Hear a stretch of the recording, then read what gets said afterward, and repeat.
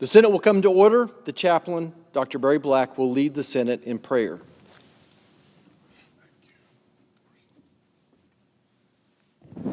Let us pray.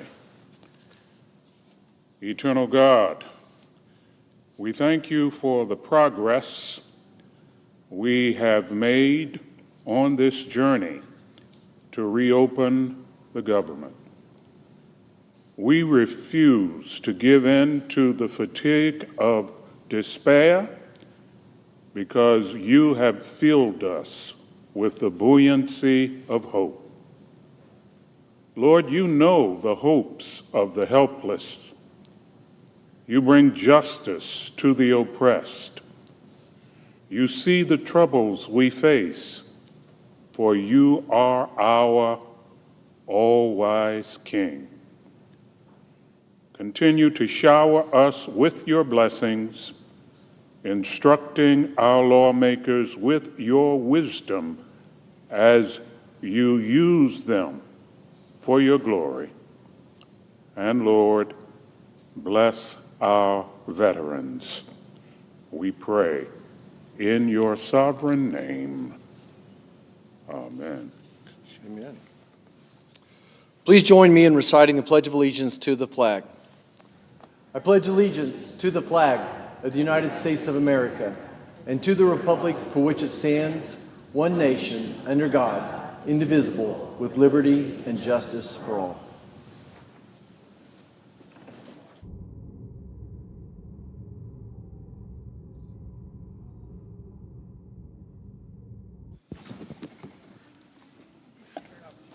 Ready? The clerk will read a communication to the Senate.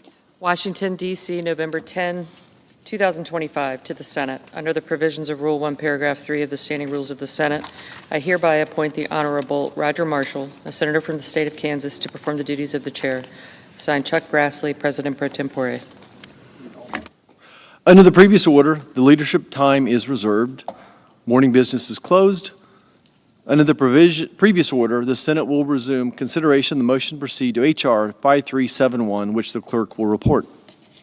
Motion to proceed to calendar number 168, H.R. 5371, an act making continuing appropriations and extensions for fiscal year 2026 and for other purposes.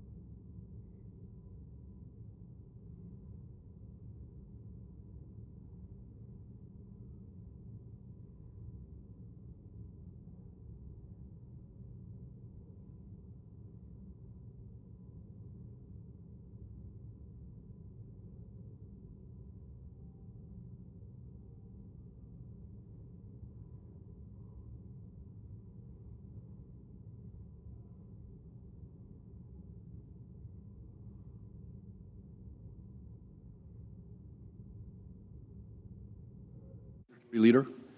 Mr. President, Senate quorum call? No. Mr. President, I understand that there is a bill at the desk that's due for a second reading. The clerk will read the title of the bill for the second time.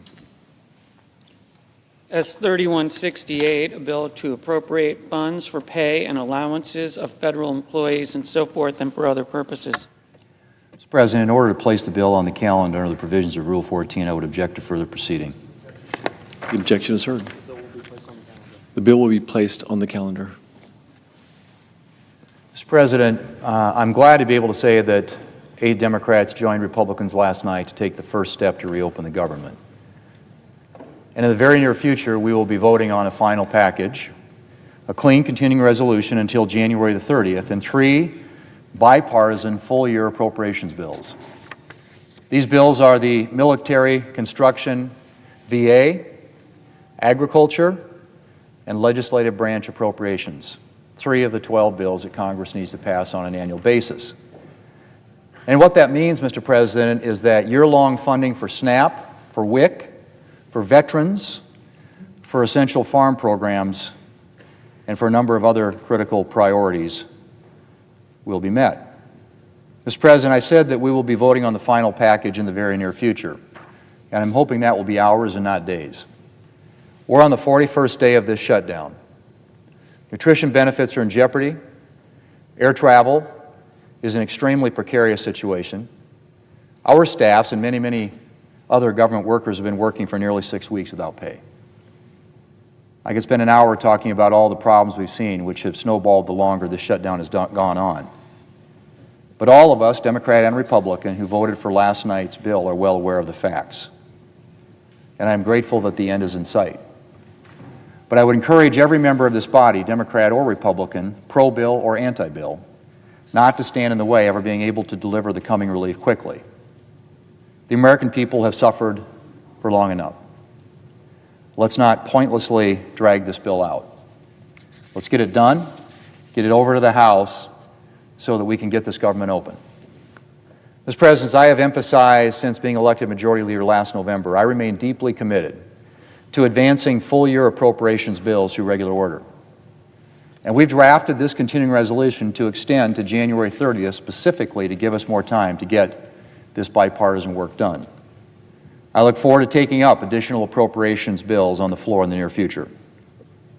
Mr. President, after 41 days, I'm grateful to be able to say that we are close to getting the government reopened.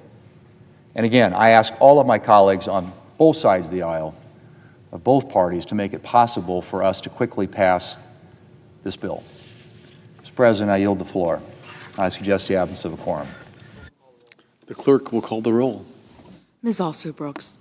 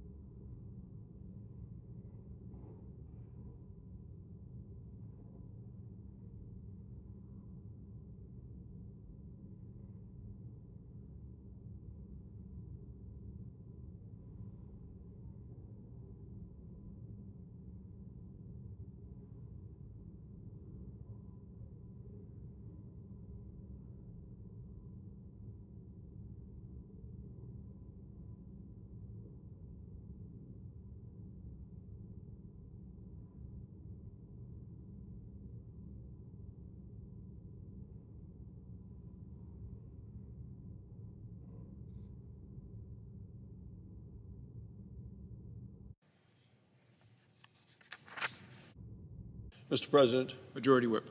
Thank you, Mr. President. Mr. President, I ask unanimous consent that the quorum call be vitiated. Without objection. Mr. President, yesterday the Senate took a major step forward on the path to reopening the government. The bill before us is simple. It's clean, it's bipartisan, it's a continuing resolution, and it funds the government through January. It's paired with 3 full-year appropriations bills. So let me repeat that. Appropriations bills for the full next year.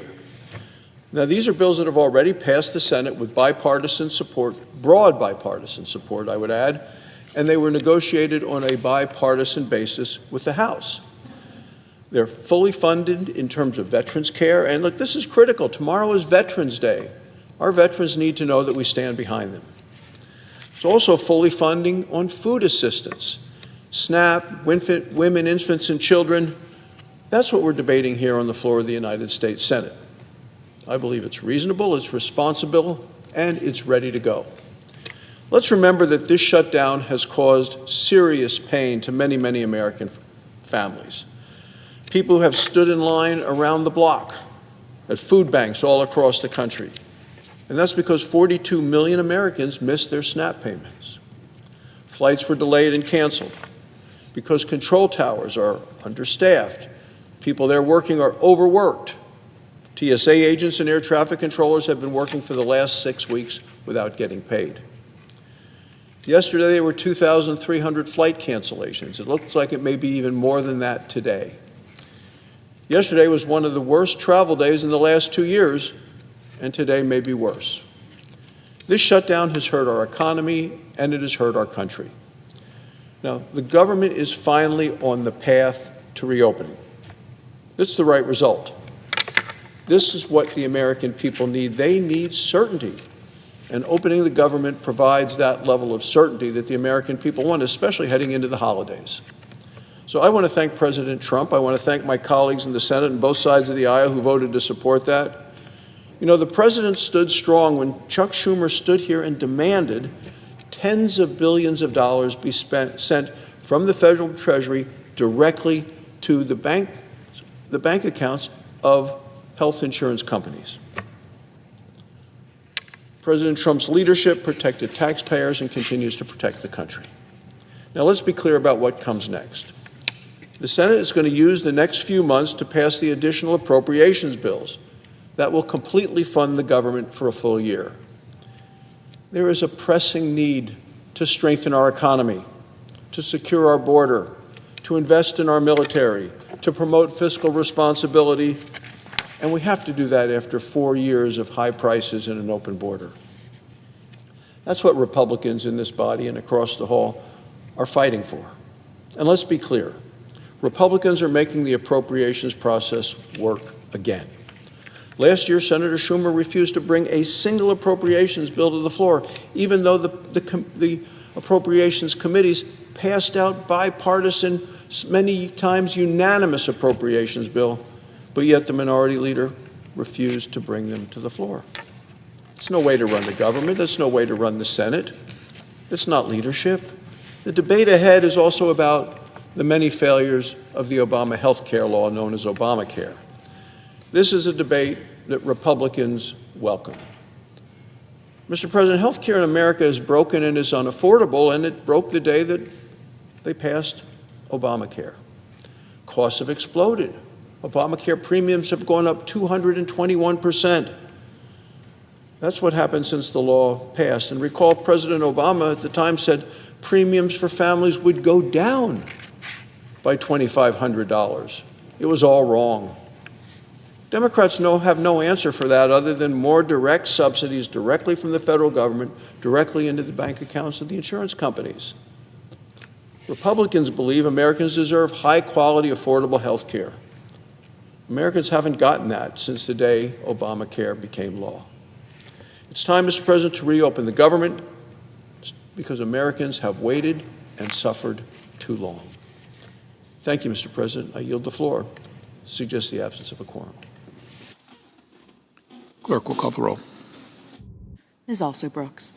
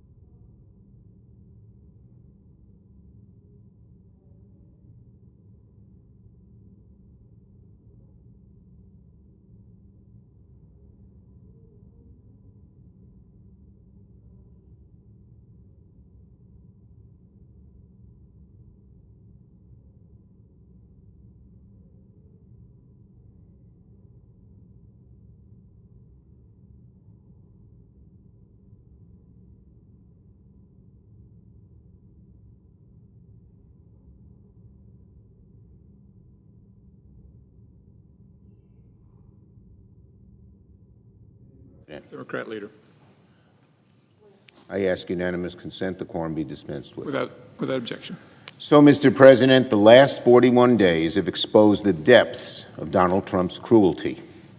He shut the government down longer than any president in American history, took innocent kids, veterans, federal workers as hostages, political hostages, all because he refuses to do anything to fix the health care crisis, and instead keeps pushing policies that will cut people's coverage even more. Look no further than Donald Trump's war on SNAP. Last night, the First Circuit reaffirmed what lower courts have already said. Donald Trump cannot take 42 million hungry people as hostages. He cannot withhold the benefits they need for food for their families. Even now, Donald Trump isn't satisfied. Today, even more cruel, he appealed to the Supreme Court yet again to try and get out of paying full SNAP benefits. The president's done a lot of cruel, nasty, mean things over the years. But going all the way up to the Supreme Court not once but twice to ensure kids go hungry is about as cruel a thing as he's ever done. Donald Trump would rather make hungry Americans suffer, make kids suffer, make veterans go hungry and disabled individuals suffer, than do anything to lower health care costs for the American people. The American people will not forget Donald Trump's cruelty and heartlessness over the last 6 weeks. And let me say something else. The American people have now awoken to Trump's health care crisis. Health care is once again at the forefront of people's minds. People now see that premiums are about to skyrocket. They're terrified about how they're going to pay for their insurance. Democrats demanded that we find a way to fix this crisis and quickly, but Republicans have refused to move an inch. So I cannot support the Republican bill that's on the floor because it fails to do anything of substance to fix America's health care crisis. The health care crisis is causing millions of families back home sleepless nights because they don't know how they're going to afford health care insurance so much needed by their families. Doing nothing is unacceptable, but that's the choice the Republican side made in obeisance to Donald Trump. Republicans now own this health care crisis. They knew it was coming. We wanted to fix it. Republicans said no, and now it's on them. When people's out-of-pocket costs double or triple, very soon Americans will know Republicans made it happen. When 60-year-old couples start paying $20,000 a year for health insurance, they'll know Republicans made it happen. When 4 million Americans lose insurance, when kids with cancer are priced out of coverage, when families face financial ruin, they'll know Republicans made it happen. And the pain will only get worse as more and more people on ACA and with private insurance see their premiums go up and up and up. People out there are struggling. It's harder to make ends meet. Rent is up, groceries are up, people's electricity bills have gone up, and now thanks to Republicans, health care costs will spike dramatically. The past few weeks have exposed with shocking clarity how warped Republican priorities truly are. While people's health care costs have gone up, Republicans have come across as a party preoccupied with ballrooms, Argentina bailouts, and private jets. Republicans' breach of trust with the American people is deep and perhaps irreversible. And now that they have failed to do anything to prevent premiums from going up, the anger that Americans feel against Donald Trump and the Republicans is going to get worse. Republicans had their chance to fix this, and they blew it. Americans will remember Republican intransigence every time they make a sky-high payment on health insurance. Yield the floor. Note the absence of a quorum. Clerk will call the roll. Ms. Alston-Brooks.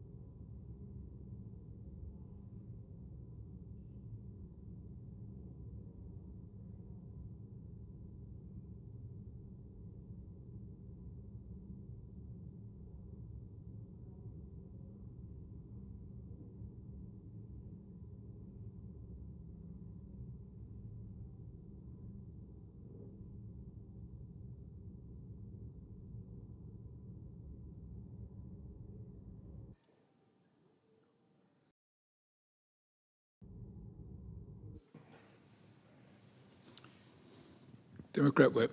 Are we in a quorum call? Yes. I ask unanimous consent the quorum call be suspended. Without objection.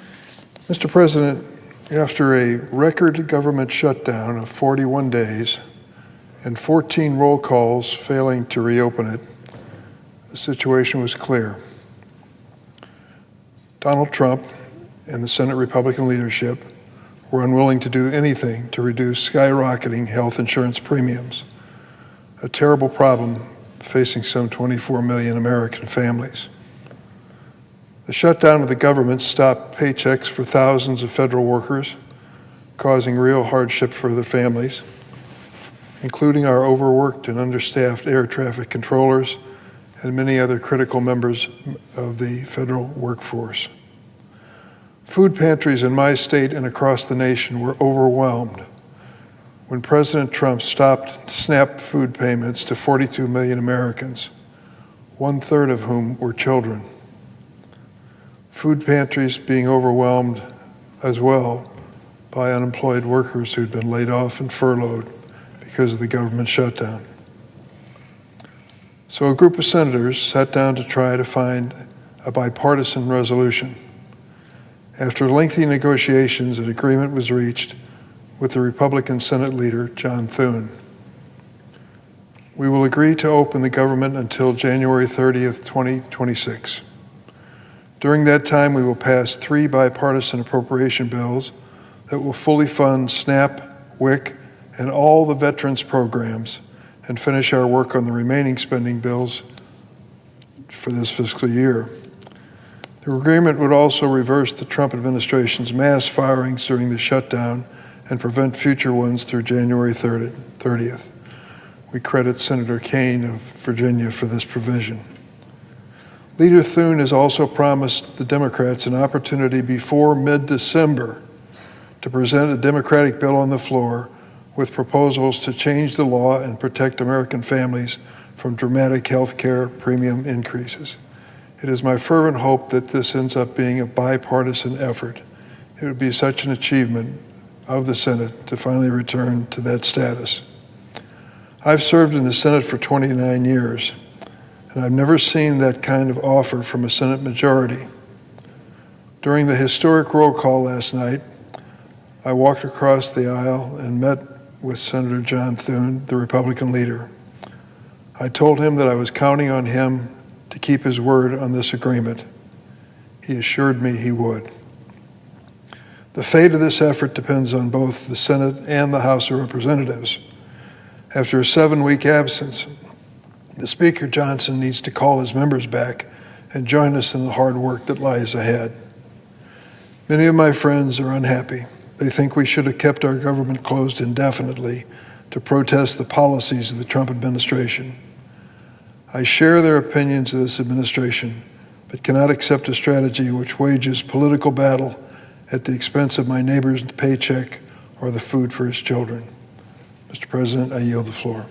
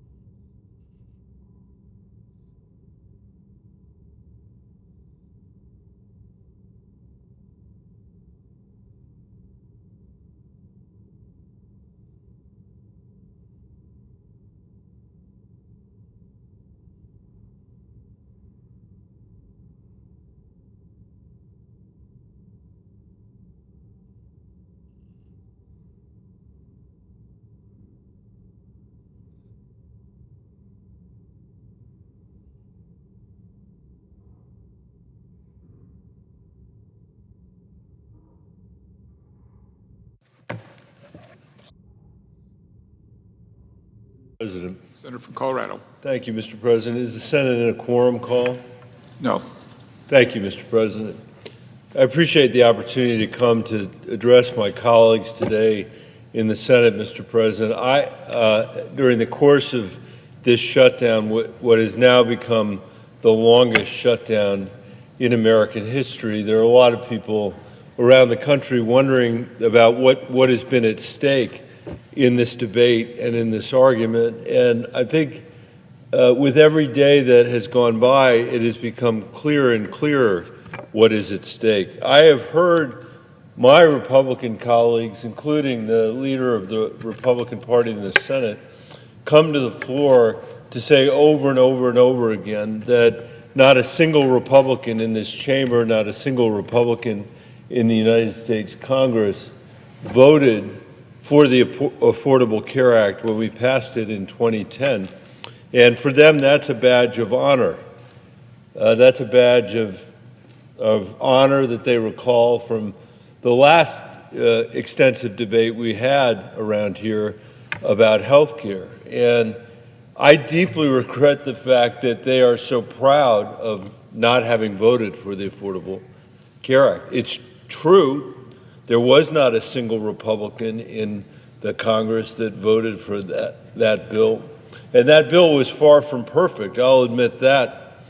Even at the time, I was leading the fight for a public option to be included as part of the Affordable Care Act, Mr. President, because I thought it would be a very important part of constraining costs for the American people in our healthcare system. I'll say more about that in a minute. In the end, it was not included. In the end, we couldn't overcome the objections of the special interests who wanted to not deny the American people that choice, but it was an important case to be made, and we made that case.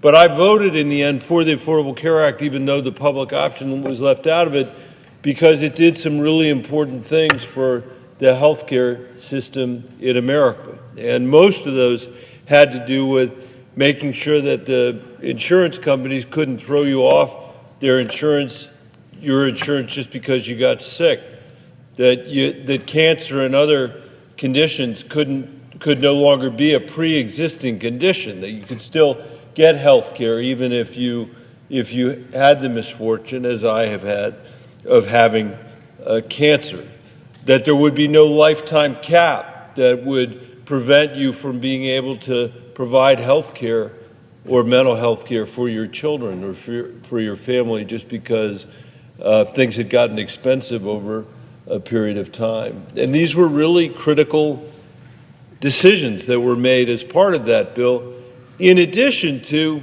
the expansion of Medicaid across the country, to be able to ensure that more working people had the chance to be able to afford health care.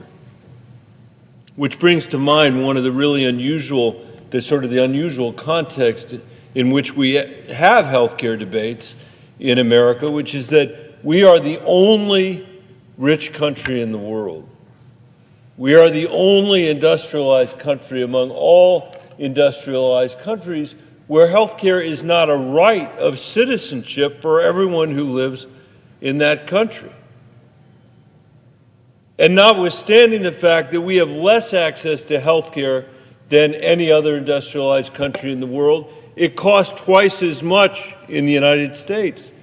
It costs twice as much for the federal government. It costs twice as much for our society. And most important, it costs twice as much for the people that we represent in our various states, including in the state of Colorado. People in Colorado, as we meet here, are struggling with the cost of housing, the cost of food, the cost of President Trump's uncertain and unpredictable tariff policy. But they are also continuing to struggle with the cost of health care because we are spending twice what any other industrialized country is spending to get a worse result. I know the President knows this, the President of the Senate knows this, because he's a doctor. And I've heard him talk about the condition of our healthcare system. Today in the United States, our life expectancy is 6 years shorter than it is in any of those industrialized countries. What greater indictment could there be of this system? In the 1970s, we had the same life expectancy as the rest of these countries. In fact, we were in the middle. And in the years since, we have fallen farther and farther and farther behind as we have spent more and more and more money. Because the system we have is so shot through with benefits for special interests, among other things, and a complete lack of transparency, which is a fancy way for saying that literally nobody has any idea what anything costs in our healthcare system. I know the presiding officer agrees with that. You can't tell what anything costs. When you show up to fill a prescription, when you're in the emergency room, we've worked together on the surprise billing issue, which is an important part of this. If you're a senior that's trying to get your prescriptions filled, you go from one pharmacy to the next to the next. I'll never forget, as long as I serve in public office, and probably for my lifetime, the conversation I had with senior citizens in Pueblo, where they basically were telling me that their entire retirement was spent fighting to get prescriptions filled that their doctors had assigned them, prescribed them. Seniors in other countries, in other industrialized countries, don't spend their retirements doing that. Only in the richest country in the world do seniors have to do that. And that's because a lack of transparency, a lack of clarity is built into our healthcare system from top to bottom. But we took some important steps in the Affordable Care Act. I wish that it had included a public option. It didn't. I think that the rate of rise of our healthcare inflation would have been a lot less. And by the way, that is what the people that have looked at that bill and scored that bill over the years have said. We've been fighting for it now for a decade and a half. They've said that it would actually save the government money because it would lower healthcare costs. It would introduce some competition into our insurance market. And I'll say this to the presiding officer, he'd probably be amused by it. This is the one place where I really am a Bolshevik. I believe in universal health care for all Americans. I think we should provide that to people in this country as a right.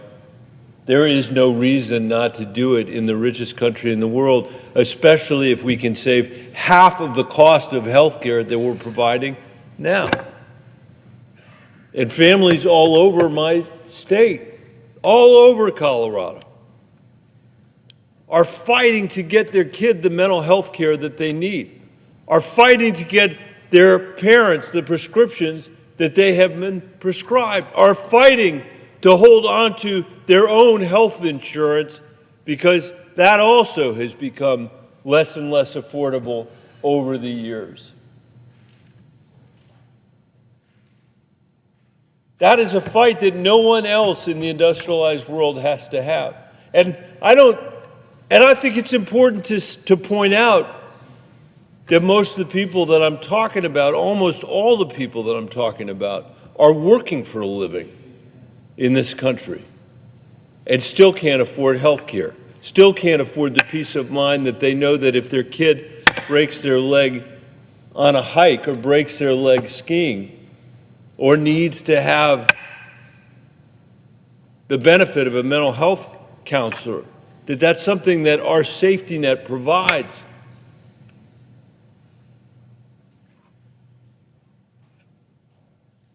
Because health care should be a right. It is a right.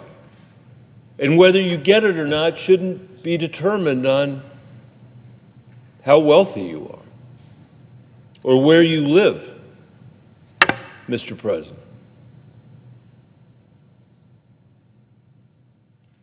And I think given the rhetoric that I hear out here sometimes about makers and takers and all that other stuff, it's important to point out that almost all the people that I'm talking about are working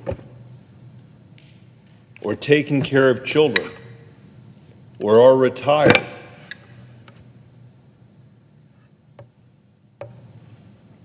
We should have a universal health care system in this country.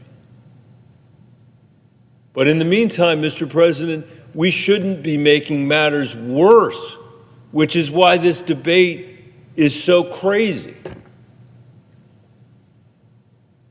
When we passed the Affordable Care Act without a single vote from the Republican Party in the House or the Senate, they said that they were going to make President Obama a one-term president. They said I was going to lose my Senate seat. In fact, I was asked on national television whether I would lose my Senate seat as a result of my vote on the health care bill, and I said, if that's the cost of being here for that period of time, it's worth it. I'm happy to lose based on that vote. And they ran ad after ad after ad during that campaign, attacking me for being the 60th vote for the Affordable Care Act. And because I survived and a couple other senators barely survived, we were able to preserve that bill, and 30 million people who would have lost their health insurance in America didn't lose their health insurance. And then the efforts in the House began to repeal the Affordable Care Act. And Mr. President, they voted, I lost count, I think it was 70 times to repeal the Affordable Care Act in the House of Representatives. At least 70 times. They never were able to do it, and the longer it was there, the more people came to see the benefits of the insurance protection, came to see the benefits of the expansion in Medicaid, came to see the benefits of at least having a little bit of comfort that they couldn't just throw you off your insurance because they felt like it.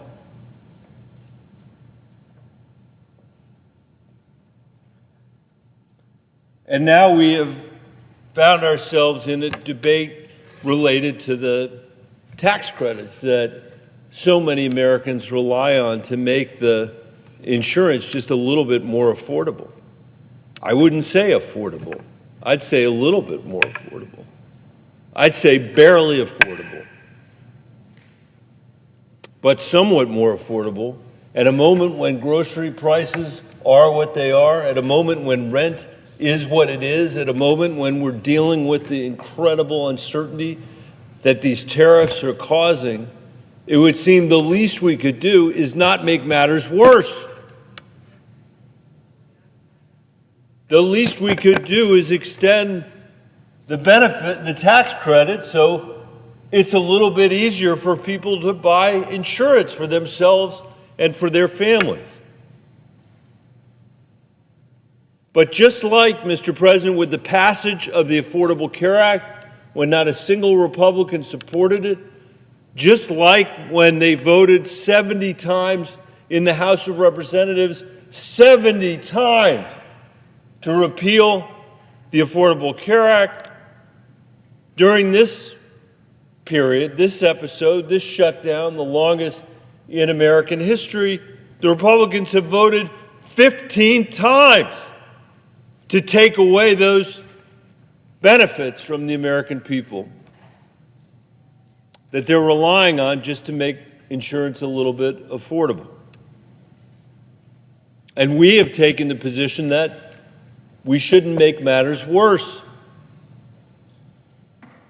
And, Mr. President, that's why I voted again against the budget that's been proposed by President Trump and the Republicans, because they refuse to extend the tax credits. They refuse to make things just a little bit better for the American people. I can't say I'm surprised by the position. Who could be surprised? After a vote on the Affordable Care Act where nobody joined it, all those years of voting to repeal it, running to make President Obama, they said, a one-term president. And now the vote, day after day after day, to not provide the American people the benefit of those tax credits. And before this debate closes, I just want to say again, Mr. President, that the current system is in dire need of help. The American people are hanging on to their fingertips when it comes to the cost and availability of health care. There is no rich country in the world that doesn't have a universal system of health care. There is no rich country in the world that doesn't routinely supply access to doctors and primary care, access to mental health care for families and for kids, prescription drugs that don't cost an arm and a leg. It is not a pain point for those people in the different phases of their lives, much less a pain point every single day, which it is for the people that I represent in Colorado.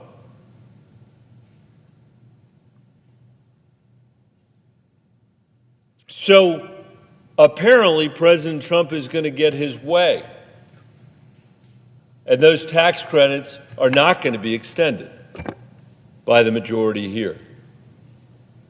And the cost of health insurance in Colorado is going to increase by 200% for some people, 300% for some people, 400% for people that are living in rural areas in my state. That's thousands and thousands of dollars to a typical family that just doesn't have that kind of money, Mr. President. And I just want to remind everybody in this chamber that when this debate is done, we still have a very important project that we need to be engaged with the American people. And that is to be able to provide a health care system like other wealthy and industrialized countries have provided, where people can count on their health care, where they know it's not going to cost them an arm and a leg, where they know in the course of their lifetime there are other things they can worry about, like the cost of their rent and the cost of food. But one thing we're going to do is take care of this problem, just as countries all over the world have taken care of it for their citizens.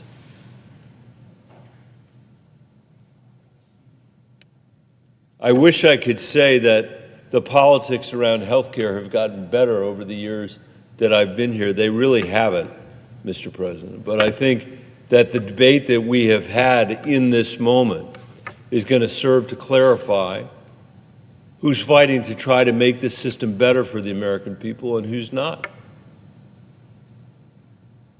I guarantee you this, as long as we have President Trump and the White House and a majority of the Republicans in this chamber, we will never have political leadership that's fighting for universal health care, that's fighting for a public option that can be available to every single family in America. By the way, that's my proposal. It relies on everybody in America to make the best choice for their family. It's not something that would be imposed from here. It'd be the chance for every family to say, you know what, I'll stay with the private insurance I have, or actually I'd rather be on a system that's run by Medicare, where I know I'm going to have access to mental health care and health care for my family in a predictable way. And I'll just close, I can see my colleague from Massachusetts. I'll close by saying my heart especially aches for young people across this country.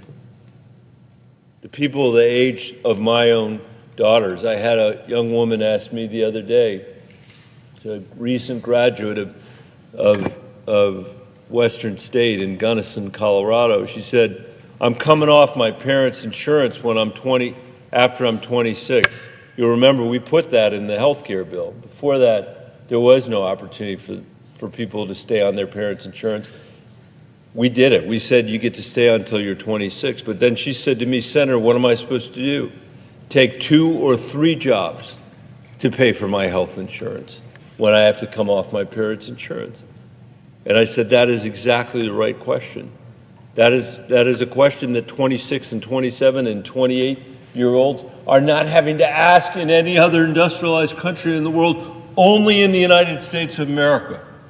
Are we running a system where young people in their 20s have to decide between health insurance and their rent, or health insurance and food, or health insurance and the ability to put some money away to save for a house? And we should change that. I believe strongly that if we ever get to the point where we're expanding Medicare in this country, we should do it for the younger kids that are in their 20s first, because they've done absolutely nothing to design the system that they're inheriting. Mr. President, with that, I yield the floor.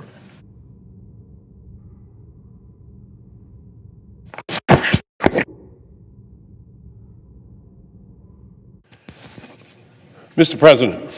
The senator from Massachusetts. Thank you, Mr. President. Mr. President, our dedicated federal workers deserve to get paid. And I'm glad this deal means that the government will reopen, that public servants will be returning to work, and that they will receive their paychecks, including back pay.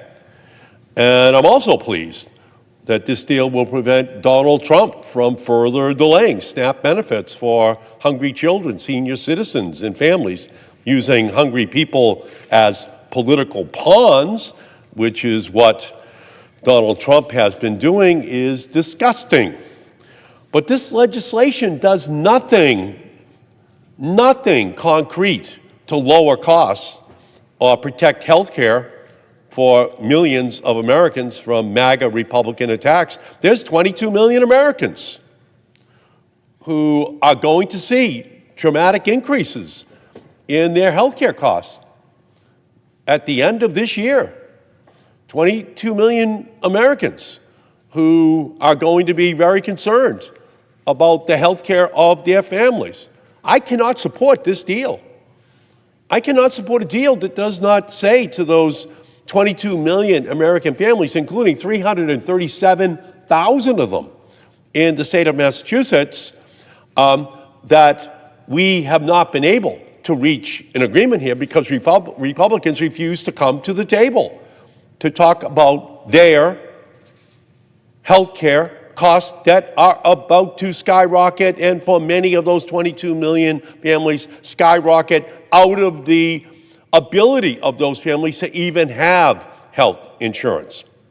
And this is on top of their housing bills, their grocery bills, their electricity bills, all of their day-to-day needs that are absolutely skyrocketing. And of course, if they can't already deal with all of those other bills, seeing those bills skyrocket thousands of dollars for their health care or tens of thousands of dollars for their health care because of the Republicans' decision to kill critical Affordable Care Act tax credits are going to be devastating for those families.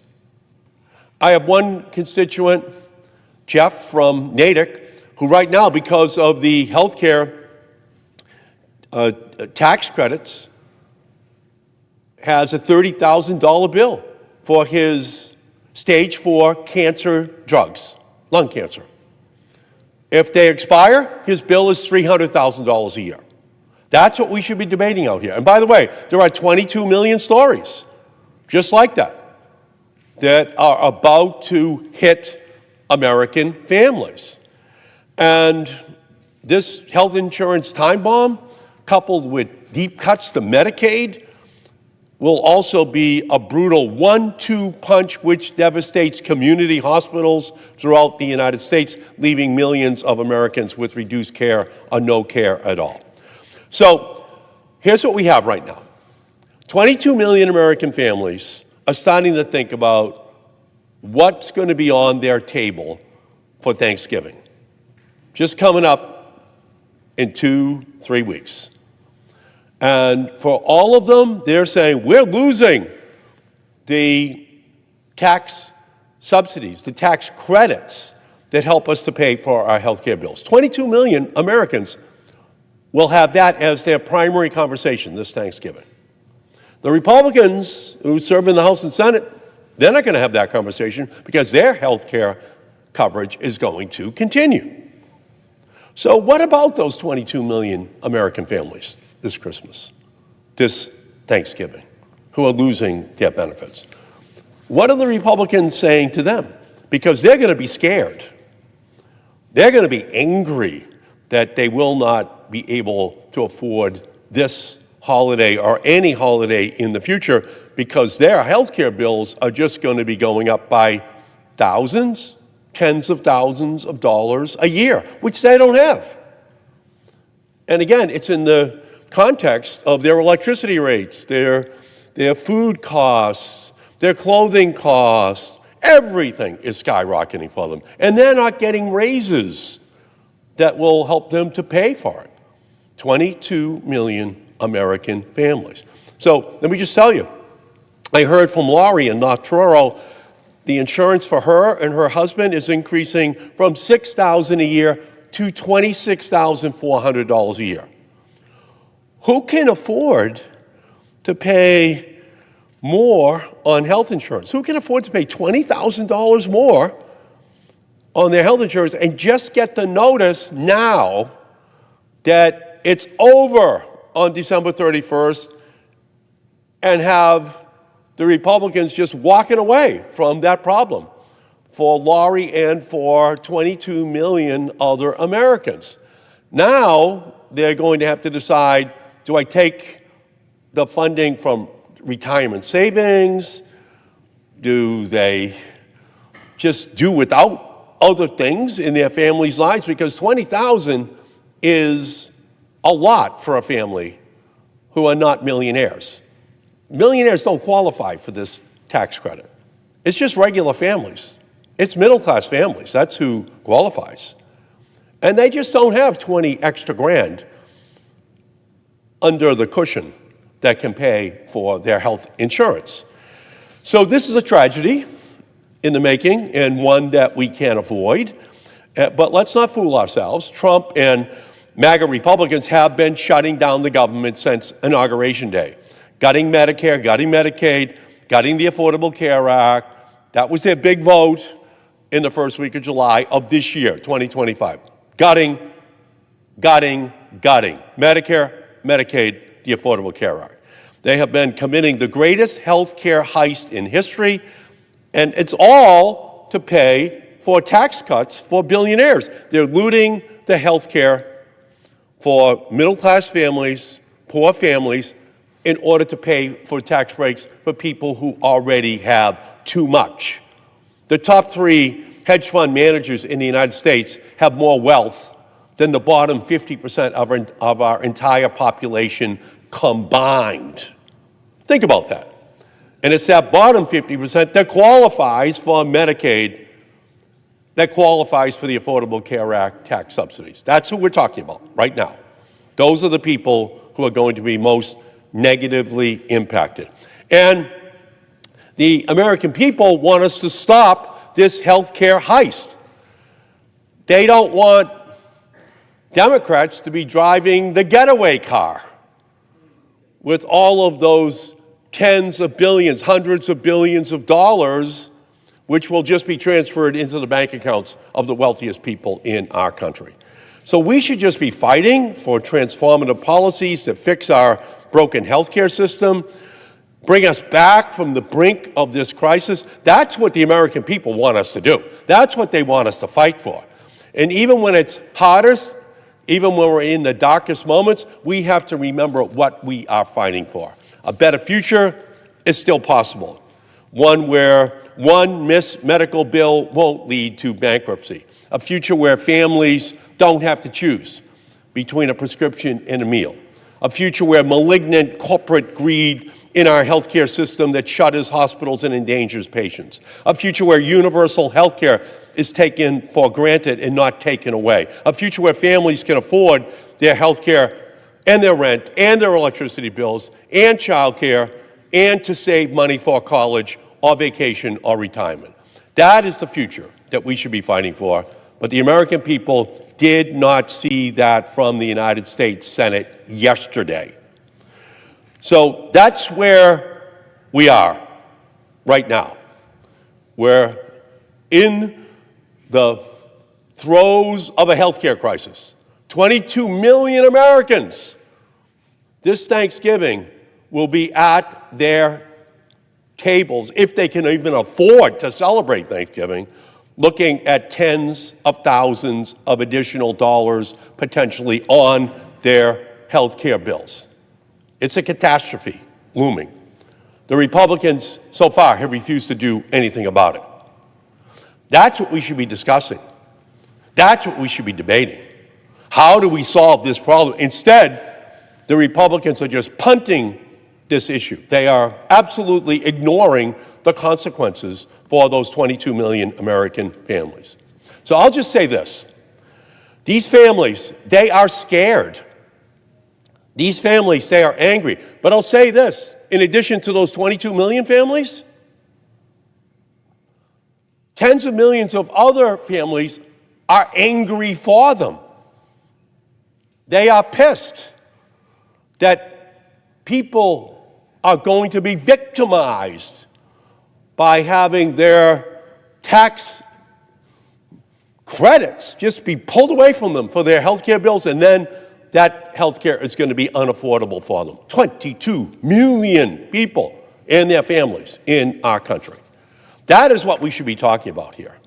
And now the Republicans at the 11th hour are asking us to trust them that they will have a vote on extending the tax credits Americans rely on to afford their insurance. Remember when earlier this year Trump promised, we're not going to touch Medicaid. Remember that? Trump said, we're not going to touch Medicaid. 4 months later, he decimated it. Remember when Trump promised he would love and cherish Medicare? Then he slashed $500 billion from Medicare. How are we supposed to trust them? So to all of the Senate Republicans inclined to oppose a simple one-year extension of the Affordable Care Act, premium tax credits when a vote is held in December, credits that are hugely popular in both red and blue states, just remember that you do so at your own political peril. The American people are watching. They're angry. They want to know who is on their side. And they're going to remember your vote. They're going to remember your vote if you do not solve this problem. Thanksgiving is going to be the worst Thanksgiving ever for millions of families, knowing that they're going to lose their health insurance. And the Republicans can do something about it. And unless and until they do so, then we're about to hit a healthcare tragedy that was avoidable and that the Republicans have, in fact, created. This is a man-made crisis. And that man is the President of the United States, and the Republicans here on the floor of the Senate are following him blindly in a way that is going to result in harm to 22 million Americans and their families. So this is the moment, this is the time, this is the place, this is where people should be standing up to fight for those people. Health is the first wealth. Health is the most important wealth. Without your health, you have nothing. You have nothing. Everything else is built upon health. Everything. And the Republicans are taking away that health care from 22 million Americans. This is not the way to send families into Thanksgiving and Christmas. This is not the way we should be treating people. We're the wealthiest country in the history of the world. Yale University has made it very clear that 50,000 people additionally are going to die per year if all of Trump's health care cuts go into place. That's 500,000 people dying over the next 10 years if these health care premiums, if Medicaid is slashed. That's on this body. That's on this Senate. That's on the Republican leadership. And all I can say to you is that this is a mistake. It's an historic mistake. It's cruel. It's wrong. It's not what we should be doing to those who are most vulnerable, most in need in our country. And that's is what the Republicans are about to perpetrate upon this country. We're better than this. You can't have trillions of dollars in tax breaks for the wealthiest and then saying we don't have enough money for those who are sickest. You only have room for a tax break after you've taken care of the sickest people, the people most in need of health care in our society. That's when you have room for tax breaks for billionaires. The Republicans are doing just the opposite. First, tax breaks for billionaires. Then we'll see what's left over. Oh, they say, we can't afford health care for 22 million Americans. We can't afford to take care of their families because we don't have enough money. Why don't you have enough money? Because you gave the tax breaks to billionaires. You gave the tax breaks to millionaires. That's why you don't have enough money. And who are you going to take? Who are you going to take it out on? Who are you going to say all of a sudden with your green eye shades that you're really concerned about the federal budget deficit? You're going to take it out upon those who are least healthy, those most in need of help in our society? No, we're better than that. So this is a historic mistake.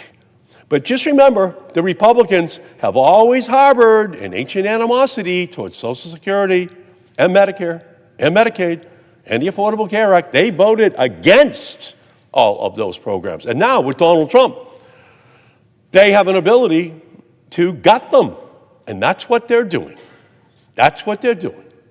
When they had a chance to stand up and say, no, let's be reasonable, let's keep the health care subsidies, which are most needed, they just are walking away right now. Donald Trump operates under Godfather Part 1 rules. He gives them offers they can't refuse. And we saw that with senators who tried to stand up to say, no, the Medicaid cuts are too deep. The Affordable Care Act cuts are too deep. Trump just called them and said, your career is over. You will not be a senator again. So now we're seeing the remaining senators who are here, who are Republicans. And they are just saying, whatever you want, Mr. Trump, whatever Russell Vought wants at OMB, whatever Stephen Miller wants, we'll do. We're not going to have a negotiation. We're not going to sit down. So before they cut the Medicaid and the Medicare programs back in July, did they negotiate with us? No, they did not. They refused to negotiate with Democrats. at all. That's who they are. They saw their one opportunity to slash it once and for all.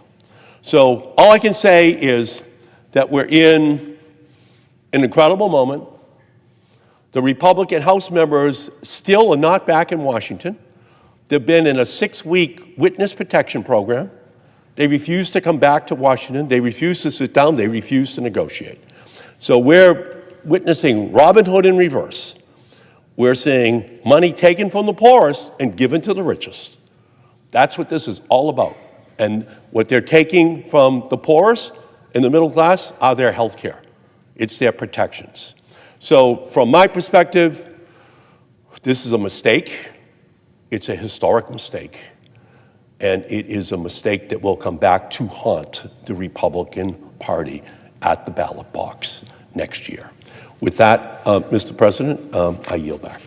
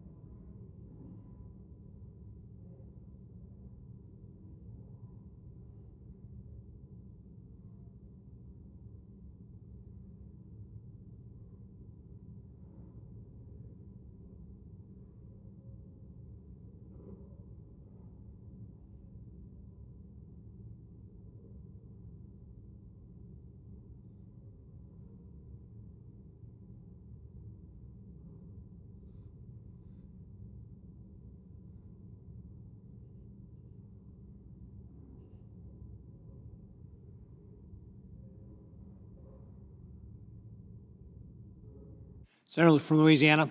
Mr. President, I've been coming to the floor to speak about how can we go forward in a way which actually lowers lowers the cost of having health insurance for those who are on the exchanges and begin to build to a future where we lower the cost of health insurance and health care for everybody, whether you're on an Obamacare exchange or an employer-sponsored insurance or you name it. And so we know there's going to be a vote as part of this agreement to reopen the government on what to do about the exchanges. So we need to be thinking and talking about the solutions that are out there that benefit the American people. And of course, what the issue is underlying, people cannot afford their health insurance. They cannot afford their health care. Those are two different things, by the way. The cost of health care is what dictates, theoretically at least, the price of health insurance. If you lower the cost of health care, then you will lower the price of health insurance. I saw this as a physician practicing in a hospital for the uninsured for 20 years. I should say the uninsured and the poorly insured. There have been middle-income people who could not afford their insurance and or could not afford their health care. So how do we get out of it? Well, first, it's complicated. We've got to be creative, and we got to abandon set positions. Sometimes we're in this chamber, and all we do is stick to our guns, and if the other party suggests something, we automatically reject it. We've got to move beyond that, not as, oh my gosh, the other side proposes, I reject, but rather, wait a second, let's listen. Is there a solution here that can benefit the American people? Now, Obamacare tried to make, and has tried to make, health care affordable, health insurance affordable, by just throwing billions at it. And the problem with that doesn't make health care affordable.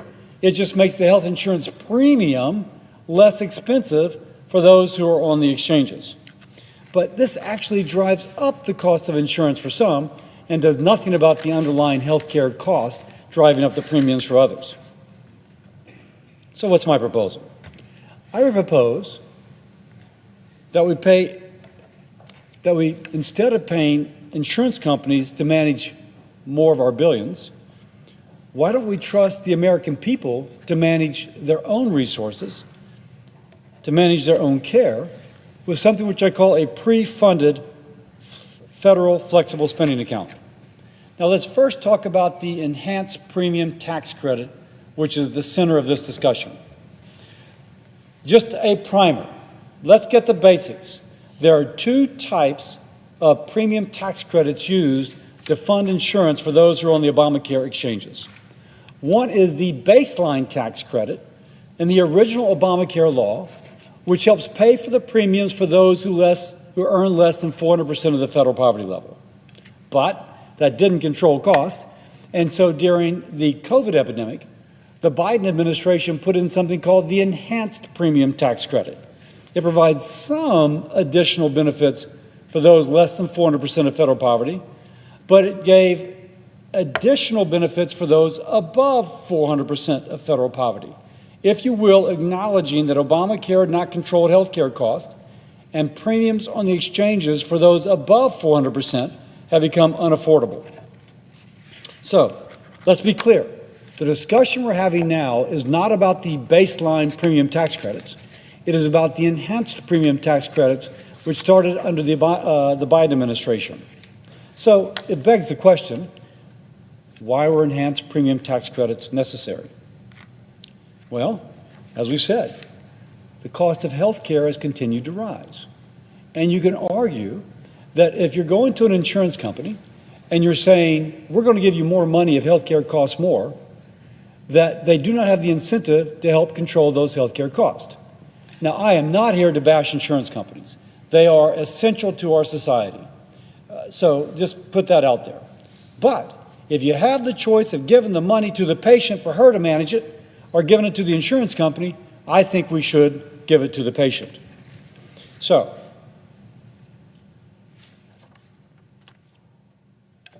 the question is, can we put in programs that lower the cost of health care? How long will they take effect? And what do we do in the interim?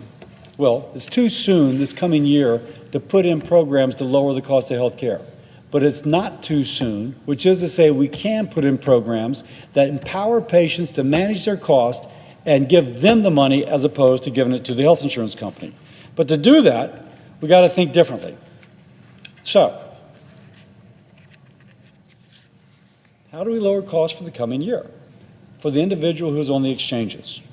Now, it's important to realize that the total cost of having health insurance is not just the premium, but it includes the deductible and the copay. So if you can help with the deductible and the copay, that is as effective or even more effective than helping with the premiums. So what I'm proposing is something which actually helps the patient become a wise consumer of health care, helping her with the premium and the copay, working with the health insurance policy, with the health insurance policy, but in a way which lowers their cost. Now, let me be clear. This is not the official Republican position.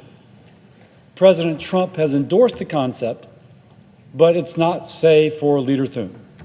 But I am the chairman of the Health, Education, Labor, and Pension Committee, which has jurisdiction over this, and we will be having hearings in the near future to address this.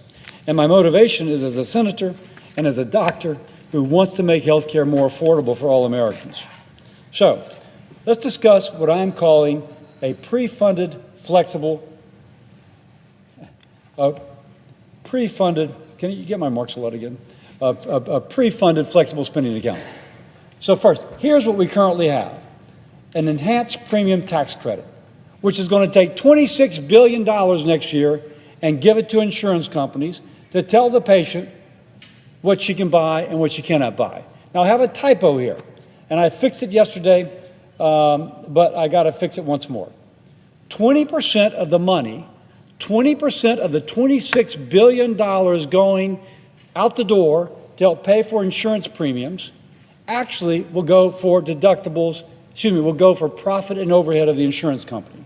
So let me just change this right here. Again, I had a typo yesterday, I have a typo today. 20%.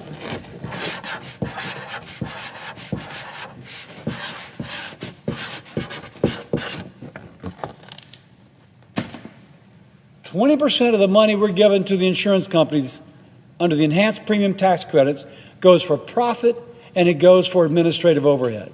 Only 80% goes to pay for the insurance premium, to pay for health care costs for the person who's the recipient. Let's speak of what I am describing, the pre-funded flexible savings account. Pre-funded because you take the enhanced premium tax credit, instead of giving it to the insurance company, you give it to the individual and her family through a flexible spending account.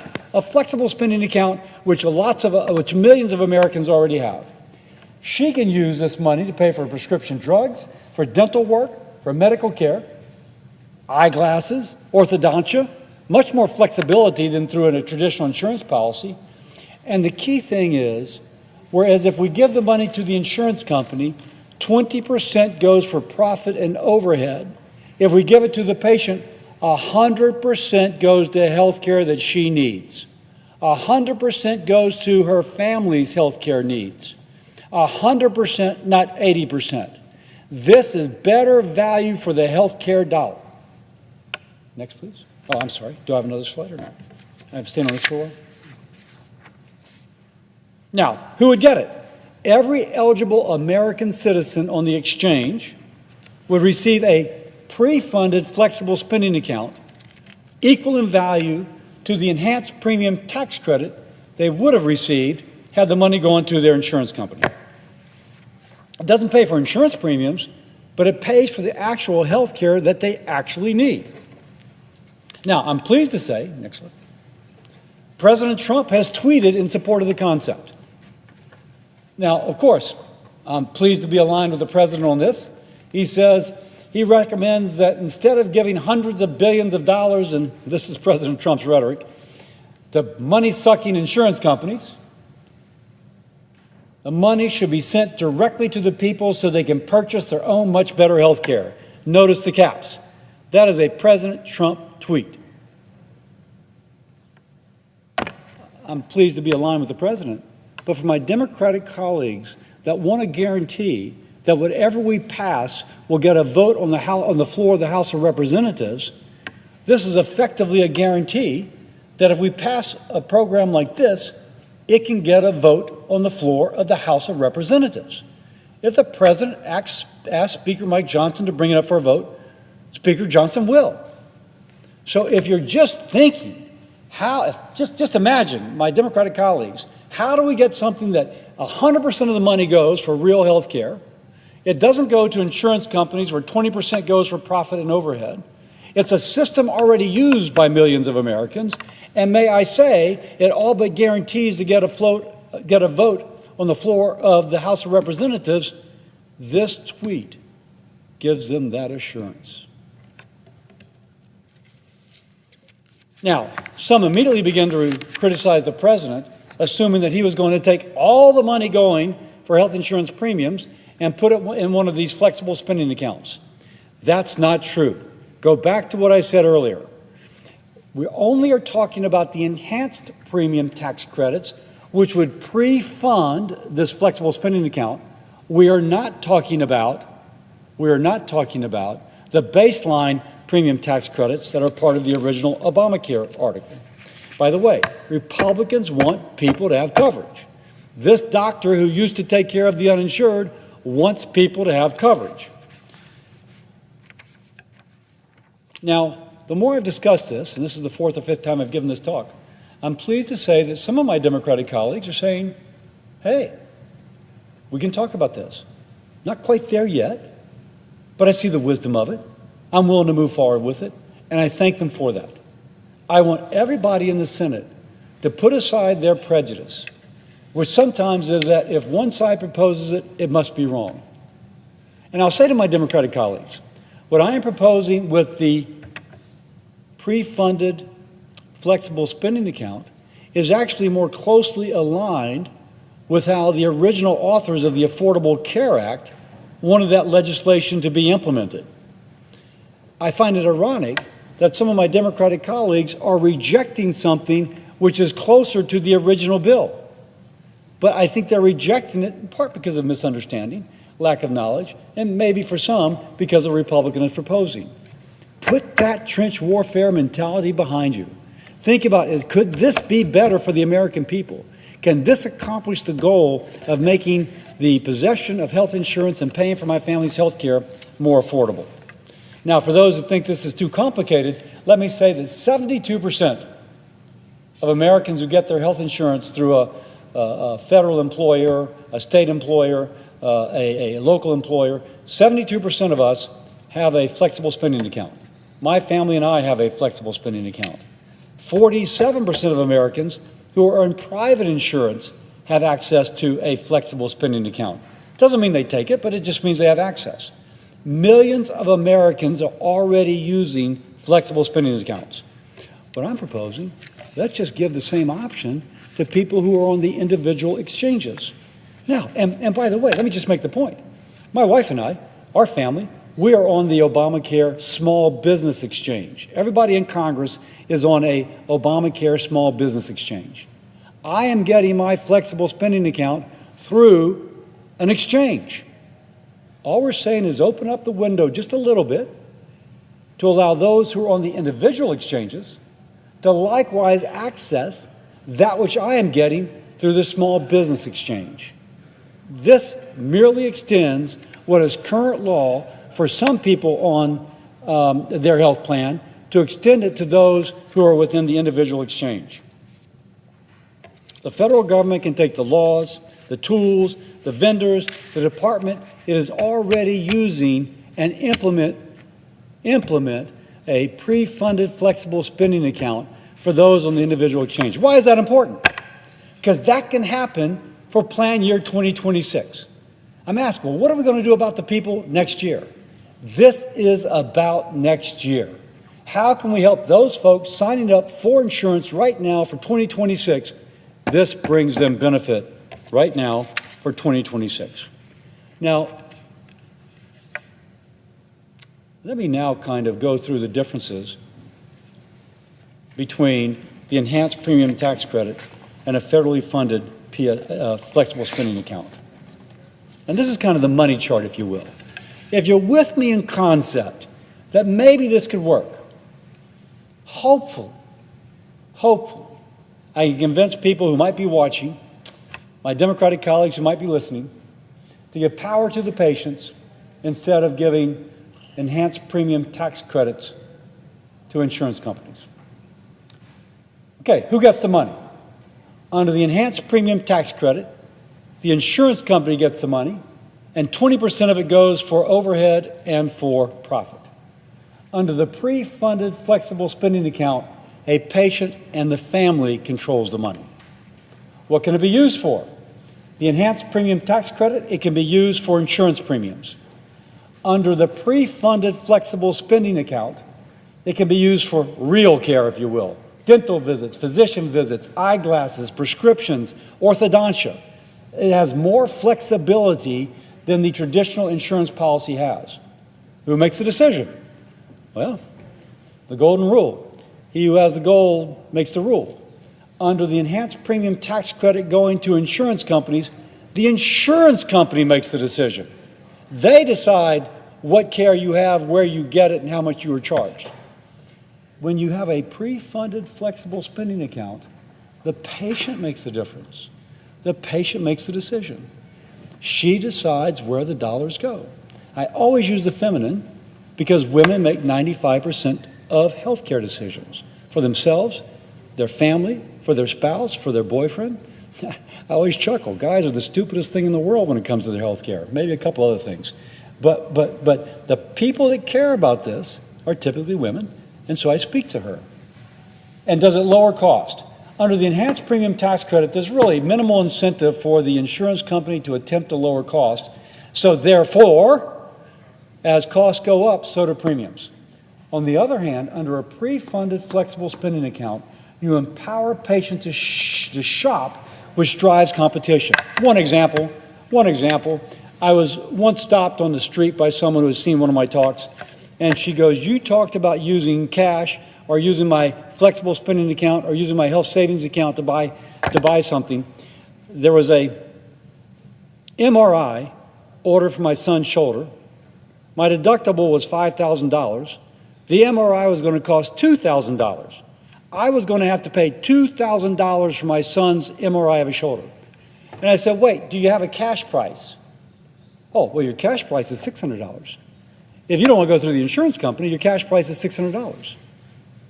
Now, the typical Obamacare plan has a deductible anywhere from $3,000 to $6,800. So if we're talking about an MRI costing $2,000, you're still within the deductible.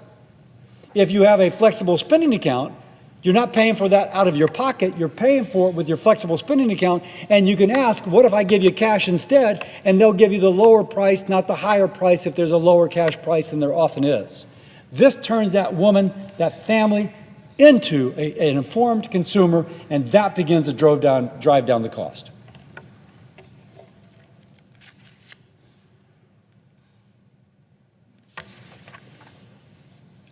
This is the essence of giving power to a patient. The patient picks the best deal for her health and the best deal for her family's pocketbook. The pre-funded flexible spending account doesn't treat someone like a dependent of the federal government.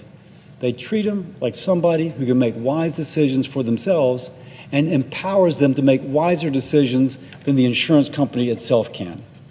Now, some will ask, how much money does it cost? The first year, depending on how we structure it, it might cost just as much as our enhanced premium tax credits. Why? Because we're going to take the amount of money that would go for the enhanced premium tax credit and put it into a pre-funded flexible spending account. My Democratic colleagues should like that. They should say, wait a second, okay, it's still given the same value. In fact, I would argue better value, because when you give it to the insurance company, 20% goes to profit and overhead, and when you give it to the patient, 100% goes to real care, but the cost the first year will be about the same. But I will repeat, the difference is where the money goes. Because it goes 100% for real care, there's more value for every federal dollar. And once more, it's in the family's vested interest, financial interest, to purchase wisely, and that begins to drive down health care cost. And that, coupled with other reforms in year 2 of this program, in year 2, would begin to reflect itself in lower premiums. So, to conclude, here's the choice before us. We can keep paying insurance companies to hide the cost of higher premiums behind confusing bills, rising premiums, in a system which actually raises costs for many. Or we can give the patient the tool and trust her to pay for her care directly at fair prices with transparency. If we will, it puts patients before insurance companies. It encourages competition. It encourages and rewards smart choices. It begins to make health care truly affordable, not by inflating subsidies, but by unleashing the power of the consumer. Let's stop writing blank checks to bureaucracies and insurance companies. Let's invest in our fellow Americans. If you will, invest in you. This is going to be a little risky. We're doing something different. We'll be saying, oh, I'm not just going to be a Democrat, I'm not just going to be a Republican, I'm actually going to try and come together to find a solution to benefit all Americans. Imagine that. Congress putting partisan politics behind us to come up with a creative solution that actually benefits Americans a little bit out of our comfort zone. It's what we should be doing every day. I call upon us to do that today. We have to be willing to take the risk to solve the problem, not be afraid to do something different. We have to be willing to tackle complex problems, not retreat to our trench, which is labeled Republican or Democrat, and be afraid to come out to find a creative solution. I'm a Republican, but more than that, I'm a doctor who for 20 years tried to care for those who could not afford their health care or their health insurance. I invite my 99 colleagues to join me trying to find affordable health care and affordable insurance for fellow Americans. Let's be creative. Let's do it. And let's not just reject a proposal because maybe my side or your side proposed it. Let's fix health care. Let's give patients the power. And with that, I yield.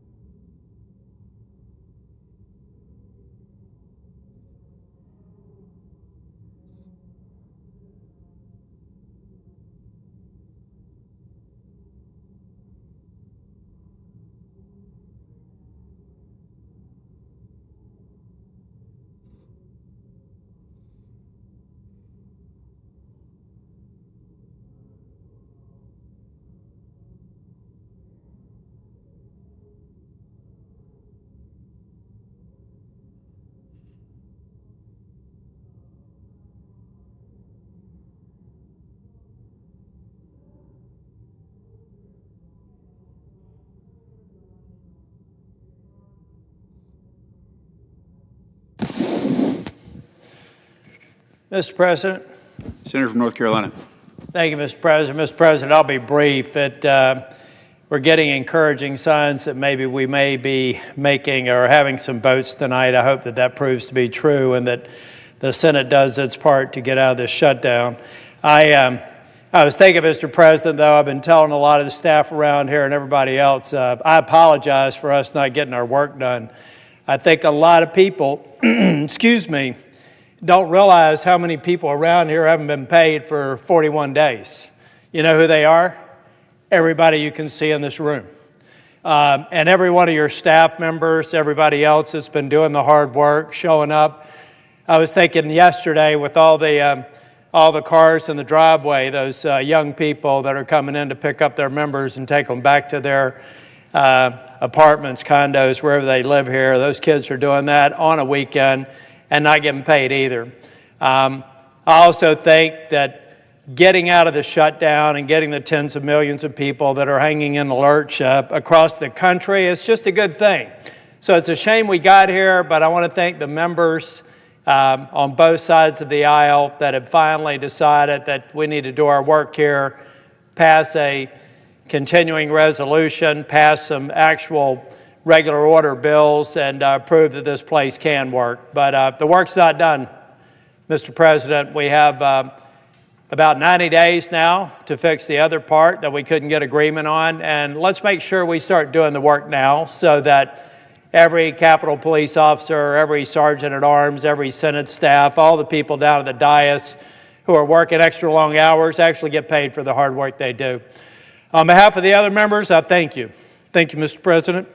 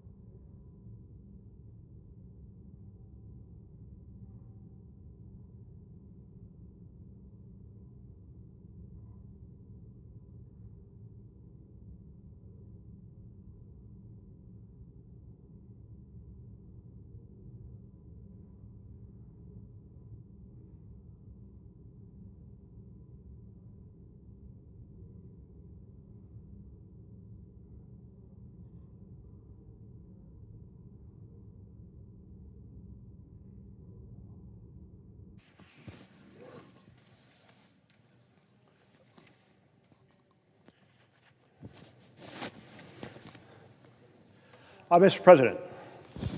To recognize the senator from Oregon. Mr. President, during the course of tonight's debate, we'll be voting on whether to table an item in the amendment lineup in order to submit an amendment that would ban pocket rescissions. Well, that's a fancy name. What does a pocket rescission mean? It means the president can steal the power of the purse from Congress, which is assigned to Congress in the Constitution, by submitting a proposal to undo spending for a program in the last 45 days of the fiscal year. And then, because under our rules there's 45 days to consider it as a grace period, even though Congress never votes affirmatively in support of this proposal, the clock runs out and the funding for the program dies. It's kind of like the clock running out on midnight, on Cinderella's stagecoach, and suddenly it's a pumpkin. In this case, it's the funding for some key program in healthcare, in housing, in education, or maybe it's an investment in infrastructure. Maybe it's something that creates good paying jobs. Maybe it's the research that keeps our economy humming far into the future. Maybe it's energy policy. But one person, the president, says he doesn't like that program and decides to kill it by submitting a proposal to kill it in the last 45 days, and the clock runs out before Congress can vote, and then even without Congress voting, the program dies. This is an outright violation of the power of the purse assigned in the Constitution to Congress, to us. So we have a bipartisan responsibility to defend our congressional power, our congressional spending power. Let's consider the difference between a democracy and an authoritarian government. In a democracy, you have folks who are elected from every corner of the country. They come together with their different life experiences. They come together with their different insights. They come together understanding that the needs in one part of the country are different than another, and they create spending programs and spending levels appropriate to address the challenges in every corner of the nation. That's called a democracy. Well, what about an authoritarian government? What does that look like? That is one person, a chief executive, who issues fiats and kills programs, says things like, I'm ending that grant program because it's not in alignment with my priorities. I'm killing that program because it's not in alignment with my priorities. That's an authoritarian government, and that's what a, quote, pocket rescission, unquote, is. An authoritarian killing programs when the Constitution gives that power to Congress, not the executive. So later I will ask all of us to stand up and defend our Constitution. I do hope that members on both sides of the aisle will actually proceed to give that defense to the vision of a democracy rather than granting authoritarian power to an authoritarian tyrant named Donald Trump. Thank you, Mr. President.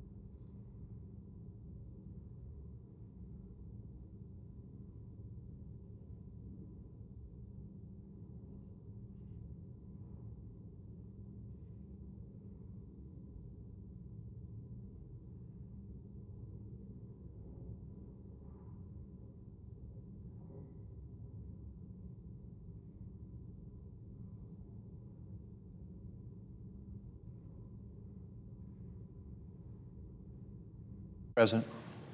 Chair recognizes the Majority Leader. Mr. President, I ask unanimous consent that following the remarks of Senators Murray and Collins, the post-cloture time be expired and the Senate vote on adoption of the motion to proceed. Further, if agreed to, and following recognition of the Majority Leader, it be in order for Senators Baldwin, Sanders, Slotkin, and Merkley to speak for up to 5 minutes each prior to a Baldwin motion to table and a Merkley motion to table if made. And following the disposition of that vote, if it's not agreed to, Senator Paul be recognized to speak for up to 9 minutes. And the Senate then vote in relation to the Paul Amendment number 3941. Further, following disposition of the Paul Amendment, the Senate vote on the motion to invoke cloture on the Collins Substitute Amendment number 3937. And if cloture is invoked, all post-cloture time be expired. The pending amendments other than the Collins Substitute be withdrawn, and the Senate vote on adoption of the Collins Substitute Amendment. And if adopted, the Senate vote on the motion to invoke cloture on H.R. 5371 is amended. Finally, if cloture is invoked, all post-cloture time be expired. The bill is amended to be read the third time, and the Senate vote on passage of H.R. 5371 is amended. And if passed, the motion to reconsider be considered made and laid upon the table with no intervening action or debate, and the mandatory quorum calls be waived. Is there an objection? Without an objection, so ordered.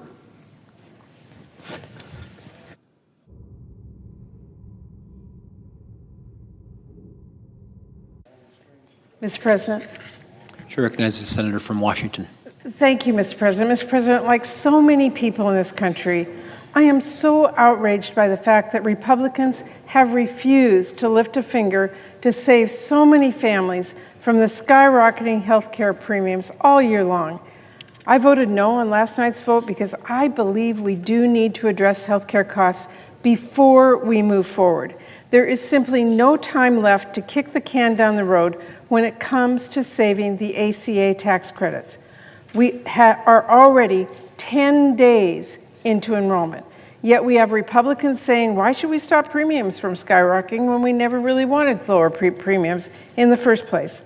We have Republicans talking about going back to the good old days of high-risk pools, which meant people with cancer could not get health insurance. We have Speaker Johnson bragging that Republicans strengthened health care by making the biggest cut to Medicaid in history. That's like saying you strengthened a ship by throwing the passengers overboard. And when Democrats offered a clean, one-year extension of the tax credit, which is truly the most straightforward and common sense thing we can do for people facing gigantic premiums hikes this year, Republicans said never, ever, ever, ever. They called it, quote, political terrorism.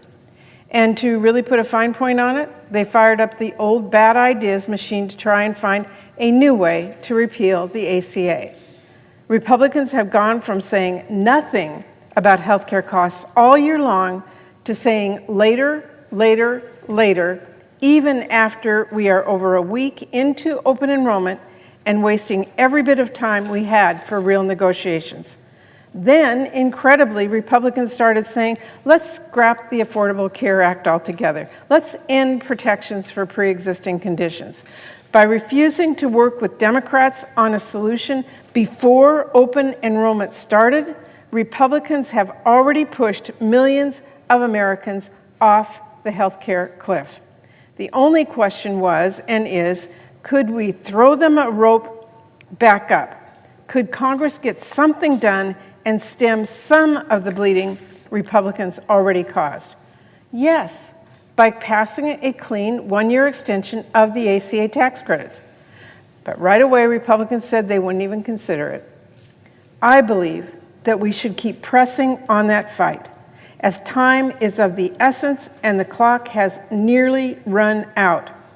The reality is there is a point where it will be too late to make a meaningful difference on the health care premiums. And I don't believe there's some magical date set in stone, but Mr. President, that's coming up pretty fast. It's pretty much now or never, and Republicans are essentially saying never to stopping the worst of the mega health care hike. Now, here's the important thing. This fight is not over. Far from it, because I and many of us have no intention of letting Republicans off the hook. No one should doubt for a single second who is to blame for the skyrocketing health care costs, Republicans and Republicans alone. When families across America are paying the price that they will see for Republican inaction every month, I'll make sure every single one of them remembers the same Republicans who did everything in their power to make tax breaks for billionaires permanent, refused to even negotiate 1 year of health care tax credits for working families at a tiny fraction of the cost. Unfortunately, here we are, and it seems clear Republicans are feeling no urgency to act on health care before it's too late, even a quick, simple extension to help families. But, Mr. President, I want to be clear. While I cannot vote for this overall deal today, not when we still need to address health care, I do absolutely support the appropriation bills and CR that we will move forward, which do take meaningful steps to reject drastic cuts and extreme policies pushed by both Trump and House Republicans, and make sure that Congress, not Trump, is in charge of federal spending. It is important that Democrats were at the table on the CR and our first 3 funding bills, and used our spot at that table to fight for hardworking families in America. The difference is clear in the sharp contrast between the bills that were released yesterday and the bills written by the House Republicans and the budget put forward by President Trump. In our bills, Democrats were able to secure real wins for folks back home and fight off painless, senseless cuts and extreme policy. On the CR, we made sure to protect federal workers, both by ensuring that they receive back pay they are owed, something that has been debated extensively, and by reversing the punitive rifts done by this administration during the administration and blocking them from doing more this year. In the agricultural appropriations bill, while Trump and House Republicans fought to make steep cuts to WIC that would have seriously cut benefits for millions of women and kids, we successfully fought together to keep WIC fully funded. This bill ensures that 7 million moms and babies will get the full nutrition benefits they rely on. We also sustained key investments in our rural communities. Because we rejected a Trump funding takeover, we protected housing support in rural communities and vital agricultural research happening across the country, including in my home state of Washington at WSU. We stopped Trump from blowing a truly massive hole in FDA's budget, which would have slowed drug approvals and seriously endangered our food supply. None of this is inconsequential. All of this matters. And I want to thank Chair Hoeven and Ranking Member Shaheen for all of their good work on that vital bill for our communities. In the military construction and Veterans Affairs bills, we were able to secure funding to make sure we're taking care of our veterans and our service members. and ensure that this administration keeps its promises to our veterans by ensuring staffing of critical services such as the crisis hotline centers. I want to thank Chair Bozeman and Ranking Member Ossoff for all their good work on this critical bill for our veterans and service members. And lastly, on the legislative branch bill, which is the smallest bill, it covers the important needs of this institution, from protecting GAO and CBO, the architect of the Capitol, our Capitol Police, and other agencies that actually make this place work, to make sure our offices have what they need to take care of our constituents and keep our campus safe. We should all appreciate the hard work that went into completing that bill, and I want to thank Chair Mullen and Ranking Member Heinrich for all their work on that important bill and the critical matters within it to every senator in this chamber. Now, obviously, those are not the bills I would have written on my own. I have concerns we were not able to address in these bills, and Republicans were not open to some of them. But I still want to do more, Mr. President, when it comes to delivering critical investments for our communities and our country. And I will, as always, keep pushing my colleagues every day. But we did secure real wins for folks back home when Democrats and Republicans were able to sit down at the table together on funding. And they are immeasurably better than Trump and vote holding the pen, which is what the slush fund CR that we have been operating on this year has allowed. I'm proud of what we have been able to negotiate to protect key programs families and communities rely on, and protect our authority as lawmakers who are here to be a voice for our constituents. I want to emphasize that I really appreciate the work of my counterpart, the senior senator from Maine, Susan Collins, who's done incredible work on all these bills. I want to thank our subcommittee chairs and ranking members and all of our staff who worked hard to put these bills together. And I want to make clear, I deeply appreciate the partnership of my colleagues on the Senate Appropriations Committee who've all worked in good faith during these very difficult times and these very difficult negotiations. No matter what, these bills need to get done. And our staff put in late nights, and our chairs and ranking members held countless conversations to compromise and work towards solutions. I hope to continue building on that progress and showing what it does look like when we come together and put families before politics. I look forward to getting our next minibus up on the floor to move multiple needed bills along that we have marked up in the committee and get those to conference. And I hope we can be on that package as soon as possible. I look forward to working with the senator from Maine and working to get those final bills completed so they too can be conferenced with the House as soon as possible. And I want to thank all of our committee members and staffs for their incredible work on these critical bills. We have a lot of work ahead, and I know we can get there. Passing full-year funding bills to ensure that Congress, not Trump or Russ vote, decides how taxpayer dollars are spent. We should never turn the keys over to Trump and his cabinet secretaries, allowing them to make unilateral cuts and to shift funding around however they please. Every day, they prove in a new way how critical it is that Congress assert its authority and rein in their chaos, and I will continue to working to do that on the Appropriations Committee. But I also, Mr. President, need to continue fighting to stop the mega healthcare hike for as long as there is still time left on this clock to fix this. The reality is there is a point where it will be too late to make a meaningful difference. But until we reach that point of no return, we do have to fight tooth and nail to force Republicans to actually work with us on that issue. And because in this package, Republicans have yet to refuse to address the healthcare crisis families are facing right now, a crisis that gets work and harder to fix every single day, I will be voting no. Thank you, Mr. President. I yield the floor.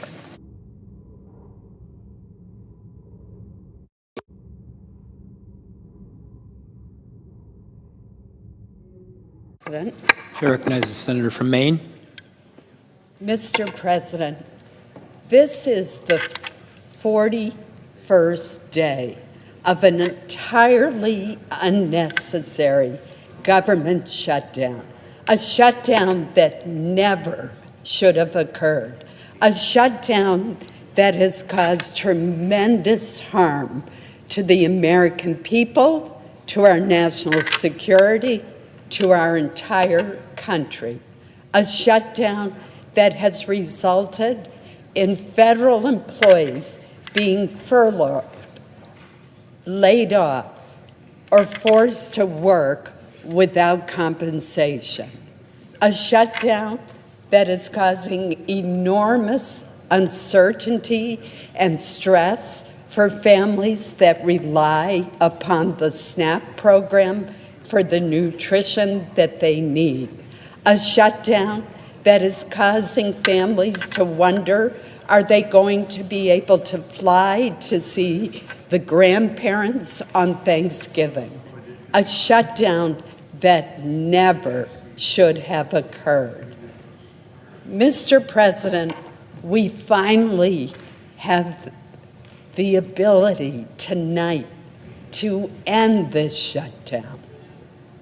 We have put forth the Appropriations Committee working in a bipartisan way with members on both sides of the aisle and in both chambers, a package of bills that includes a continuing resolution that will reopen government immediately once it is passed by this Senate, the House, and signed into law by the President.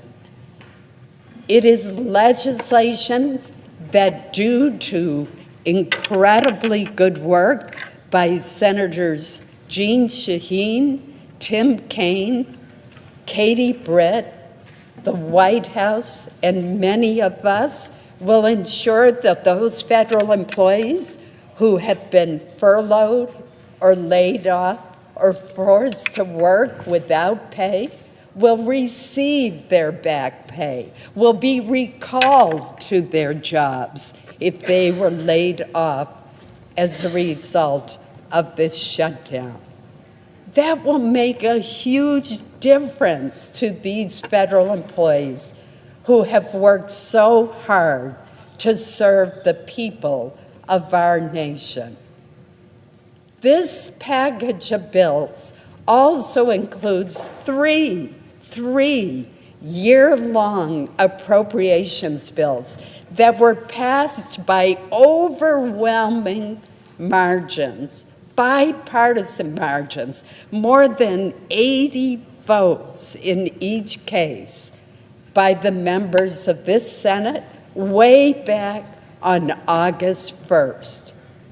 These bills are the agriculture bill, the agriculture FDA bill, which Senator Boozman chairs that subcommittee, and it includes funding for the SNAP program, for the Women's, Infants, and Children's Nutrition Program known as WIC, for our farmers, for rural development, for our rural communities throughout this country.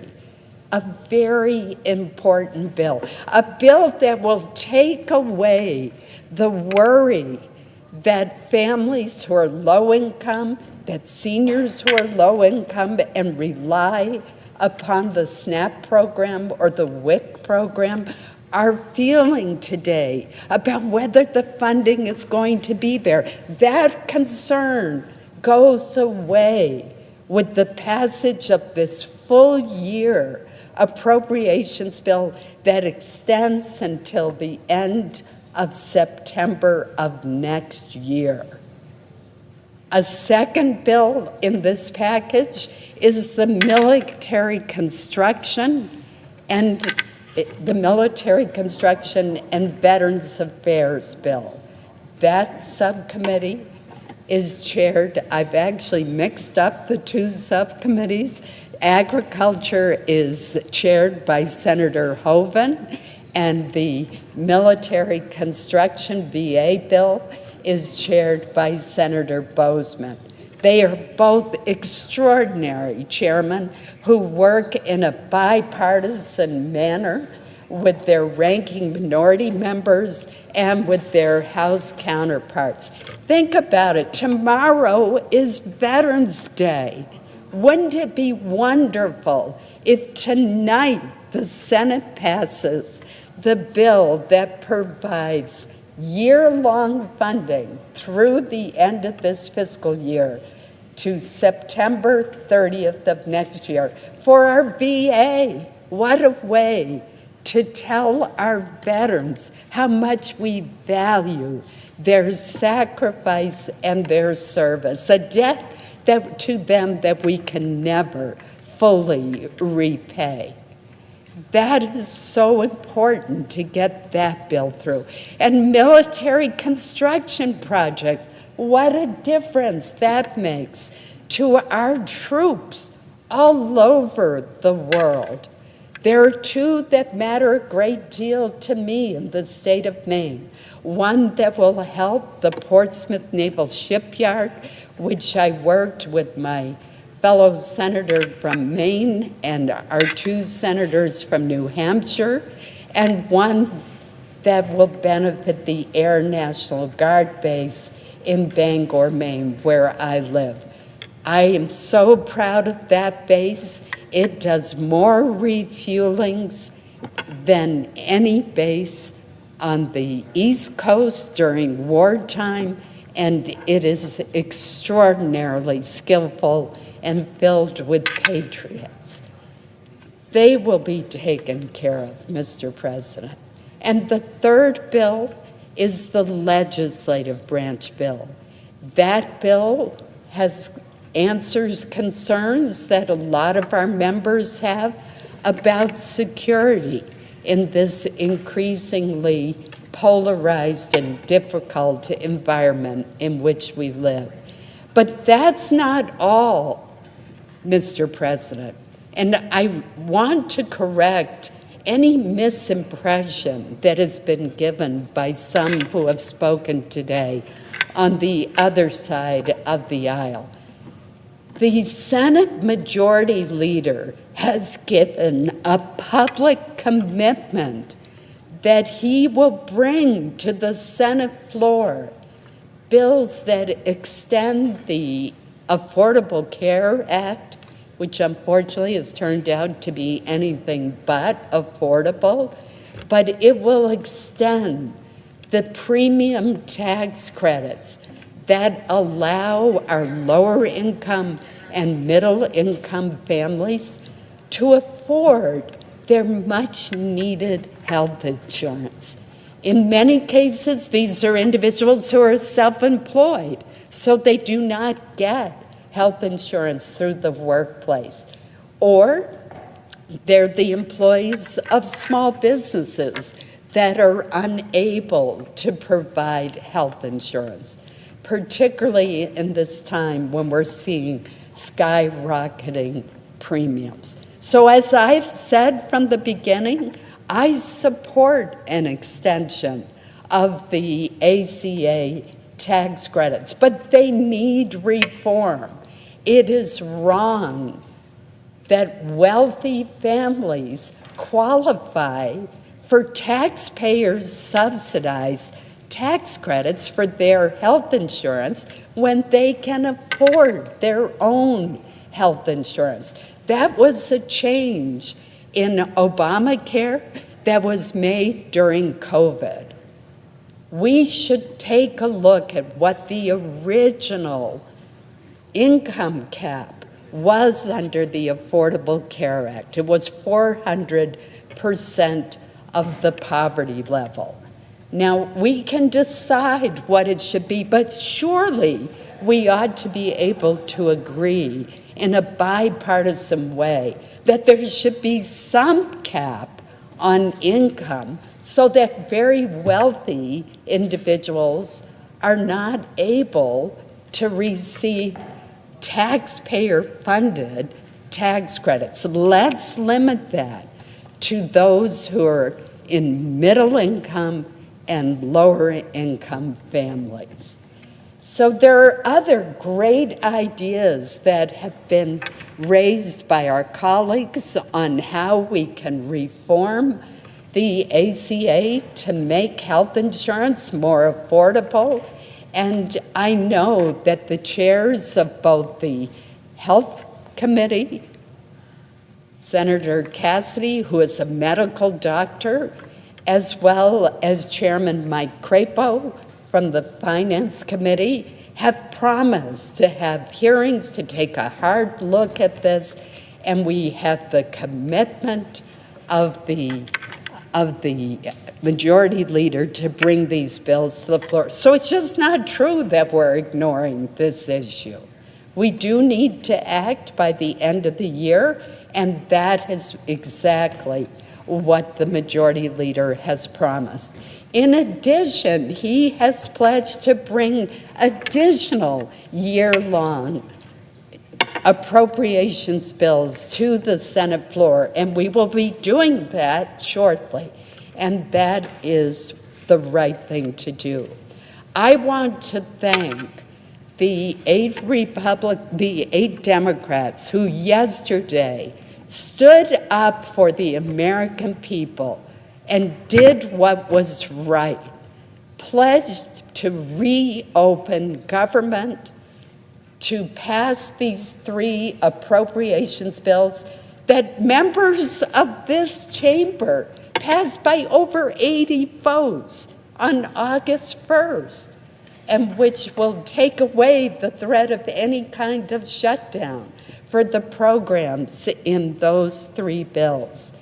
And as I mentioned, the last bill is the Ledge Branch bill. I want to thank Senator Mark Wayne Mullen for his leadership on that bill as well. We have terrific members of the Appropriations Committee on both sides of the aisle who have worked so hard. And I must say that I think all of them ought to be voting for this package of bills tonight.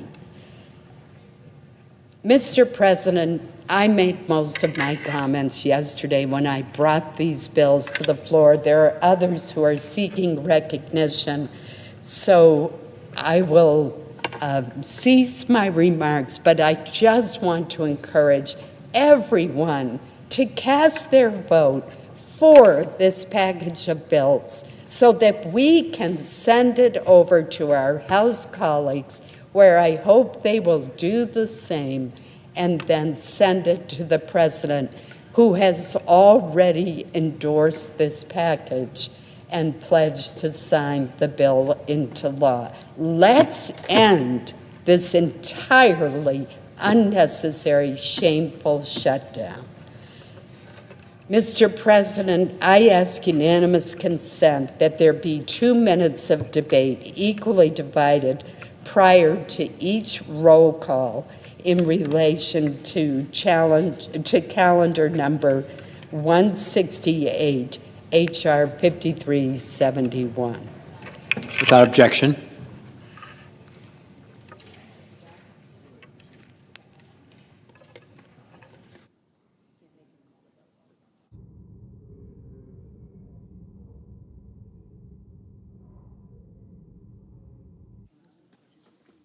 Under the previous order, all post-cloture time is expired. The question is on the motion.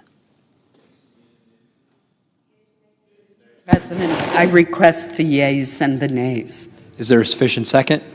There appears to be. Clerk will call the roll. Ms. Also Brooks. Ms. Baldwin.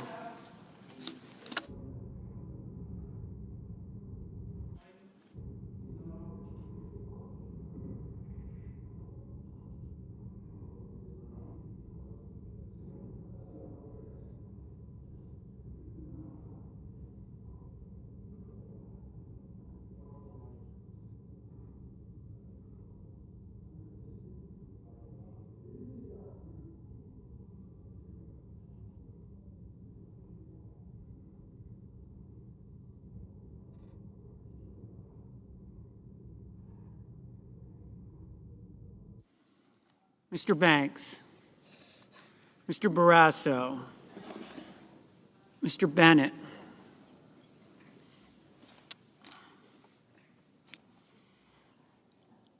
Mrs. Blackburn, Mr. Blumenthal, Ms. Blunt Rochester, Mr. Booker.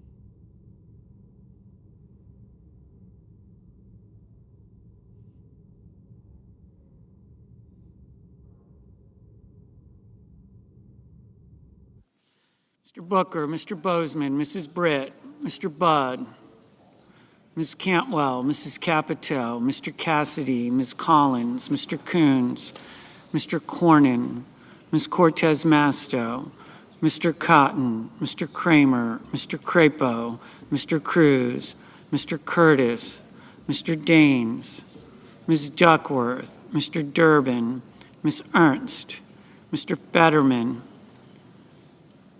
Mrs. Fisher, Mr. Gallego, Mrs. Gillibrand, Mr. Graham, Mr. Grassley, Mr. Haggerty, Ms. Hassan, Mr. Hawley,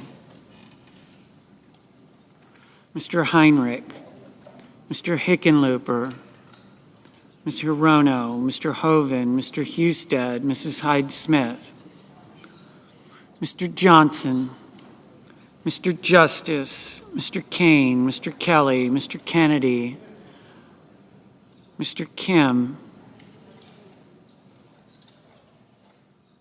Mr. King, Ms. Klobuchar,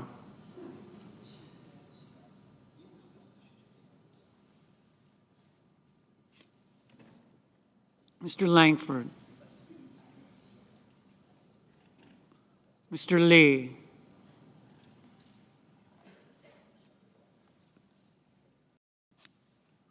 Mr. Lujan,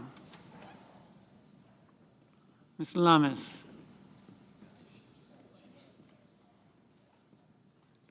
Mr. Markey,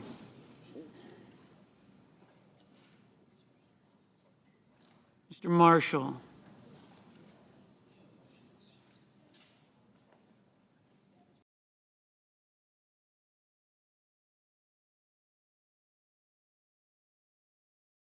Mr. McConnell,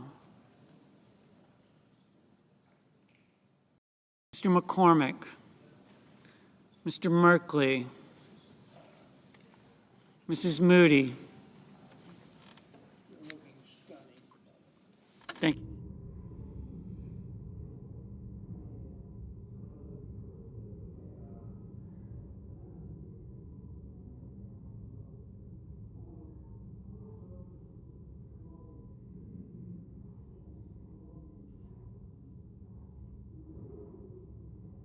Mr. Moran, Mr. Moreno, Mr. Mullen, Ms. Murkowski,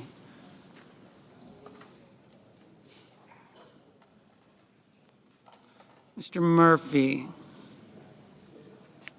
Mrs. Murray, Mr. Ossoff, Mr. Padilla, Mr. Paul, Mr. Peters, Mr. Reed, Mr. Ricketts, Mr. Risch, Ms. Rosen, Mr. Rounds, Mr. Sanders,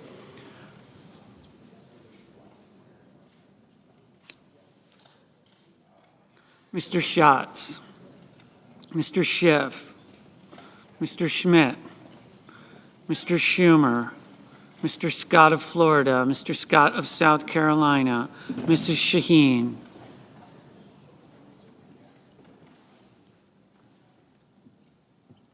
Mr. Sheehy, Ms. Slotkin, Ms. Smith, Mr. Sullivan, Mr. Thune, Mr. Tillis, Mr. Tuberville, Mr. Van Hollen, Mr. Warner, Mr. Warnock, Ms. Warren, Mr. Welch, Mr. Whitehouse, Mr. Wicker, Mr. Wyden, Mr. Young.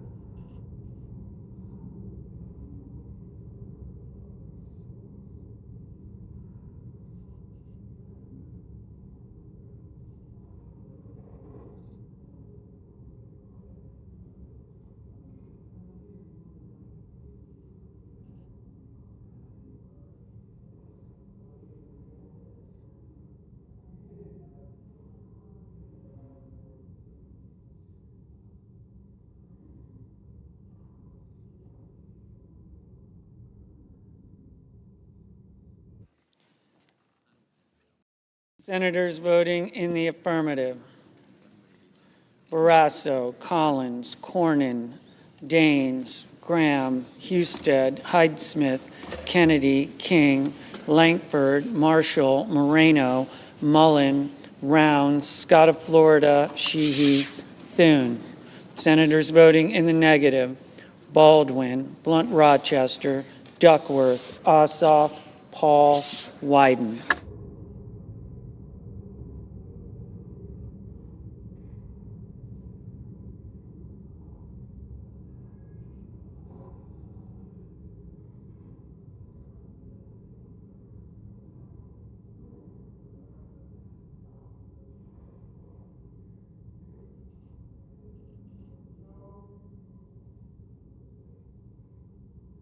Mr. Schatz, no. Mrs. Fisher, aye. Mr. Cruz, aye.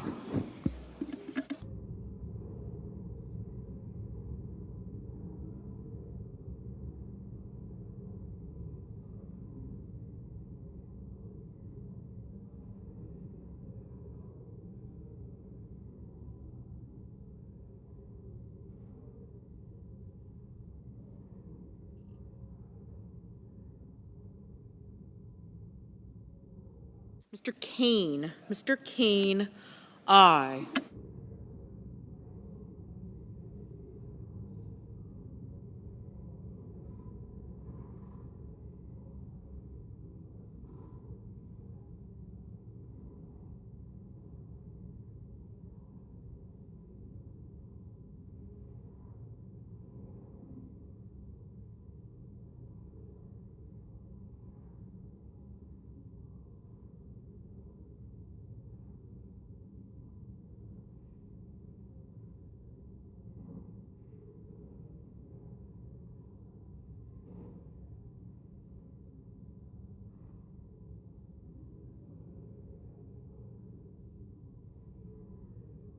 Ms.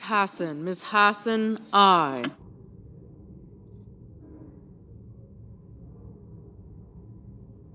Mr. Tuberville, aye.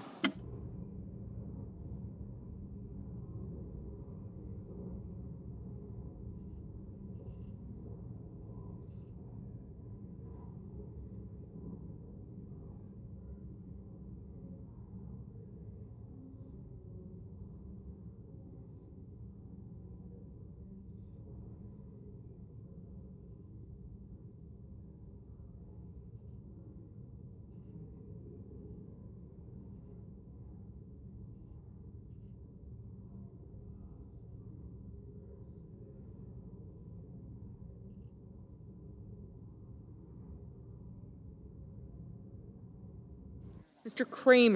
Kramer, aye.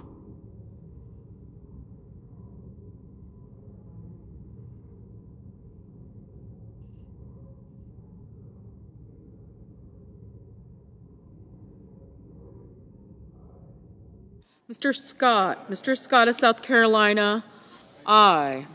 Mr. Tillis, aye.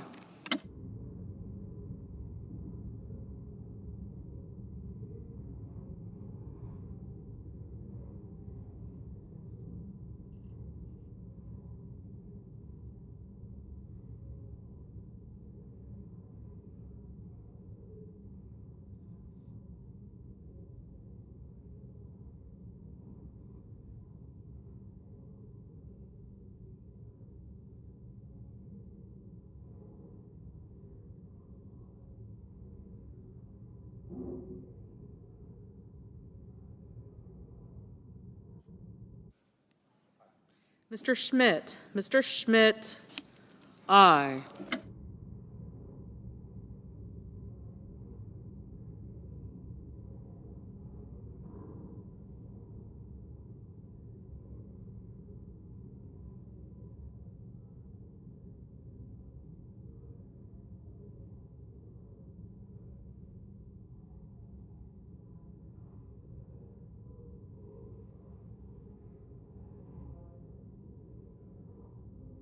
Mr.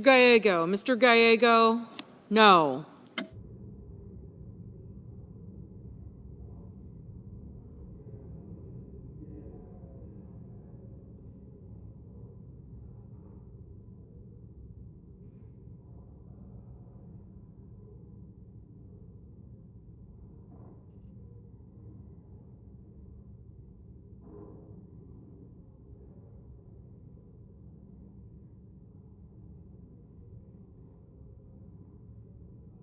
Mr. Crapo, Mr. Crapo, aye.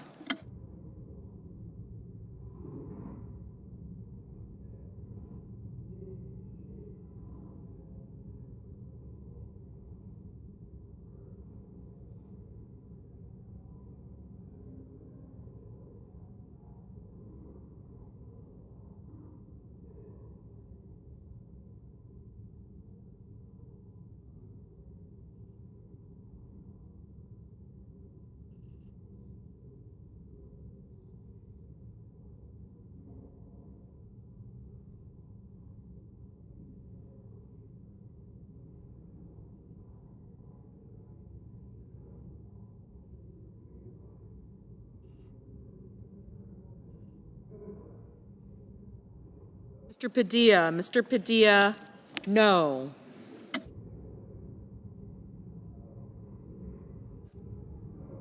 Mr. Lujan, no.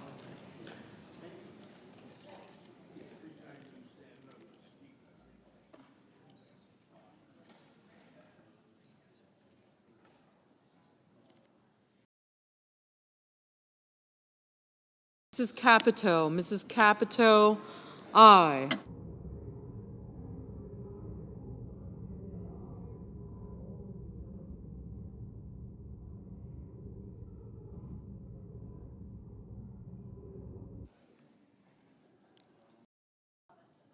Ms. Lummis, aye. Mr. Grassley, aye.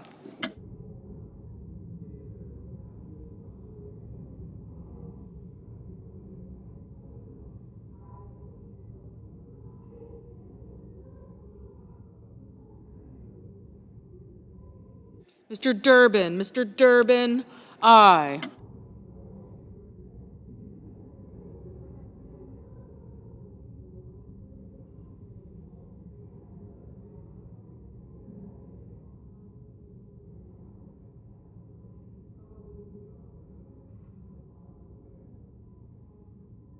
Mr. Johnson, aye.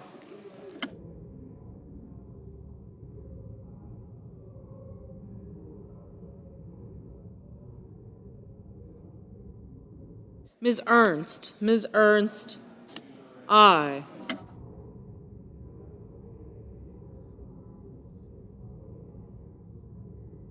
Mr. Budd, aye.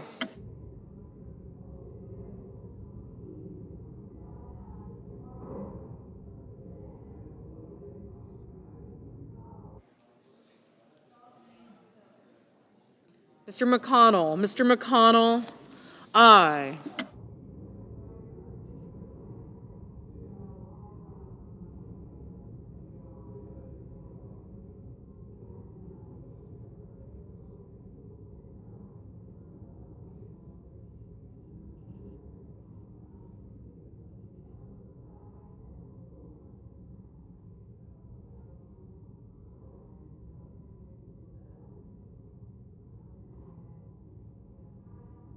Mrs. Blackburn, aye.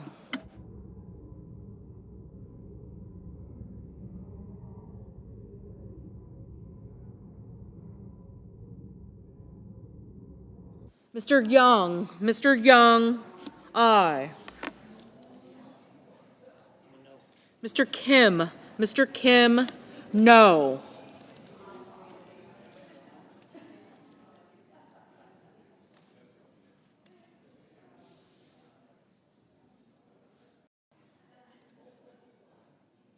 Mr. Heinrich, no. Mr. Reed, no.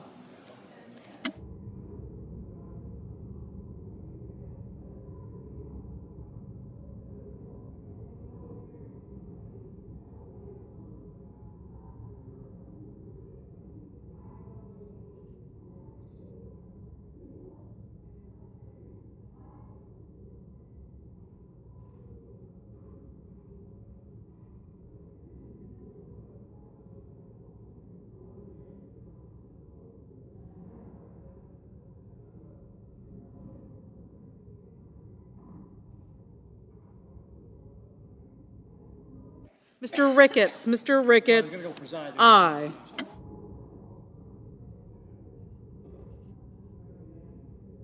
Mr. McCormick, aye.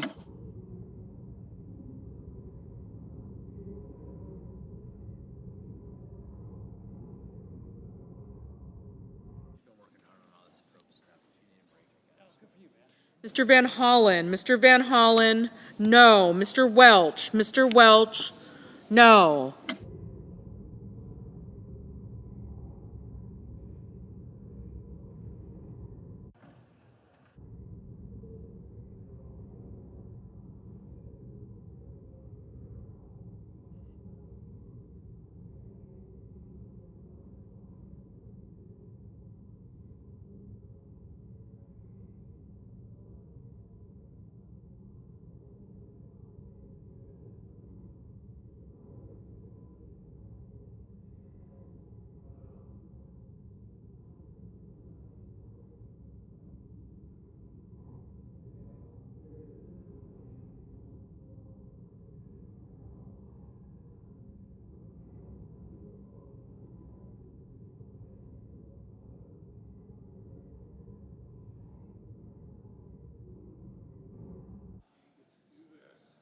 Mr. Curtis, aye. Mr. Wicker, aye.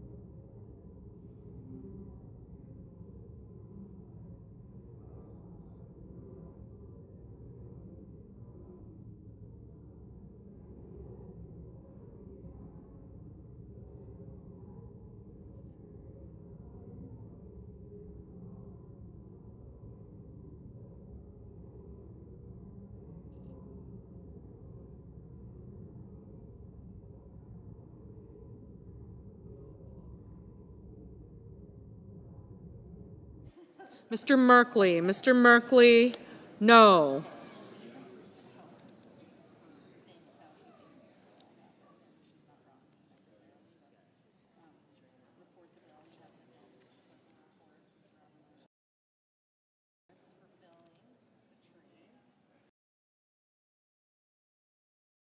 Mr. Peters, no. Ms. Warren, no. Mr. Hoven, aye.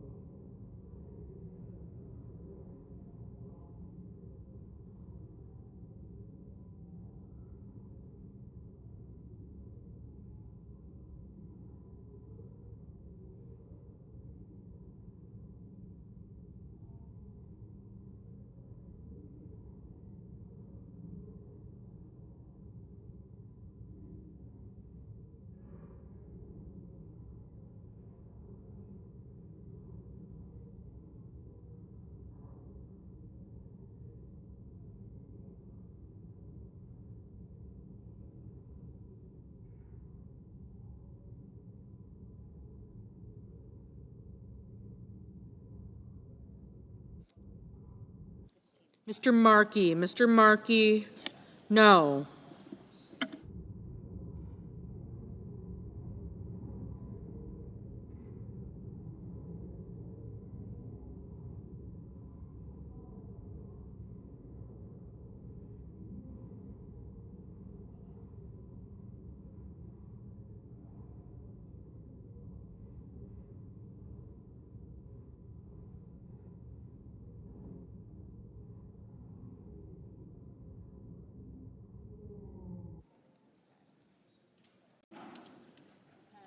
Ms. Hirono. Ms. Hirono, no. Mr. Moran. Mr. Moran, aye. Mr. Kelly. Mr. Kelly, no.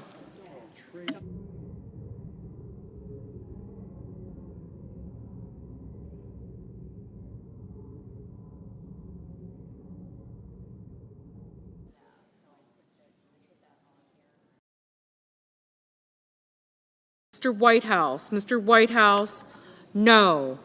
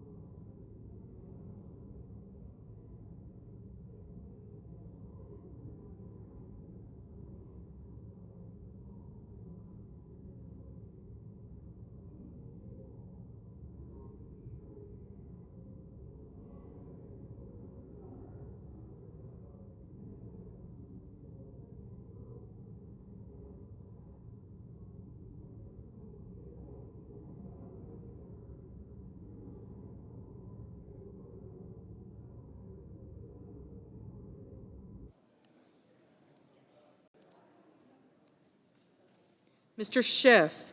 Mr. Schiff, no. Ms. Murkowski. Ms. Murkowski, aye.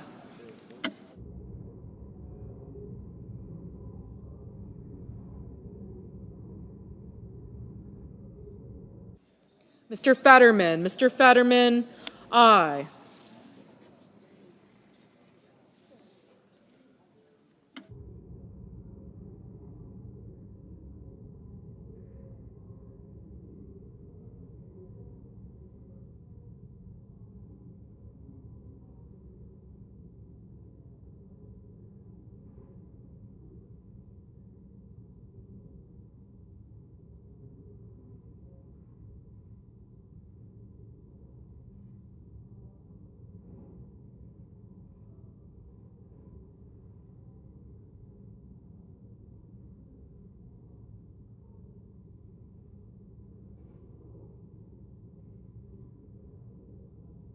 Mr. Murphy. Mr. Murphy, no.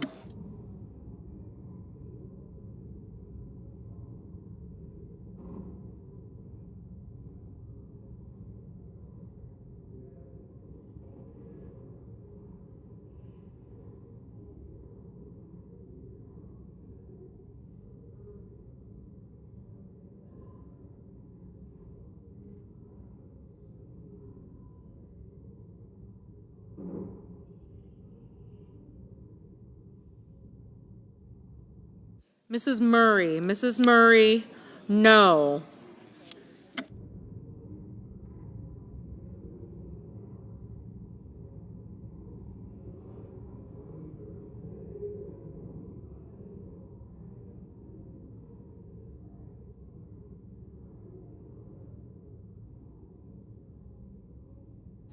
Mr. Cotton. Mr. Cotton, aye.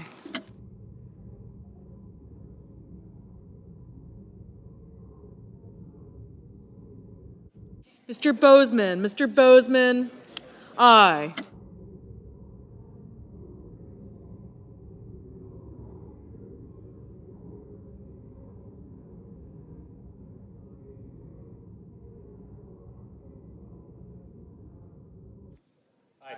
Mr. Lee. Mr. Lee, aye. Mrs. Moody. Mrs. Moody, aye.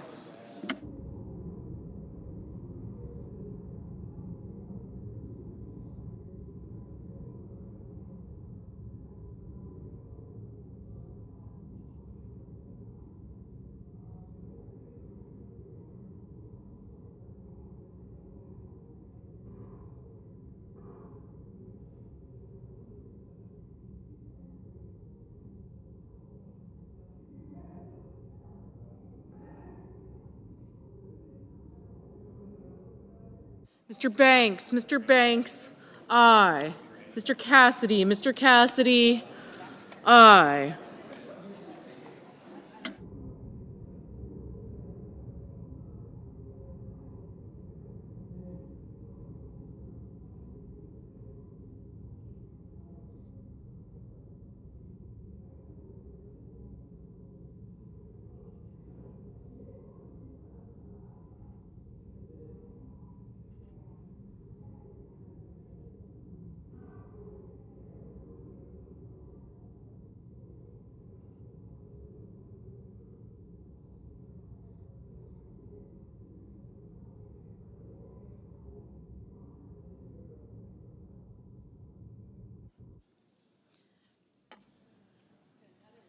Ms. Smith, no. Mrs. Shaheen, aye. Ms. Cortez Masto, aye.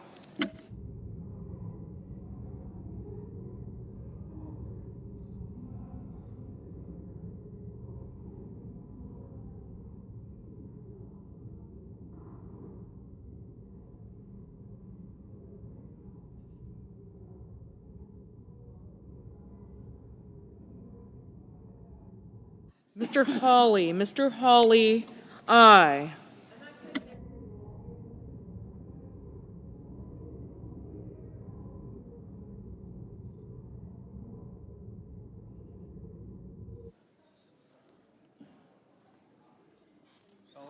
Mr. Sullivan, aye.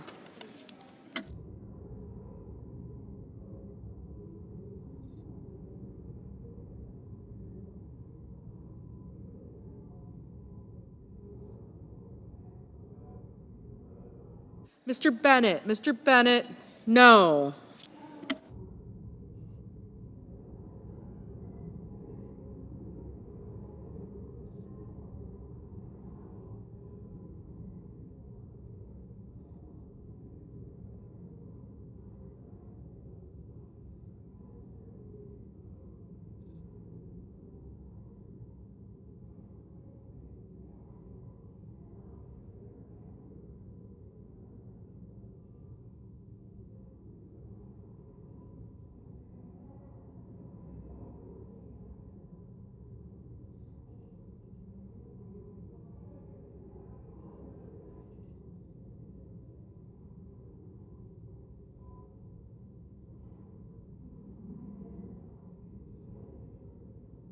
Ms.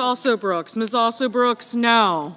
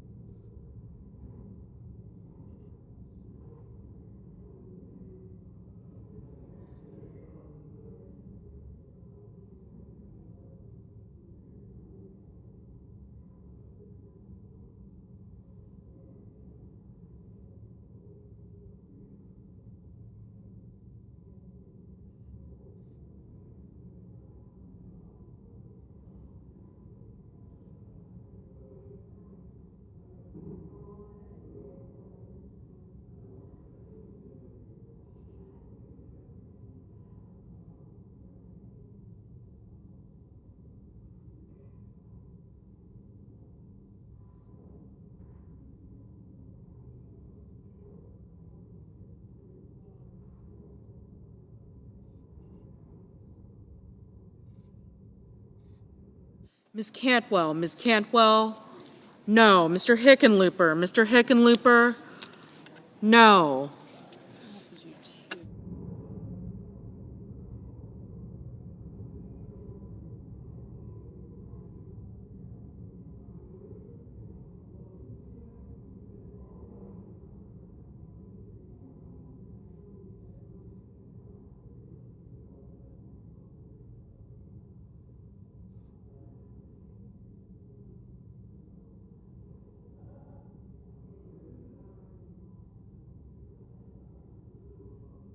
Mr. Booker, no.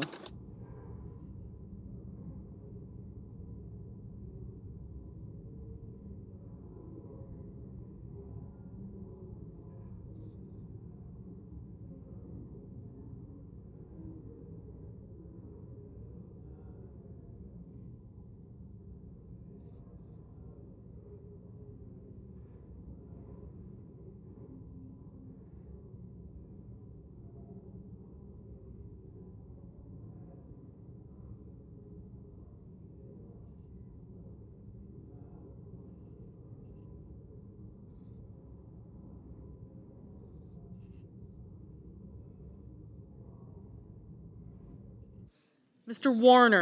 Warner, no.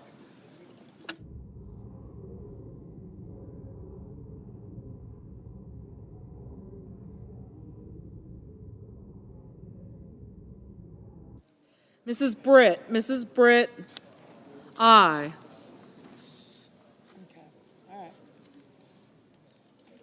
Ms. Slotkin, no.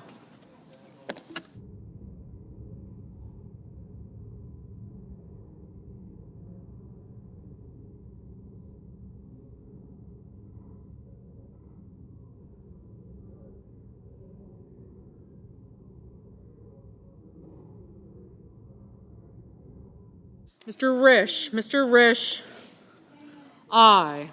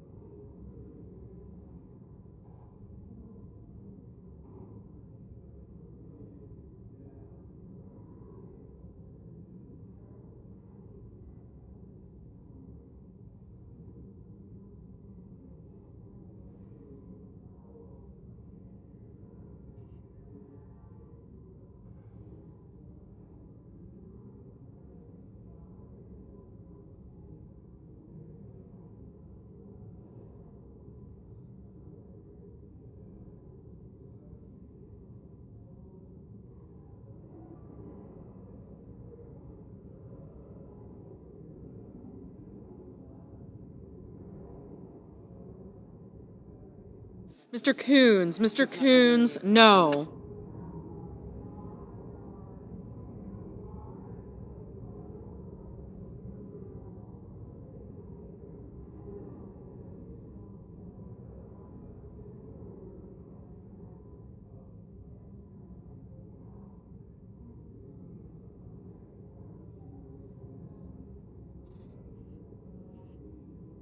Mr. Justice, aye.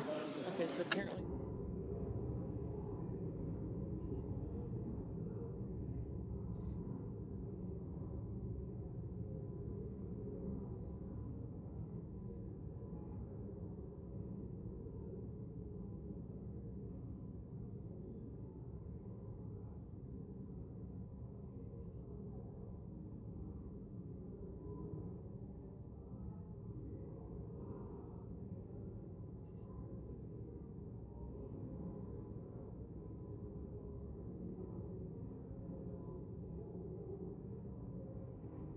Ms. Klobuchar, no.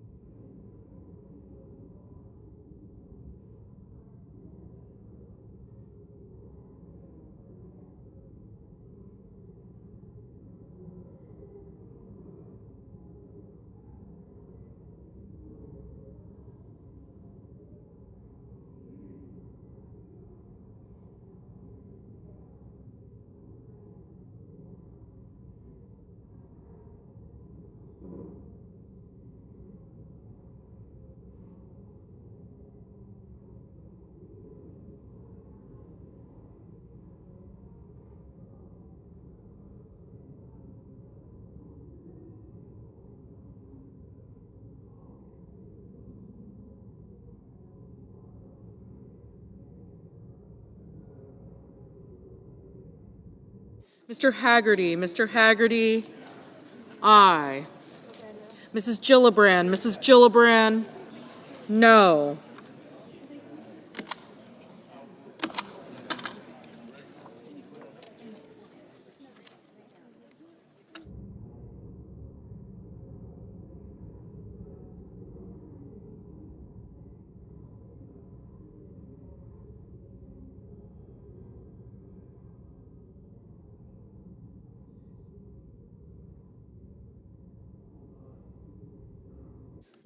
Ms. Rosen. Ms. Rosen, aye.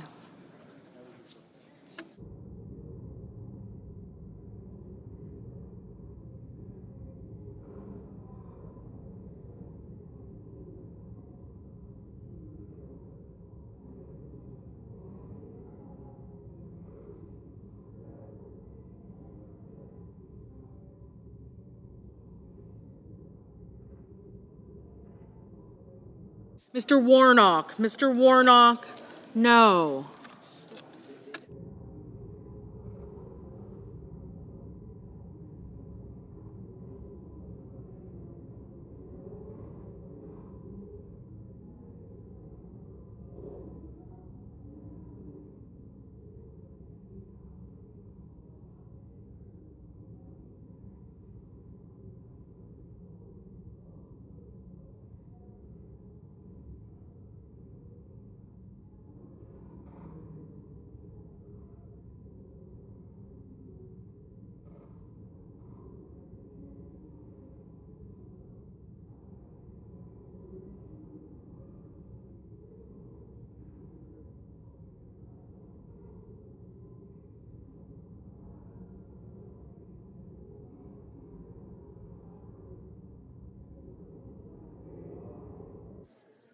Mr. Blumenthal. Mr. Blumenthal, no.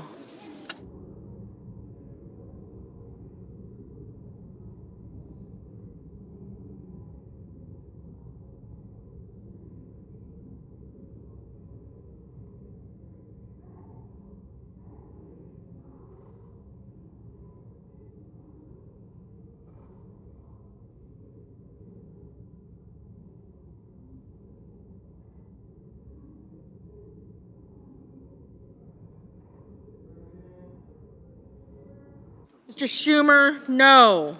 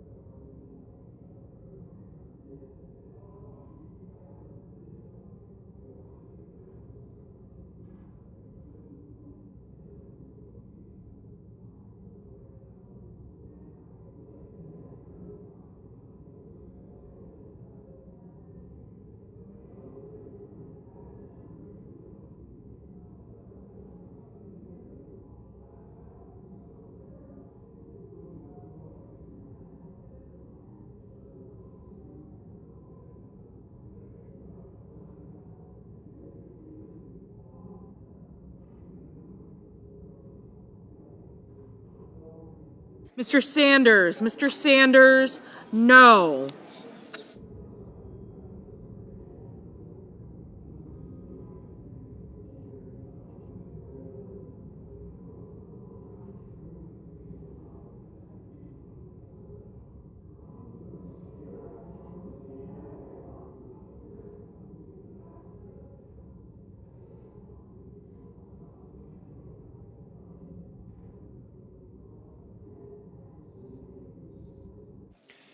On this vote, the ayes are 60, the nays are 40, and the motion is agreed to.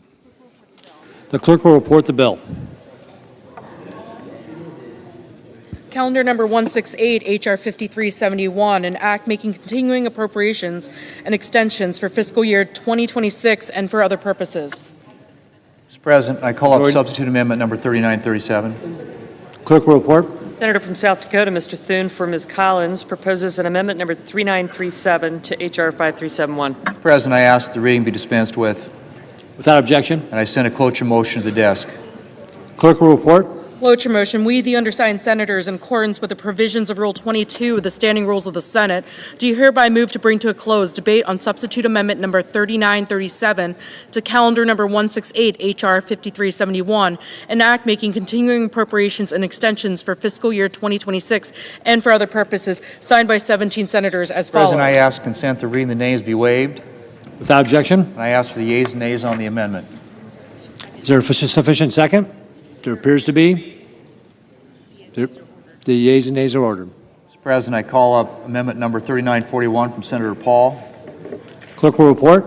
The senator from South Dakota, Mr. Thune, for Mr. Paul, proposes an amendment number 3941 to amendment number 3937. Mr. President, I ask that the reading be dispensed with. Without objection. And I ask for the yeas and nays on the amendment. Is there a sufficient second? There appears to be. The yeas and nays are ordered. Mr. President, I have a second-degree amendment at the desk. Clerk will report. The senator from South Dakota, Mr. Thune, proposes an amendment number 3942 to amendment number 3941. Mr. President, I ask the reading be dispensed with. Without objection. And I have an amendment to the text of the underlying bill. The clerk will report. The senator from South Dakota, Mr. Thune, proposes an amendment number 3943 to the language proposed to be stricken by amendment number 3937. Mr. President, I ask the reading be dispensed with. Without objection. And I ask for the yeas and nays on my amendment. Is there a sufficient second? There appears to be. The yeas and nays are ordered. Mr. President, I have a second-degree amendment at the desk. The clerk will report. The senator from South Dakota, Mr. Thune, proposes an amendment number 3944 to amendment number 3943. Mr. President, I move to commit the bill to the Committee on Appropriations with instructions. The clerk will report. The senator from South Dakota, Mr. Thune, moves to commit the bill H.R. 5371 to the Committee on Appropriations to report back forthwith instructions. Mr. President, I ask the reading be dispensed with. Without objection. And I ask for the yeas and nays on the motion to commit with instructions. Is there a sufficient second? There appears to be. The yeas and nays are ordered. Mr. President, I have an amendment to the instructions. Clerk will report. Senator from South Dakota, Mr. Thune, proposes an amendment number 3946 to the instructions of the motion to commit, amendment number 3945. Mr. President, I ask consent the reading be waived. Without objection. And I ask for the yeas and nays on my amendment. Is there a sufficient second? There appears to be. The yeas and nays are ordered. Mr. President, I have a second-degree amendment at the desk. The clerk will report. The senator from South Dakota, Mr. Thune, proposes an amendment number 3947 to amendment number 3946. Mr. President, I ask consent the reading be waived. Without objection. And I send a cloture motion to the desk with respect to calendar number 168, H.R. 5371. The clerk will report. Cloture motion, we, the undersigned senators, in accordance with the provisions of Rule 22 of the Standing Rules of the Senate, do hereby move to bring to a close debate on calendar number 168, H.R. 5371, an act making continuing appropriations and extensions for fiscal year 2026 and for other purposes as amended, signed by 17 senators as follows. President, I ask consent the reading of the nays be waived. Without objection.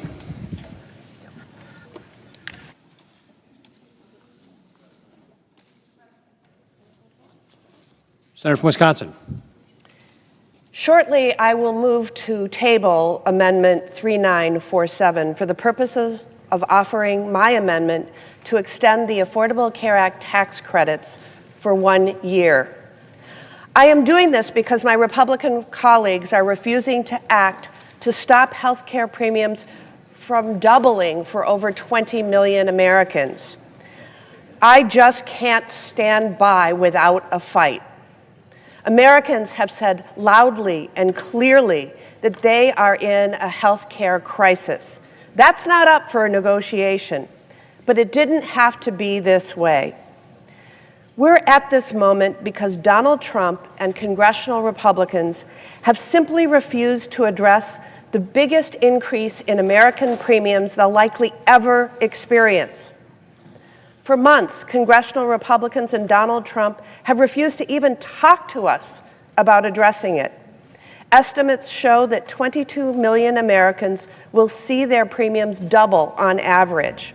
I'm getting calls daily from Wisconsinites begging me to stay in this fight. A couple in Door County, Wisconsin, told me their premium is rising by over $550 a month next year. Everything is already too expensive. So where are they supposed to find $6,500 extra dollars in their budget? Another couple from Butternut, Wisconsin, told me their premiums are going from $400 per month to over $5,000 per month. That's $55,000 more a year. As they wrote to me, healthcare tax breaks are not just numbers on paper.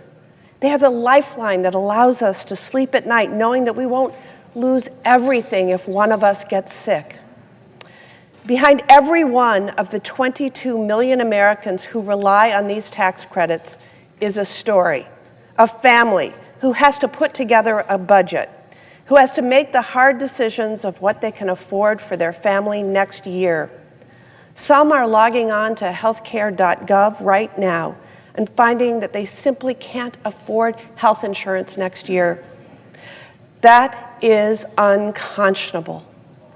Addressing this demands that we act now, not in a week, not next month, but now. That's why a handshake deal with my Republican colleagues to reopen the government and no guarantee to actually lower costs is simply not good enough. The people I work for need more than that. They need health care that they can afford, not a symbolic vote. For over a year now, I've been fighting to get a bill passed to avoid this very situation and make these tax credits permanent. My colleagues and I have tried every which way to get this bill passed. Every time my Republican colleagues killed the effort and put 22 million Americans on the path to pay more for health care next year. For 41 days, I've been clear. I will work with anyone to reopen the government and lower Americans' health care costs. And I'm not throwing in the towel until we've exhausted every option to make that happen. And that's why I've offered an amendment to extend tax breaks for Americans who buy their insurance through the Affordable Care Act for 1 year. My amendment is as straightforward as it gets. It would extend current law for 1 year, stop costs from skyrocketing for our constituents, and give us time to negotiate on health care costs without leaving 22 million Americans in the lurch. Is this everything I think we should do? No. We should make health care more affordable for everyone forever. But I am willing to compromise to avoid catastrophe for the families I work for. I am demanding that we take this vote so that we can actually provide some relief to millions of American families. The American people are desperate for health care that they can afford and demand that we do everything in our power to lower costs. This is a tool in my toolbox to try to lower their costs, so I'm using it. I've talked to so many of my Republican colleagues who want to do something here, who want to keep health care costs down for their constituents, who know their constituents in red states and districts will be hardest hit. Well, now is the time to show it. My sincere hope time has expired. is that the Republicans join me so I can make this amendment to the continuing resolution and let 22 million Americans rest easier. I hope my Republican colleagues choose to join us. And now I yield to Senator Sanders. I want to thank the Senator for Wisconsin. Senator from Vermont is recognized. Thank you. I want to thank the Senator for Wisconsin for offering this important and very simple and straightforward amendment. Nothing can be simpler. Are you prepared, I say to my Republican friends, to sit back and allow over 20 million Americans to see a doubling of their health care premiums? In my state of Vermont, people who are 65, 63 years of age will in some cases see a tripling or a quadrupling, and that is the case in your states as well. And all that Senator Baldwin is saying is, let us take a deep breath. Let us make sure that people do not see an outrageous increase in their premiums. Let us not pave the way for 15 million Americans to lose their health care entirely because of savage cuts to Medicaid. All she is asking. Now, I noticed that recently some of my Republican colleagues are beginning to talk about the health care crisis. Well, during Trump's first 4 years, he had virtually nothing to say about the crisis, nothing to say about it in the next 4 years, but I'm glad that there is some discussion. The truth of the matter is, in my view, that the current health care system is broken, it is dysfunctional, and it is cruel. But I want to ask my Republican friends a simple question. Are you happy with the fact that here in the United States we are the only major country not to guarantee health care to every man, woman, and child? We are unique. That's not the kind of exceptionalism we should be proud of. Are you happy that we are paying twice as much per capita for health care, over $14,000 per person, than any other major country, and yet we have 85 million Americans who are uninsured or underinsured? Are you content with the fact that the insurance companies and the drug companies are making huge profits, paying their CEOs exorbitant salaries? Are you happy with that? Are you happy that patients in America have to get on the phone and fight like crazy and deal with all kinds of bureaucrats in order to get the health care that they paid for in an incredibly complicated, broken system? So if you want to have a debate about health care, let's have that debate. I happen to believe that we should join the rest of the industrialized world, guarantee health care to all people through a Medicare for all single-payer system. You got a better idea, bring it forward. But what we should agree upon is that you don't raise premiums by 100%, or in some cases, triple or quadruple. Let's take a deep breath. Let's extend these ACA subsidies for another year. Let's have that debate on health care. That's what the American people want. And with that, Mr. President, I would yield to the senator from Michigan.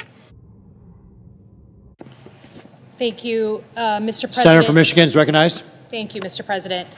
I rise today in support of Ms. Baldwin's amendment on a clean one-year extension of the healthcare.gov credits. Since July, I'd been really clear, if you want me to vote on a deal, it's got to do something to bring down the cost of healthcare because of the healthcare crisis that Republicans in this chamber precipitated back in July. Just to review the bidding, in July, the big beautiful bill, which all of you voted for, most of you voted for, slashed Medicaid and slashed coverage for people on healthcare.gov. Now all our hospitals, all our healthcare systems, all our nursing homes, everybody accepted that and started to plan. In response to that, the hospitals said, well, look, people are still going to come. They're still going to get in car accidents. They're still going to have heart attacks. They're just not going to be covered by health insurance. So we're going to have to charge the people with insurance even more money. So we are now at a point, this crisis that's been precipitated has led to the fact that every single American, everyone watching, everyone listening, is either facing losing their health insurance or paying more. And that includes people on private employer-provided insurance. When we take a step back and we look at all the people that are going to fall off health care, all the healthy young people who are not going to pay for health care anymore, it looks like across at least my state, every single person is looking at their prices doubling. Not just the people who are affected by the big, beautiful bill, but the bill payers, the people on private health insurance. Now, no one in this room would say that we are paying too little for health care right now. And I don't always agree with Senator Sanders, but I can say there is no more broken system in America than health care right now. It needs full rebuilding. We may disagree on some of the ways to do it, but the Republicans have offered zero plan, zero ideas. Hell, Marjorie Taylor Greene is talking about how Republicans don't have a plan. Never thought I'd be agreeing with her. So today, all we're asking for is a clean one-year extension. No one says Obamacare is perfect. No one says a clean extension is perfect, but you have pushed people back into a corner. You have said we're going to pay for our tax cuts on the backs of everyday Americans by using their health care as the bail payer. So can we do a one-year extension, please, so that we can have some kind of conversation, a real conversation that the American people expect people of our stature to be having? Can we have that conversation over the next year, but not, in some cases, have people's health insurance go up by 600%? That is what you have precipitated. So to every American watching, whether you're on healthcare.gov or you're on private insurance, if you're getting those letters, if you're getting those notifications of an increase of your bill of $200, $500, $800 starting January 1, my peers on the other side of the aisle are the ones you should lay it at their feet. Because they have put us in this place, and if they vote tonight against this, it's because they don't give a crap about the cost of your health care. They don't give one single crap about it. So I hope my colleagues find it in their hearts to say, let's fix the system, fine, but at least for now give us a one-year extension so we can have a real conversation. With that, I yield back. Mr. President. Senator from Wisconsin. I move to table Amendment 3947 for the purposes of offering my amendment to extend ACA tax credits for 1 year. That's Baldwin 3950, and I ask for the yeas and nays. Is there a sufficient second? There appears to be. Clerk will call the roll. Ms. Alsobrooks. Ms. Baldwin. Mr. Banks. Mr. Barrasso.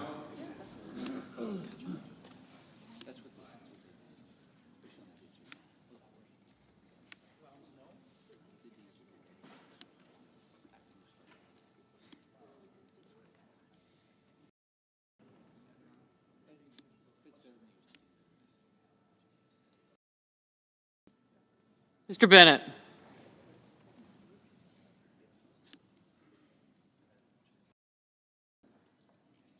Gotcha.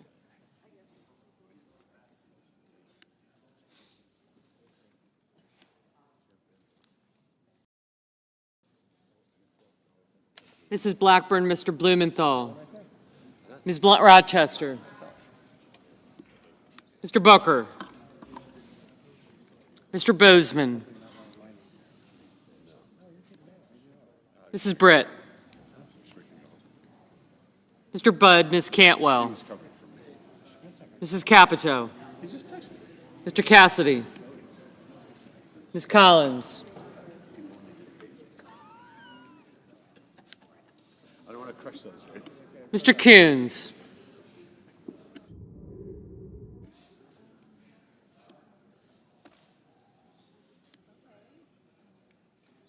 Mr. Cornyn. Ms. Cortez Masto, Mr. Cotton, Mr. Kramer,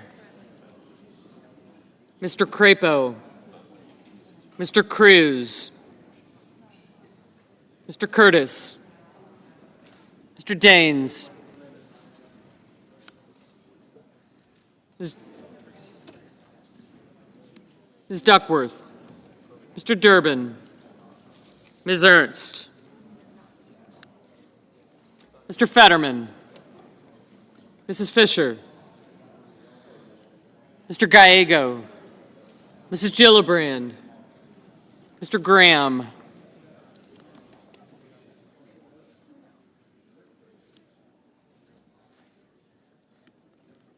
Mr. Grassley, Mr. Haggerty, Ms. Hassan,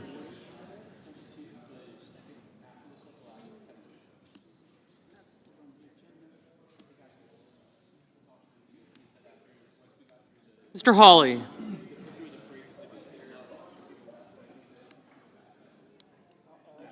Mr. Heinrich. Mr. Hickenlooper. Ms. Hirono. Mr. Hoven. Mr. Husted. Mrs. Hyde-Smith.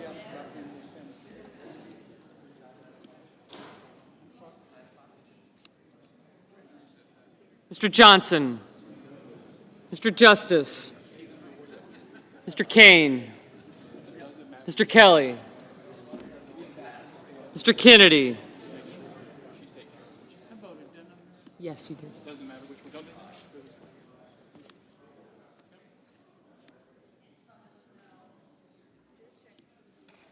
Mr. Kim.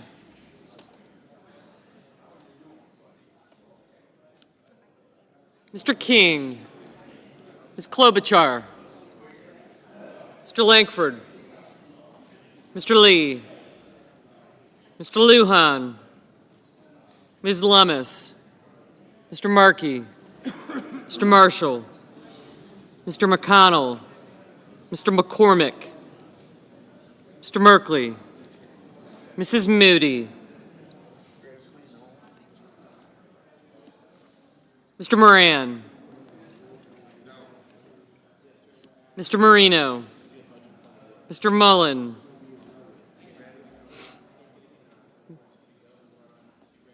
Ms. Murkowski, Mr. Murphy, Mrs. Murray,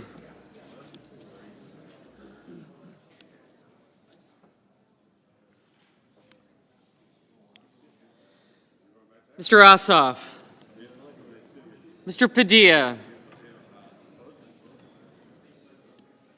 Mr. Paul, Mr. Peters,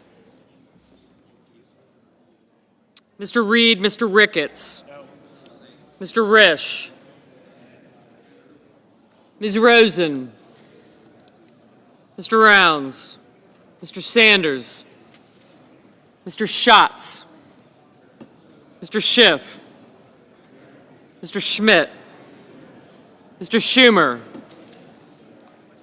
Mr. Scott of Florida, Mr. Scott of South Carolina, Mrs. Shaheen,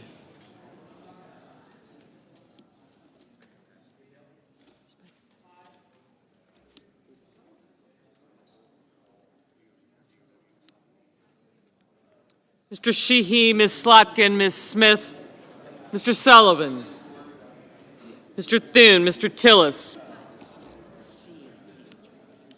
Mr. Tuberville, Mr. Van Hollen, Mr. Warner, Mr. Warnock, Ms. Warren, Mr. Welch,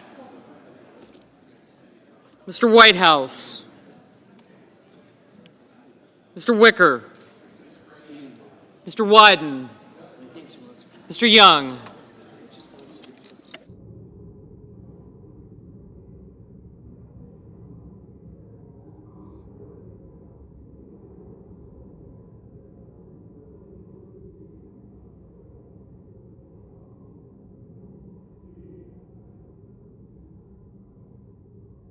Senators voting in the affirmative: Baldwin, Bennett, Blunt Rochester, Cantwell, Coons, Cortez Masto, Durbin, Gillibrand, Hassan, Hirono, King, Merkley, Murphy, Murray, Reed, Sanders, Schatz, Shaheen, Slotkin, Smith, and Welch. Mr. Blumenthal, aye. Mr. Ossoff, aye.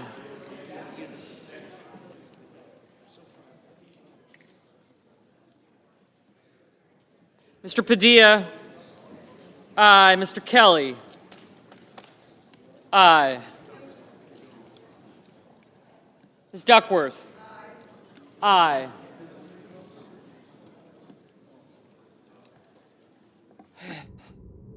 Senators voting in the negative: Banks, Barrasso, Blackburn, Bozeman, Britt, Budd, Capito, Cornyn, Cotton, Kramer, Crapo, Cruz, Graham, Grassley, Haggerty, Husted,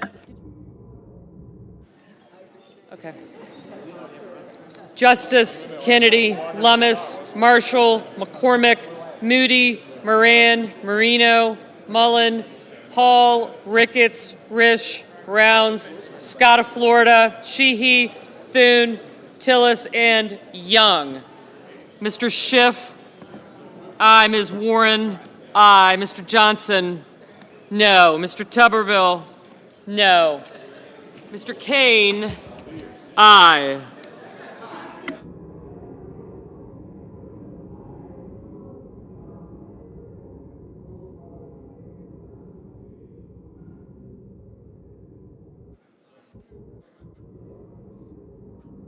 Ms. Alsobrooks, aye.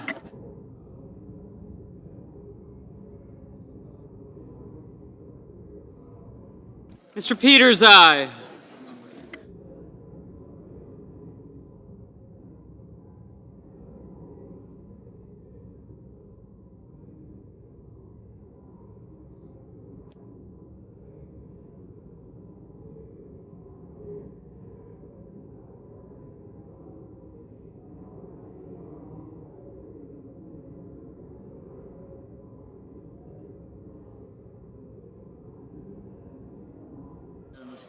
Ms. Ernst?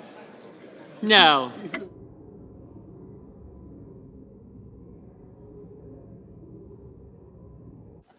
Ms. Murkowski?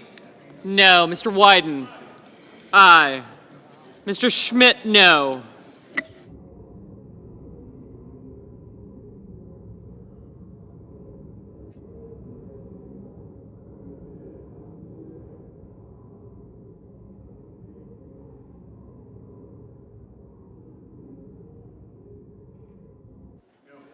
Mr. Lee? No.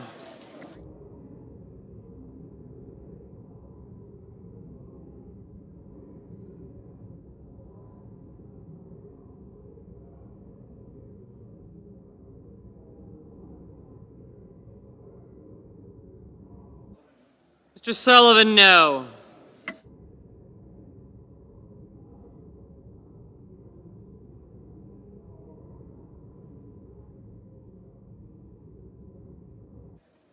Mr. Heinrich? Aye. Mr. Hickenlooper? Aye.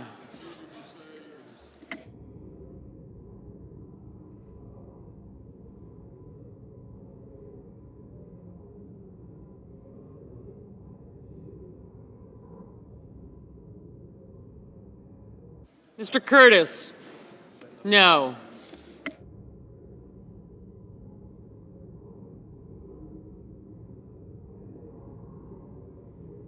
Mr. Kim? Aye. Mr. Daines? No.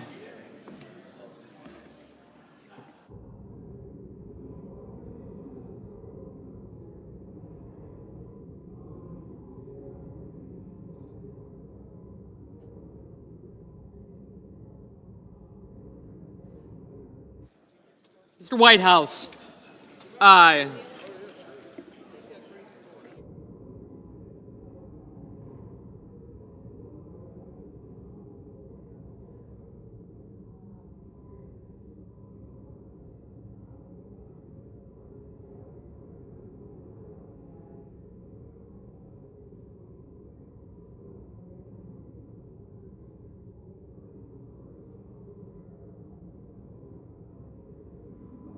Mr. Fetterman? Aye. Mr. Warner? Aye. Mr. Wicker? No. Ms. Collins? No. Mrs. Fisher? No.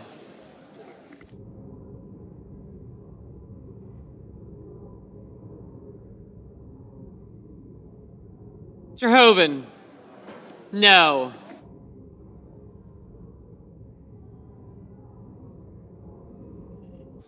Ms. Klobuchar? Aye. Mrs. Hyde-Smith? No.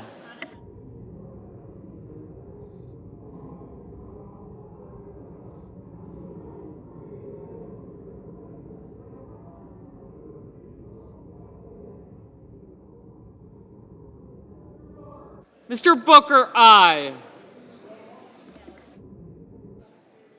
Mr. Cassidy? No.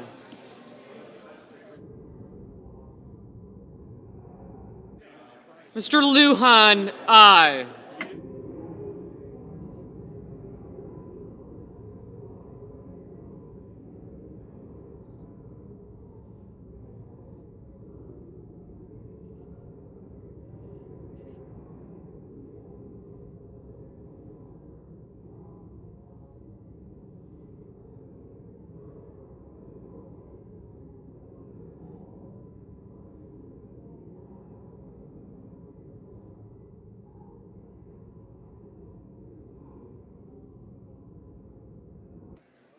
Mr. Langford? No.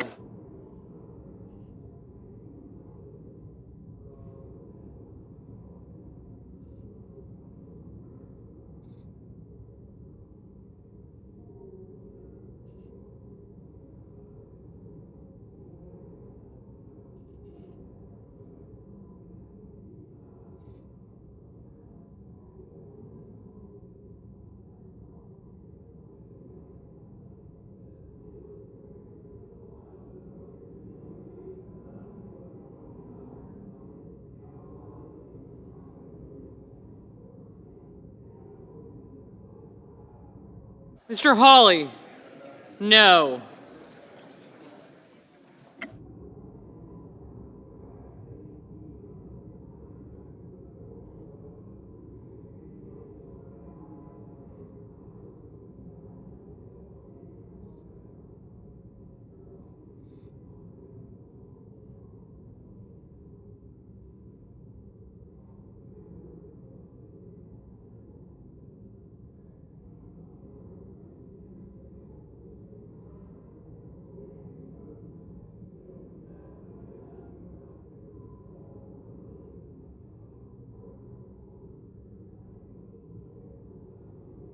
Mr. Gallego, aye. Happy birthday.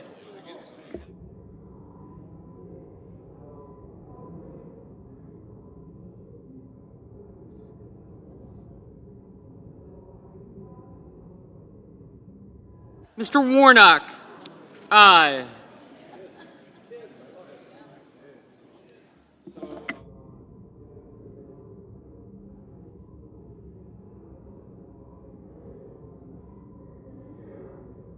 Mr. Schumer, aye.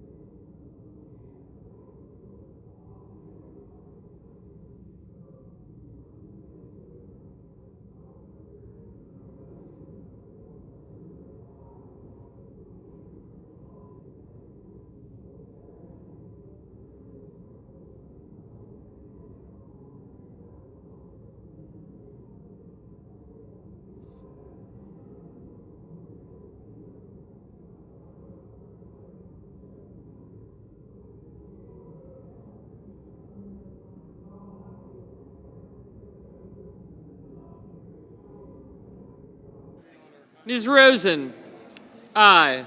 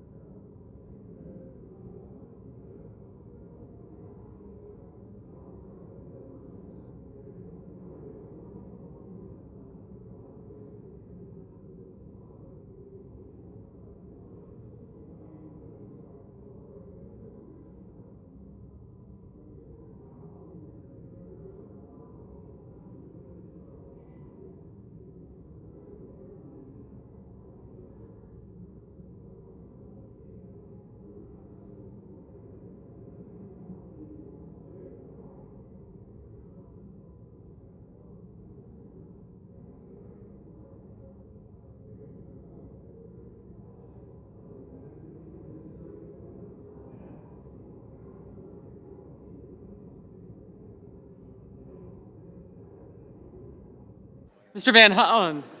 Mr. Van Hollen, aye. Mr. Markey.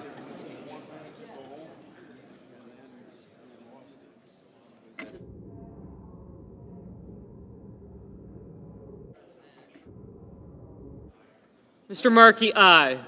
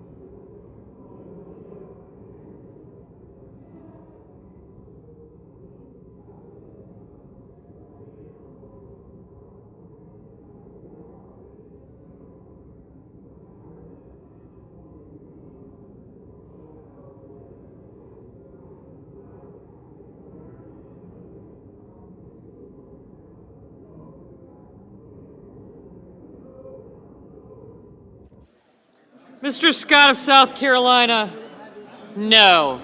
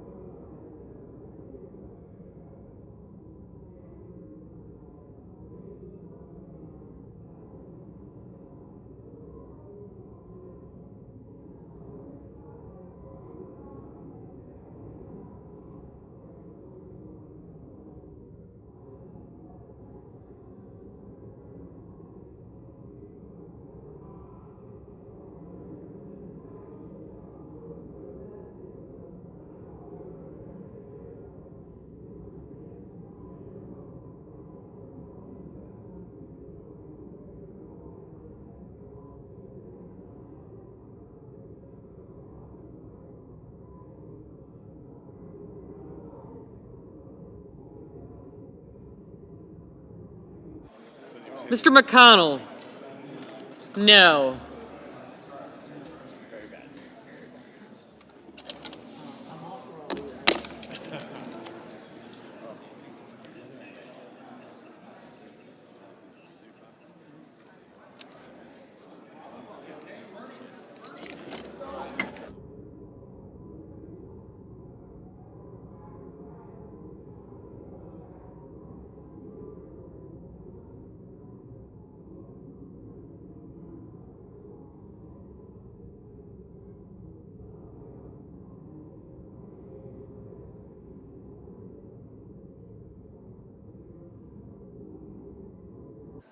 On this vote, the yeas are 47, the nays are 53. The motion is not agreed to. Mr. President. I recognize the senator from Oregon. Mr. President, I want to provide an opportunity tonight for us all to stand up for the Constitution, one of the most important powers that we have here as a Congress, and that is the ability to design a program and to fund a program. And once that's been signed into law by a President of the United States, it's the law of the land. The President has the responsibility to execute that program as designed and funded. But back in 1974, we decided to give the President a fast track to propose that something that we have designed and funded should be unfunded. It's called a rescission, a fancy name for us acting to unfund a program we previously had put in place. And here's the thing. That law, the Budget Act of 1974, says that it takes an affirmative vote of the Senate and of the House of Representatives to unfund the program that's already in law. But an unexpected challenge has emerged. And that unexpected challenge, that is, if the request from the President to unfund the program comes within 45 days of the end of the year, even if we were to act and turn down the rescission, it still means that under a grace period in the law, the funds evaporate at the end of the year. So, in other words, with no approval from the House or Senate, no new law being passed, the existing law is undone on the clock. It's like Cinderella's coach. It reaches midnight, and the coach becomes a pumpkin. It falls apart. It disappears. That is a threat that goes fundamentally to the difference between a democracy and an autocracy. In a democracy, we come together with all of our varied experiences, with all of our different parts of the country, and we say, here's programs and funding that fit our nation as a whole. It's a master compromise. But in an authoritarian government, one person decides what's funded and what isn't. And that is what happens in this special power when it's submitted within 45 days of the end of the fiscal year. So, however much one may like or dislike a given president in power, support or oppose, all of us have a responsibility to stand up for our constitutional power of the purse. That all of America will be served by the laws we pass, and that if they are to be undone, they have to be voted on by this chamber and the chamber down the hall in an affirmative fashion.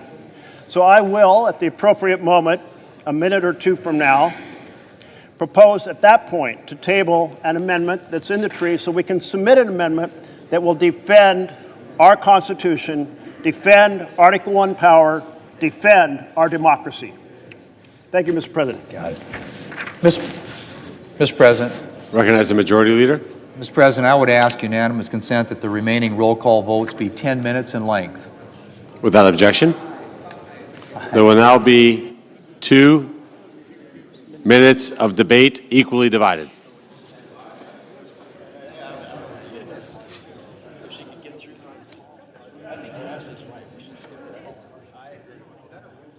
Mr. President, I'll be happy. Senator from Oregon. I'll happy to give a portion of that equally divided time by saying simply this: none of us are well served by a Can we have order in the chamber, please? None of us are well served by a situation where the president decides to cancel programs based on the president's preferences. That's not a democracy.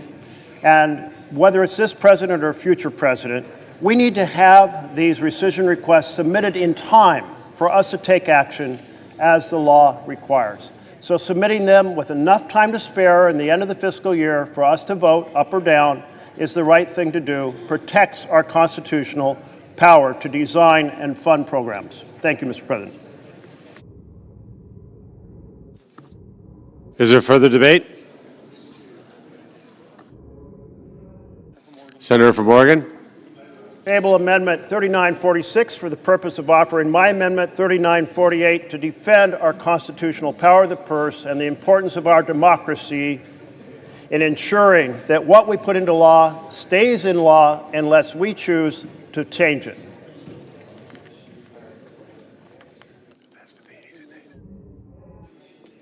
Is there a sufficient second? There appears to be. The clerk will call the roll. Ms. Alsobrooks, Ms. Baldwin.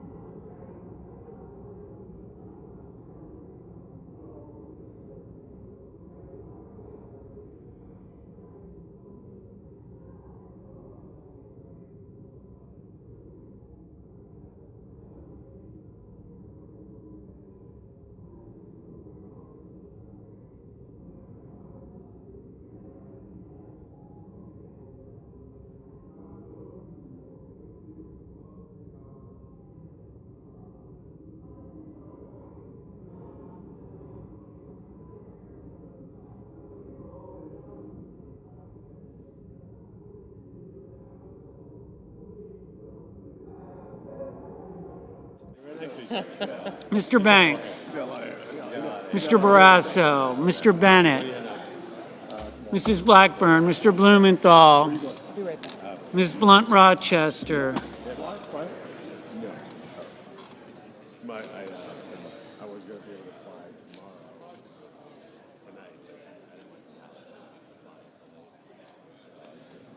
Mr. Booker, Mr. Bozeman, Mrs. Britt, Mr. Budd, Ms. Cantwell,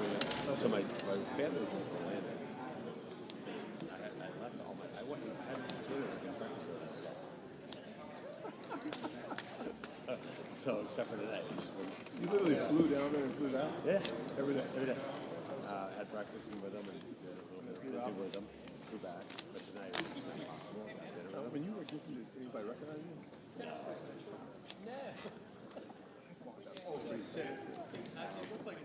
Mrs. Capito, Mr. Cassidy, Ms. Collins, Mr. Coons, Mr. Cornyn, Ms. Cortez Masto, Mr. Cotton, Mr. Kramer, Mr. Crapo, Mr. Cruz, Mr. Curtis, I love it. I love it. Mr. Daines, Ms. Duckworth, Mr. Durbin,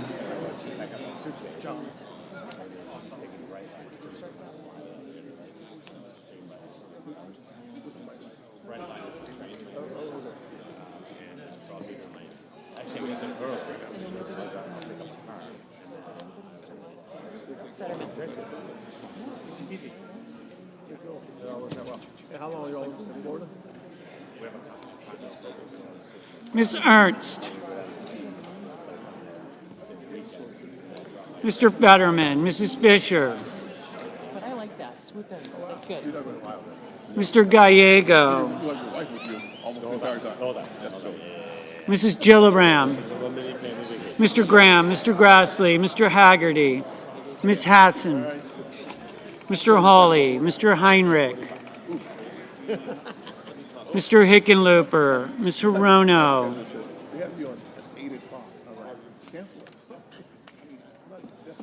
Mr. Hoven, Mr. Husted, Mrs. Hyde-Smith,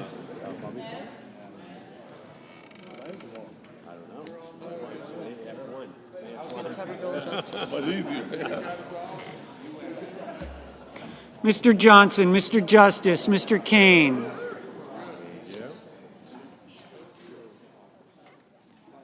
Mr. Kelly, Mr. Kennedy,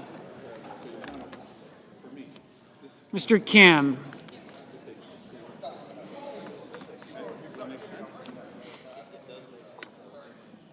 Mr. King,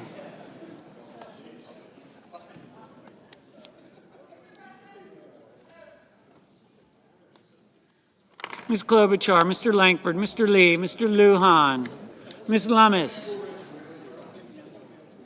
Mr. Markey,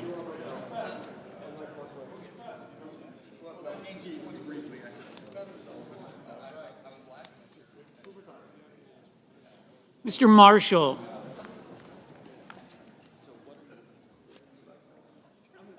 Mr. McConnell,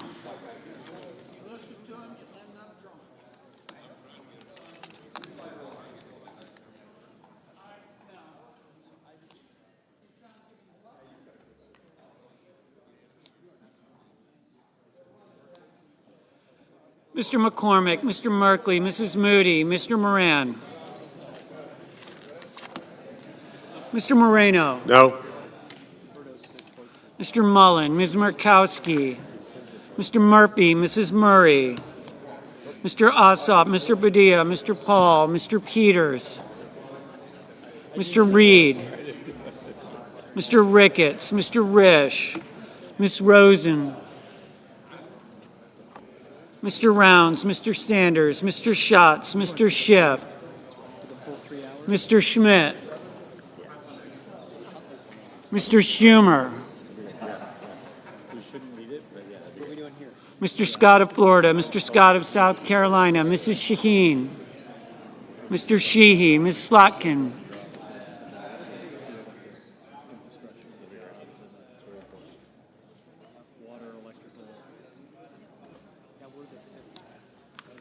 Ms. Smith. Mr. Sullivan. Mr. Thune. Mr. Tillis, Mr. Tuberville, Mr. Van Hollen, Mr. Warner, Mr. Warnock. Ms. Warren.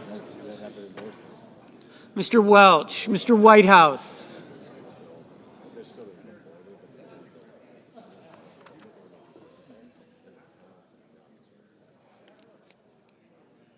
Mr. Wicker, Mr. Wyden, Mr. Young.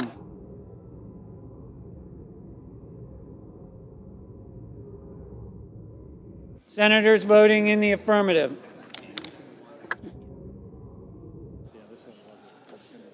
Baldwin, Blumenthal, Blunt Rochester, Cantwell, Coons, Fetterman, Gallego, Hickenlooper, Kaine, Kelly, Kim, King, Klobuchar, Lujan, Markey, Merkley, Murphy, Murray, Ossoff, Padilla, Reed, Rosen, Sanders, Smith, Van Hollen, Warner, Welch, Whitehouse, Wyden. Mr. Bennett, aye. Mr. Durbin, aye. Senators voting in the negative. Banks, Barrasso, Blackburn, Bozeman, Britt, Budd, Cassidy, Cornyn, Cotton, Kramer, Crapo, Cruz, Curtis, Daines, Ernst, Fisher, Graham, Grassley, Hawley, Hoven, Husted, Hyde-Smith, Johnson, Justice, Kennedy, Langford, Lee, McConnell, McCormick, Moody, Moran, Moreno, Mullen, Murkowski, Paul, Ricketts, Rounds, Schmidt, Scott of Florida, Scott of South Carolina, Sheehy, Sullivan, Tillis, Tuberville, Wicker, Young. Ms. Lummis, no. Ms. Alsobrooks, aye. Mr. Risch, no. Ms. Hirono, aye. Well, it wasn't all going to be in one place, but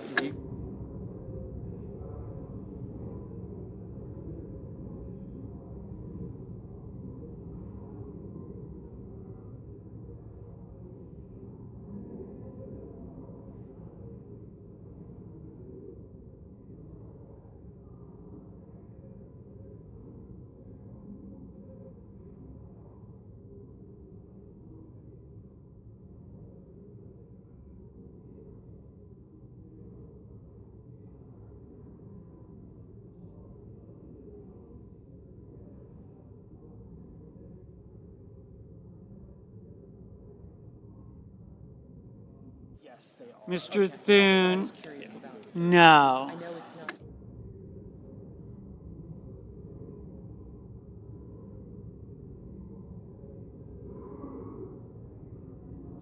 Mr. Peters, aye.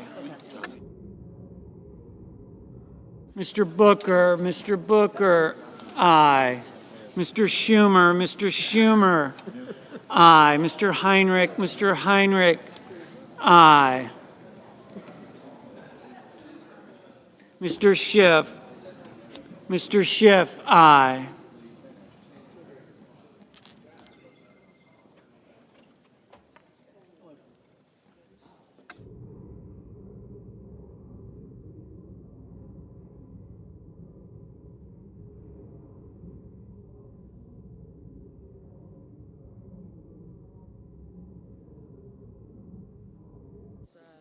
Ms. Hassan, aye. Mrs. Shaheen, oh, 30 aye. It was the original.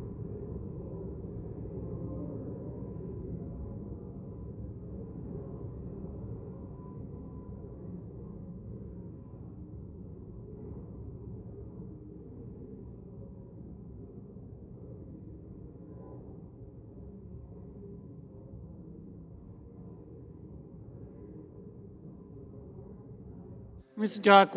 Duckworth, aye.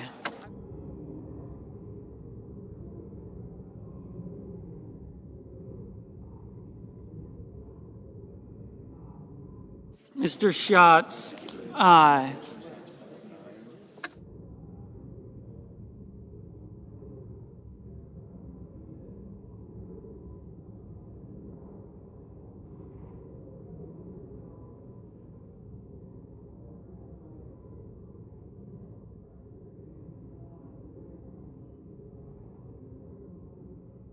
Mr. Marshall, no.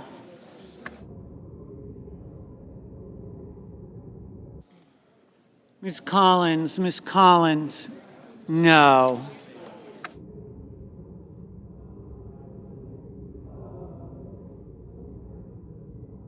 Mr. Haggerty, no.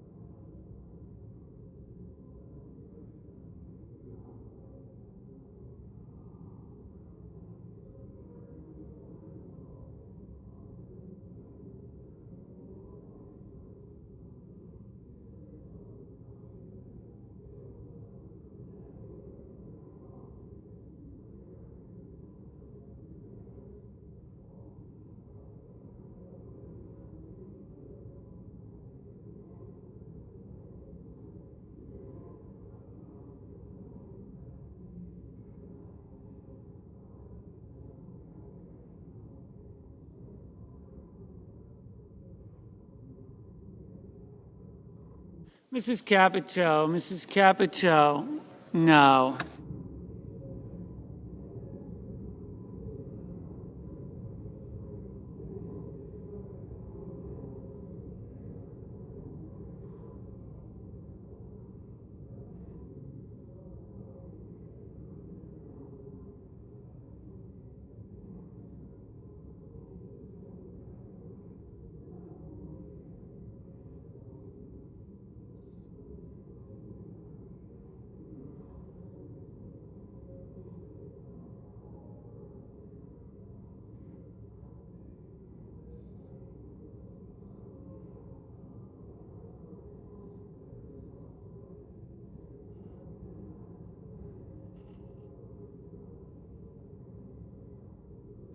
Ms. Cortez Masto, aye. Ms. Warren, aye. Ms. Slotkin, aye.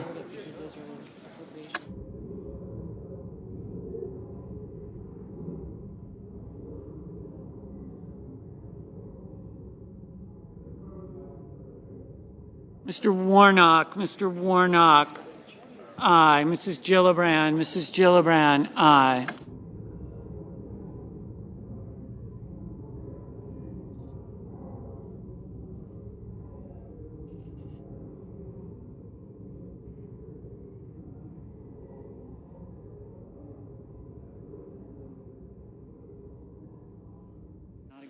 On this vote, the yeas are 47, the nays are 53. The motion is not agreed to. Mr. President. I recognize the senator from Kentucky. And I ask order in the chamber while the senator is speaking, please. Instead of a clean CR, this bill contains language that has been airdropped in that will destroy hemp farming in Kentucky and across the United States.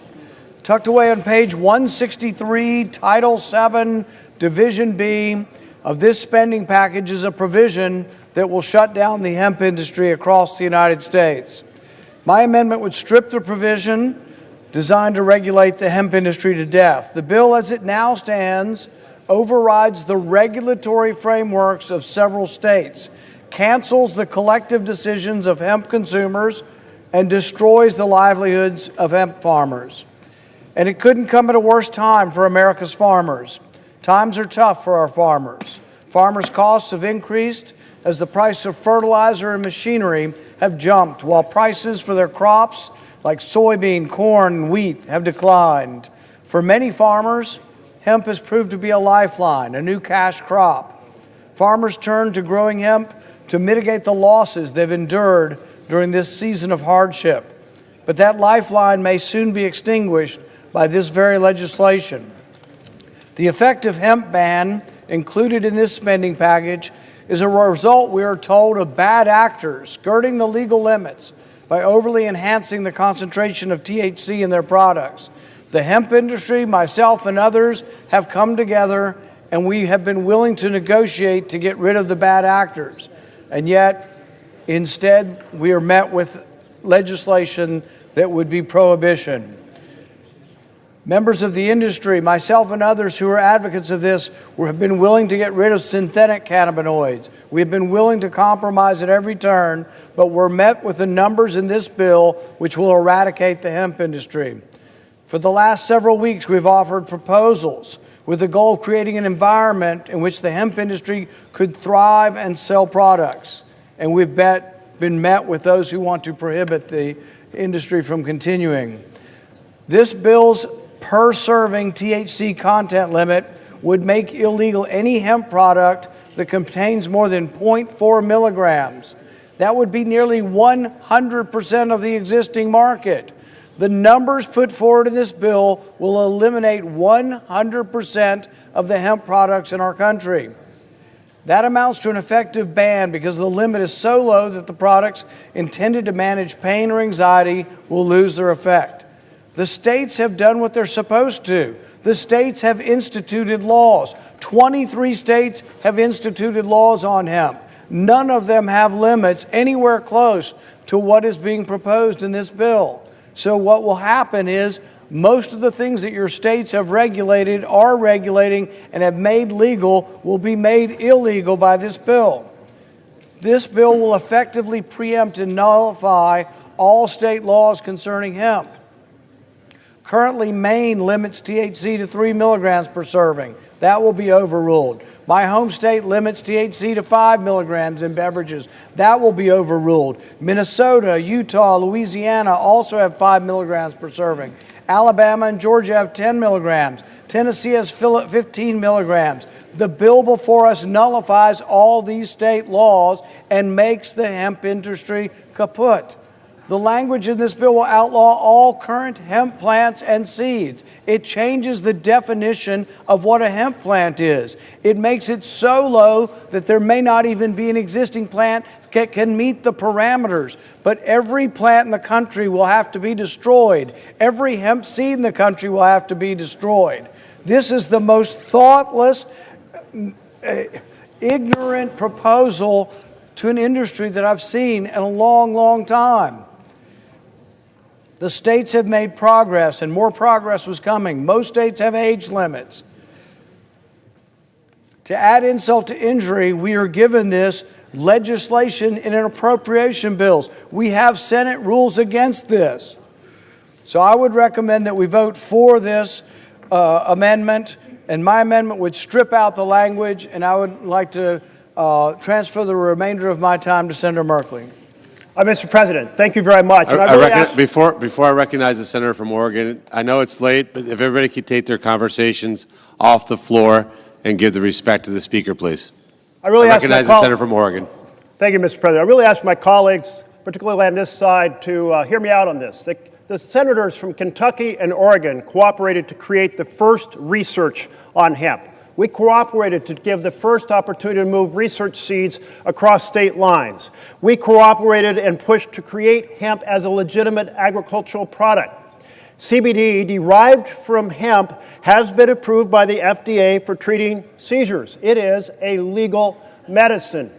We would wipe out an industry that we have spent more than a decade creating. Now, the advocates for this language that's in the bill will tell you this won't affect CBD. Every expert I've consulted has said that is exactly wrong, that this will, in fact, wipe out 95 to 99% of the industry. My colleague from Kentucky is exactly right. We asked our farmers to engage in this research. We asked them to build this industry. We should protect it for CBD. I support my other colleague from Kentucky who doesn't want intoxicated products produced from hemp. But the definition that is in this bill does far more than that, and it has to be fixed. So for now, it needs to be stripped out. Please support Senator Paul's position. Mr. President. I recognize the senator from Kentucky. The language I helped secure in the Agriculture Appropriations Bill addresses a serious concern regarding the manufacturing and selling of unregulated, intoxicating THC products nationwide. I led the effort to legalize industrial hemp through the 2014 pilot program and the 2018 Farm Bill. Unfortunately, companies have exploited a loophole in the 2018 legislation by taking legal amounts of THC from hemp and turning it into intoxicating substances and then marketing it to children in candy-like packaging and selling it easily accessible places like gas stations and convenience stores all across our country. So children end up being the unknowing consuming of these poisonous products and being sent to the hospital at an alarming rate. My efforts to close the loophole and stop this from happening are included in this appropriations package. It will keep these dangerous products out of the hands of children while preserving the hemp industry for farmers. Industrial hemp and CBD will remain legal for industrial applications such as seed, stock, fiber, grain oil, or used in drug trials. This language merely classifies the original intent of the 2018 Farm Bill, rooting out the bad actors and protecting the growing hemp industry. While some may masquerade as advocates for hemp farmers, even sometimes threatening to hold up government funding over this issue, I'll continue to work on behalf of Kentucky's farmers while protecting our children, not only in my state, but in yours as well. I would urge my colleagues to do the same. Therefore, I move to table Senate Amendment 3941 and ask for the ayes and nays. Is there a sufficient second? There appears to be. The clerk will call the roll. Ms. Ossobrooks, Ms. Baldwin, Mr. Banks, Mr. Barrasso,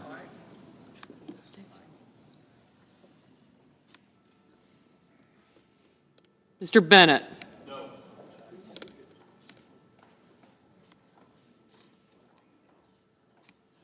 Mr. Paul.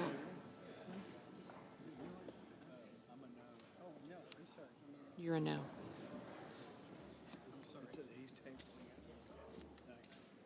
You're a no. Sure. Good deal. This Rand Paul's amendment. It's a motion.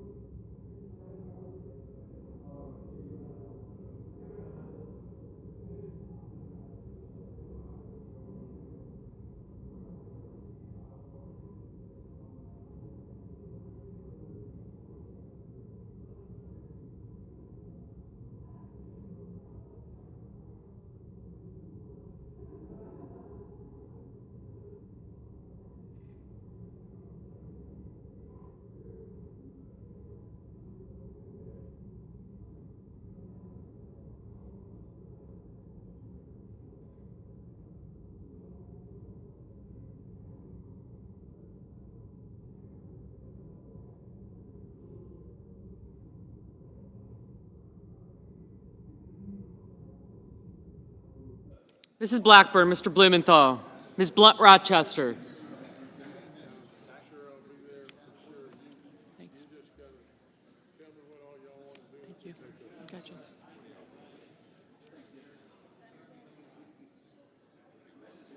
You're an aye. Mr. Booker.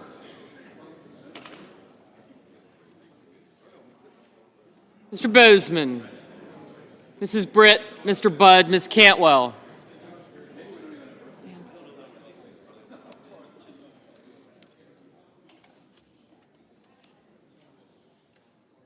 Mrs. Capito.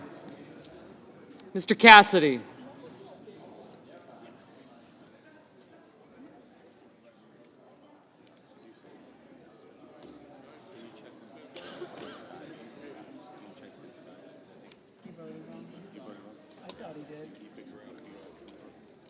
Who?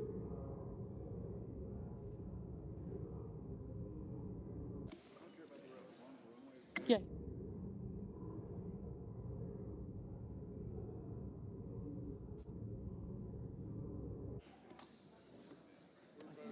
You're an aye and you're an aye. Thank you. I don't know if they're good, but they're aye. That might be a stretch. But. Ms. Collins, Mr. Coons.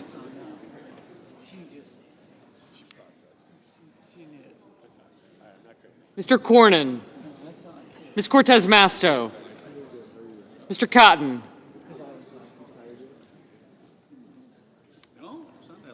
Mr. Kramer. Mr. Crapo. Mr. Cruz. Mr. Curtis. Mr. Daines. Ms. Duckworth. Mr. Durbin.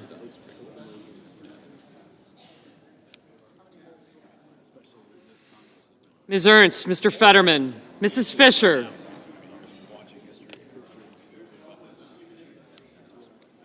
Mr. Gallego, Mrs. Gillibrand. Mr. Graham, Mr. Grassley.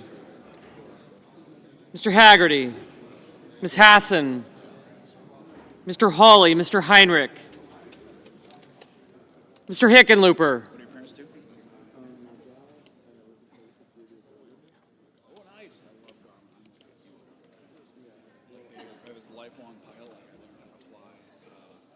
Ms. Hirono. Mr. Hoven, Mr. Husted. Mrs. Hyde-Smith.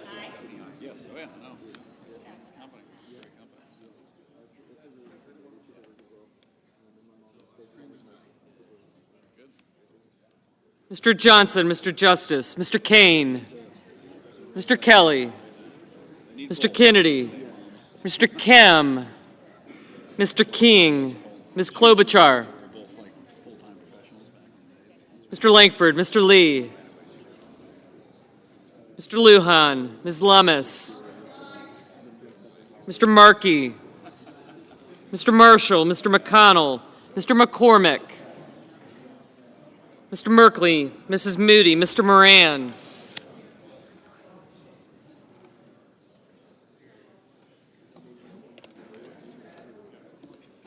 Just a moment. Sorry. Thanks. Mr. Marino. Aye.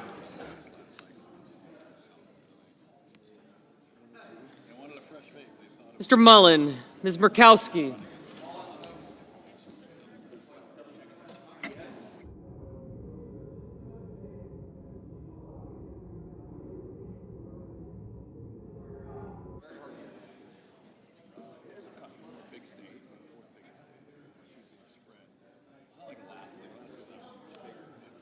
Mr. Murphy, Mrs. Murray, Mr. Ossoff,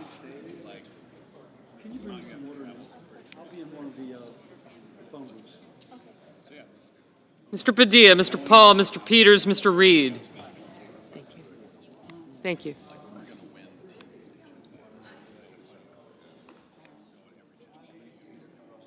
Mr. Ricketts, Mr. Risch, Ms. Rosen.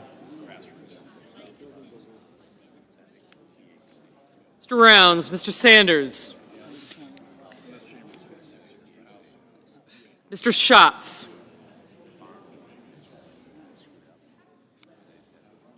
Mr. Schiff, Mr. Schmidt, Mr. Schumer. I have you.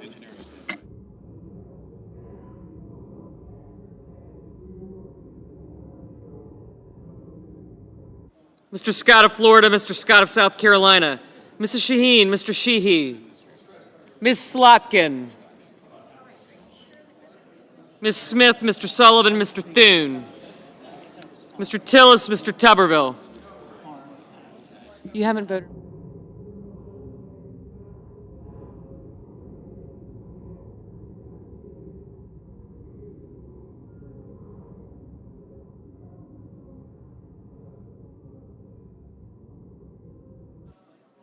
Mr. Van Hollen, Mr. Warner, Mr. Warnock, Ms. Warren, Mr. Welch, Mr. Whitehouse, Mr. Wicker, Mr. Wyden, Mr. Young.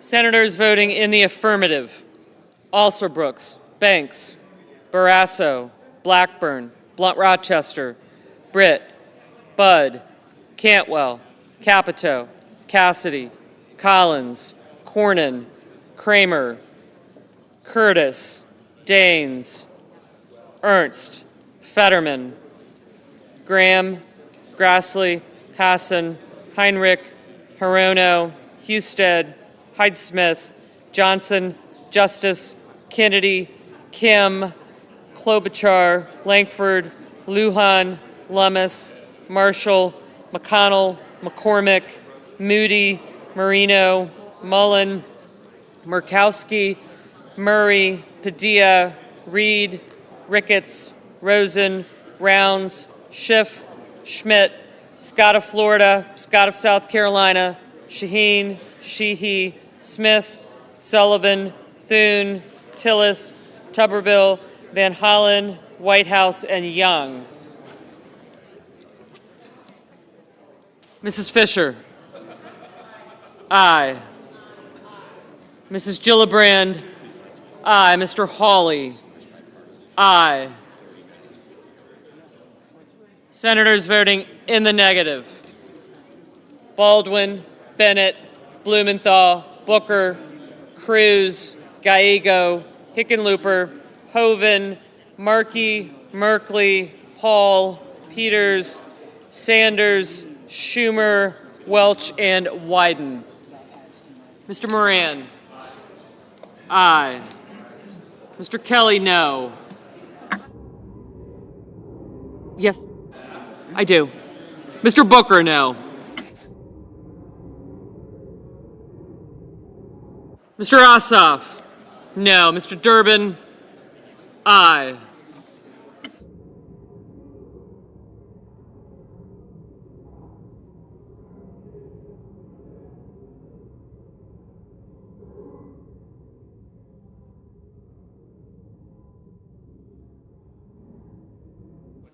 Mr. King, aye.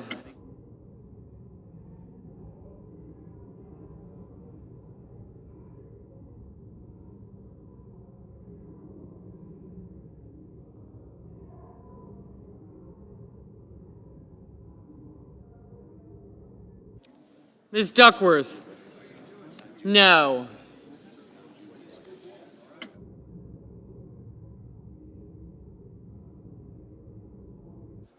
Mr. Risch, aye. Mr. Crapo, aye. Mr. Warner, aye. Mr. Wicker, aye. Mr. Haggerty, aye.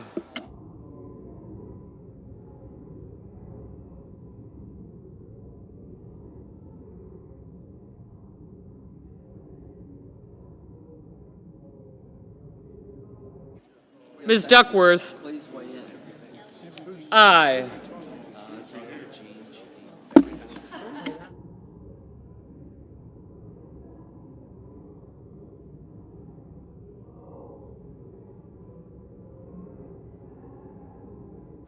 Mr. Hoven. Aye.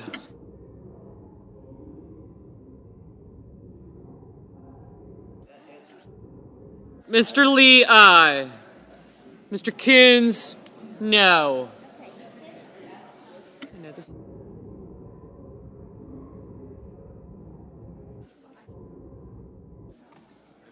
Mr. Coons, aye. Mr. Schatz, no.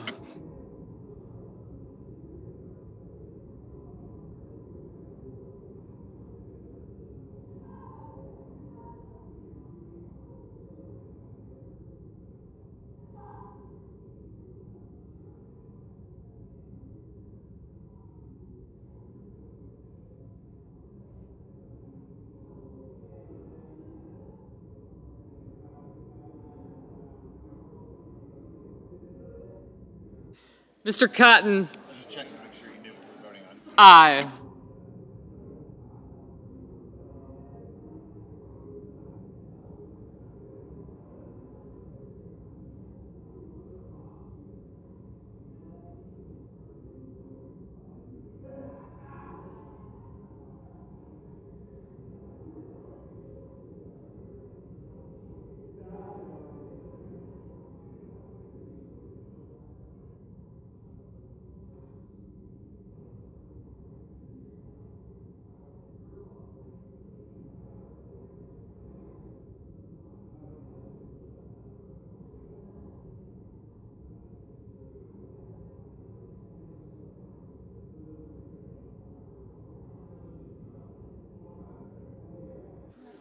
Mr. Bozeman, aye.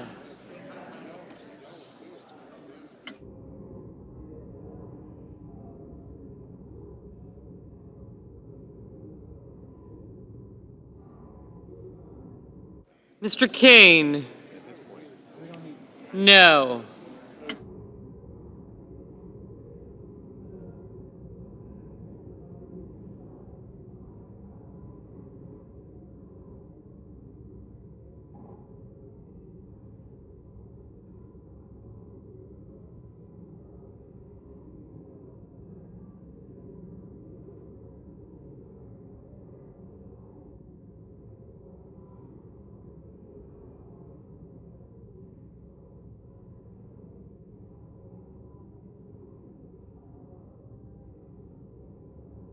Ms. Slotkin, no.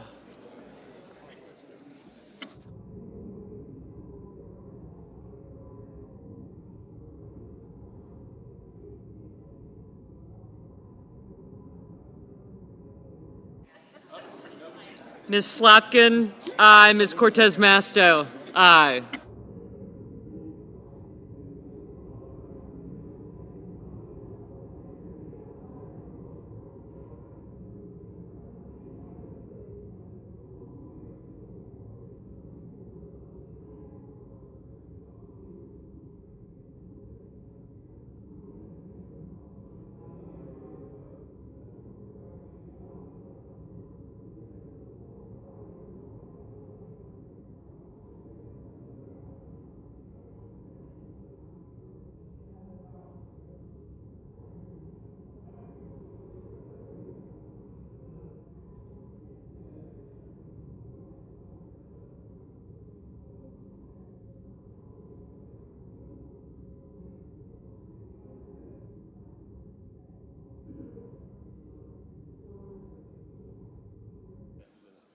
Ms. Warren, no.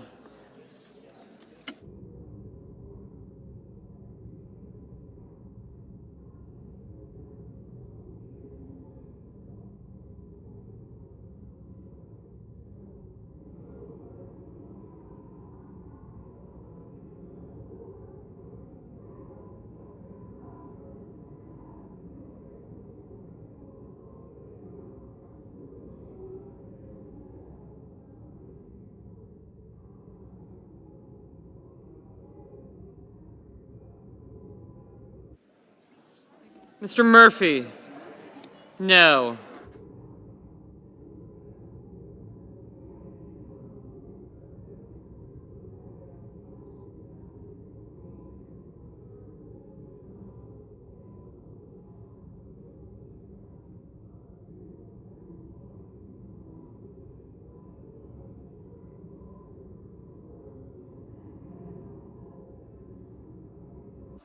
Mr. Warnock, no.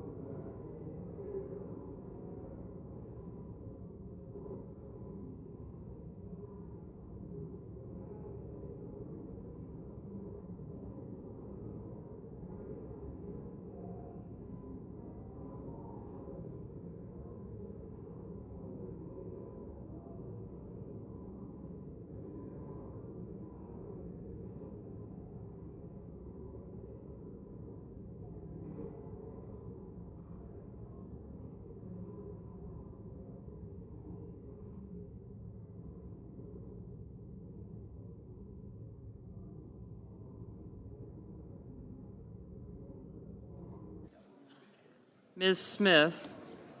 No. Ms. Klobuchar?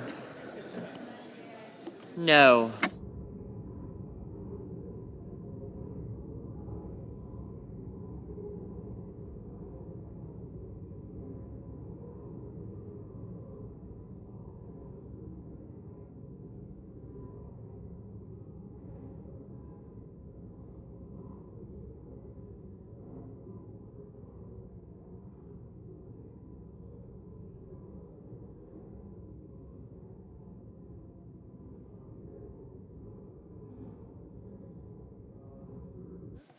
Yeas are 76, the nays are 24, and the motion is agreed to. These are 76. The yeas are 76, the nays are 24. The motion to table is agreed to. The yeas are 76. The nays are 24. The motion to table is agreed to. Thank you.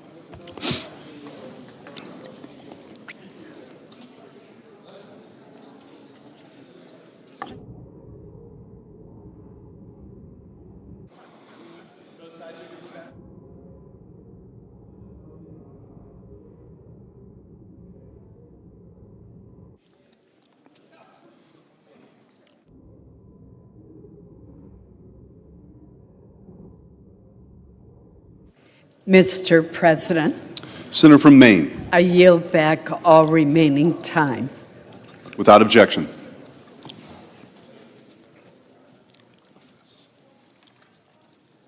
Just under the previous order, the clerk will report the motion to invoke cloture.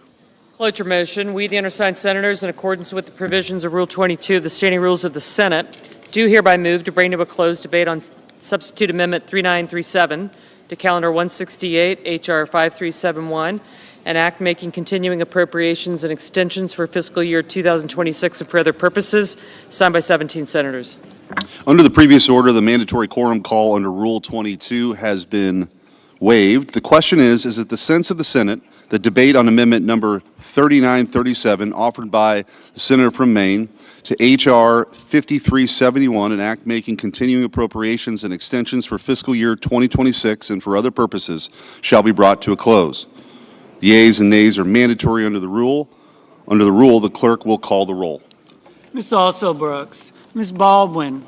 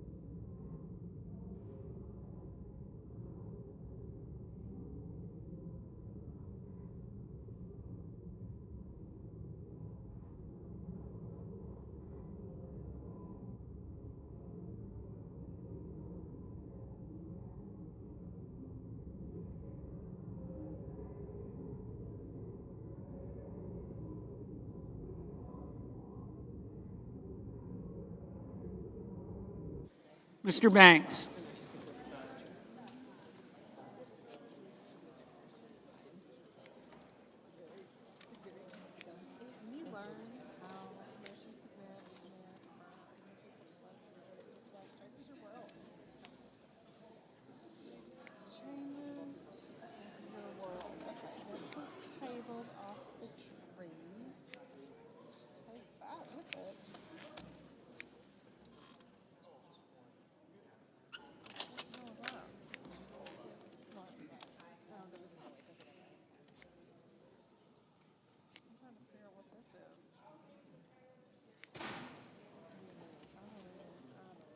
Mr. Barrasso, Mr. Bennett, Mrs. Blackburn,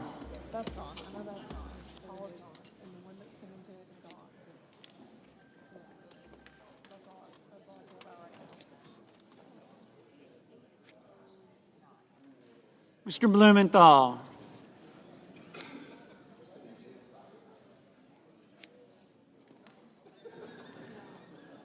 Ms. Blunt Rochester,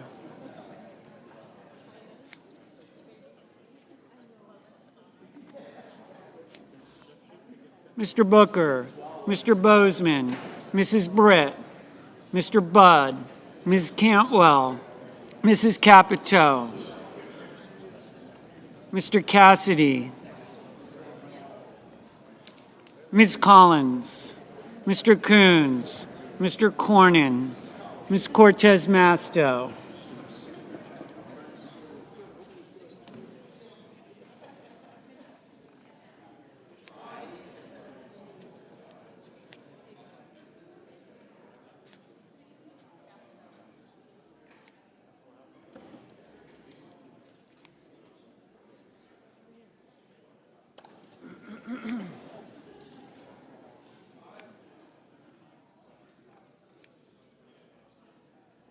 Mr. Cotton, Mr. Kramer, Mr. Crapo, Mr. Cruz, Mr. Curtis, Mr. Daines, Ms. Duckworth,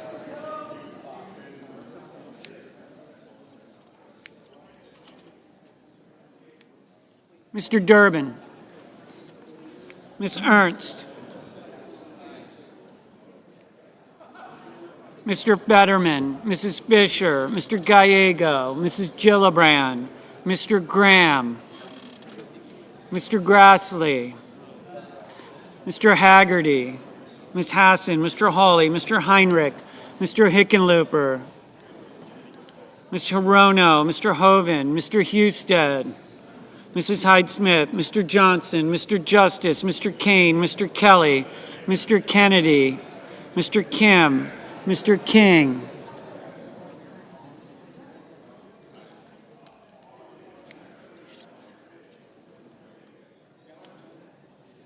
Ms. Klobuchar, Mr. Langford, Mr. Lee, Mr. Lujan,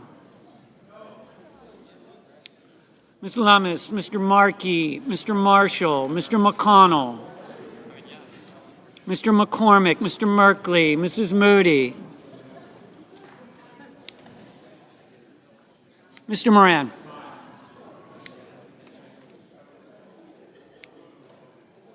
Mr. Moreno, Mr. Mullen, Ms. Murkowski, Mr. Murphy, Mrs. Murray, Mr. Ossoff,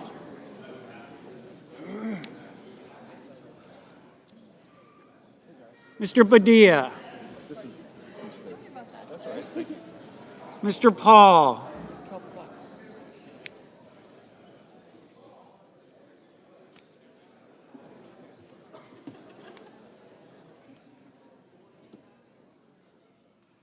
Mr. Peters, Mr. Reed, Mr. Ricketts, Mr. Risch, Ms. Rosen, Mr. Rounds, Mr. Sanders, Mr. Schatz, Mr. Schiff, Mr. Schmidt, Mr. Schumer, Mr. Scott of Florida, Mr. Scott of South Carolina, Mrs. Shaheen, Mr. Sheehy, Ms. Slotkin, Ms. Smith, Mr. Sullivan, Mr. Thune, Mr. Tillis, Mr. Tuberville, Mr. Van Hollen, Mr. Warner, Mr. Warnock, Ms. Warren, Mr. Welch, Mr. Whitehouse, Mr. Wicker, Mr. Wyden, Mr. Young,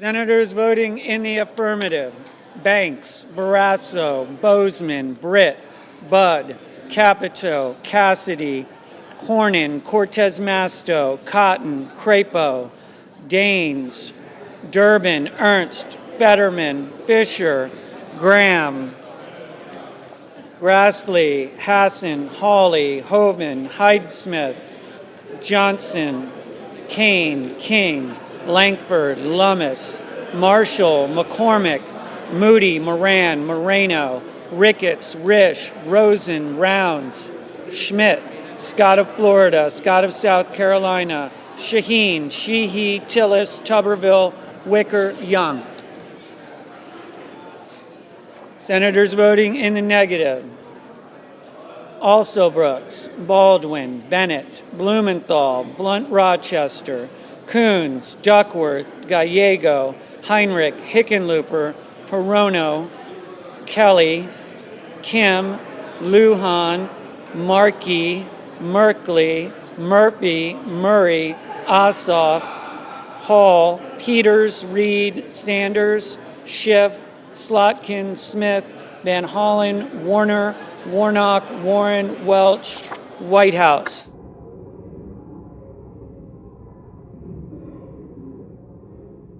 Mr. Curtis, aye.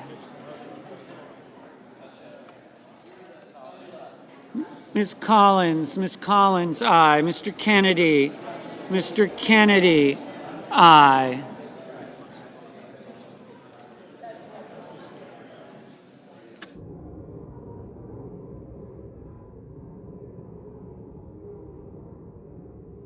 Mr. Schatz, no.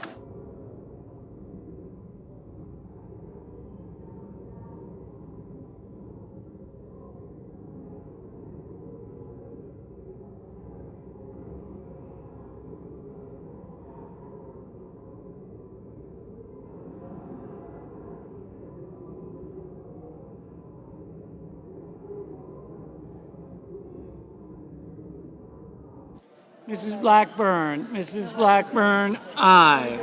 Ms. Cantwell, no. But I don't have 3947.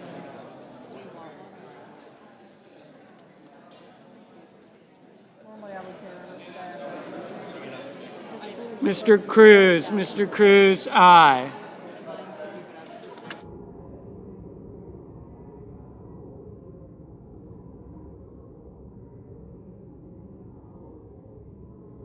Mr. Booker, no.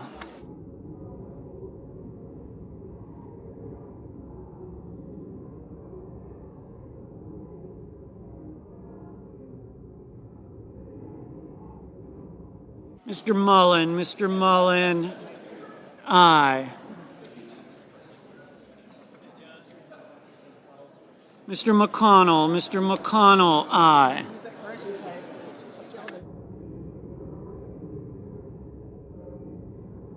Mr. Husted, aye.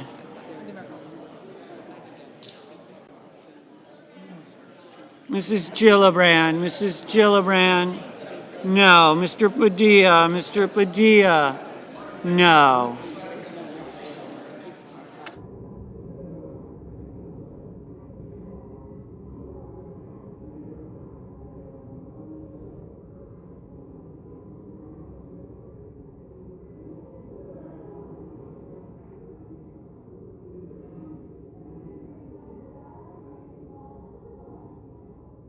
Mr.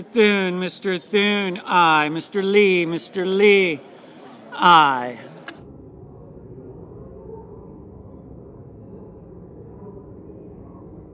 Mr. Schumer, no. Mr. Haggerty, aye. Mr. Wyden, no. Ms. Murkowski, aye. Mr. Kramer, aye.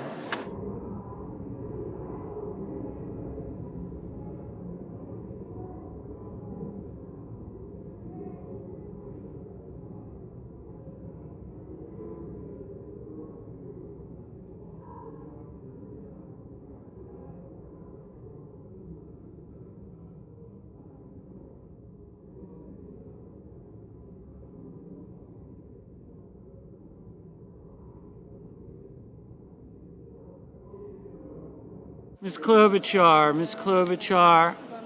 no.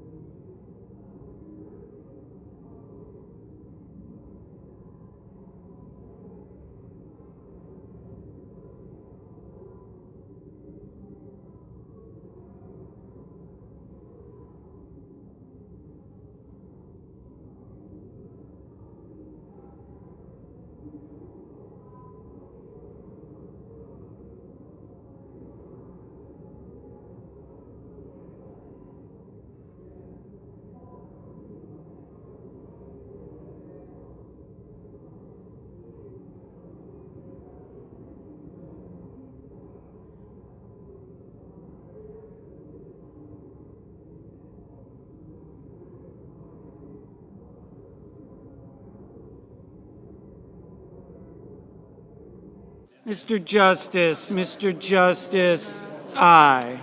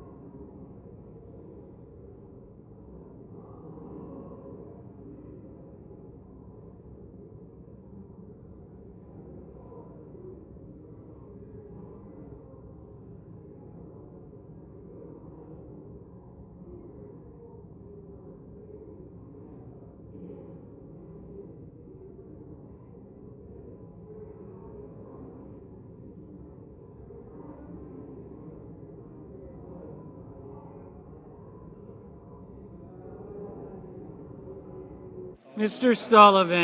Sullivan, aye.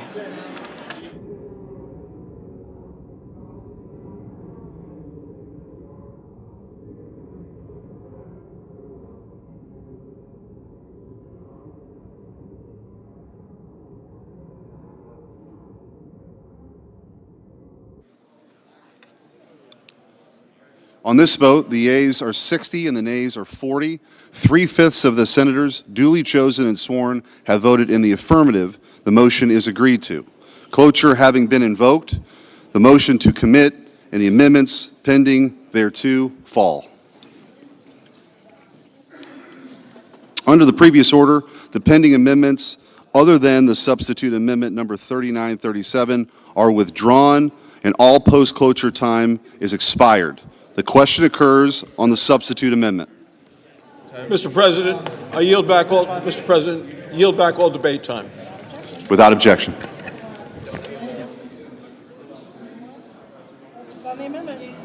Questions on the amendment? Is there a sufficient second? There appears to be. Clerk will call a roll. Ms. Ossobrooks, Ms. Baldwin, Mr. Banks, Mr. Barrasso,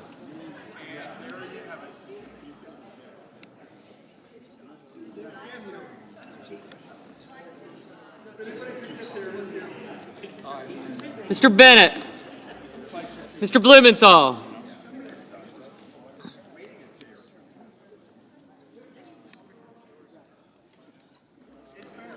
I did, thank you.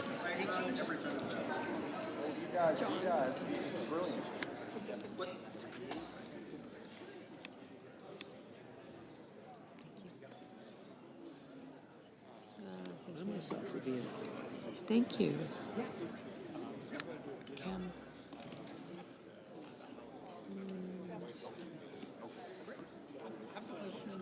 Thank you. I got you. Senator, thank you. Mrs. Murray, thank you.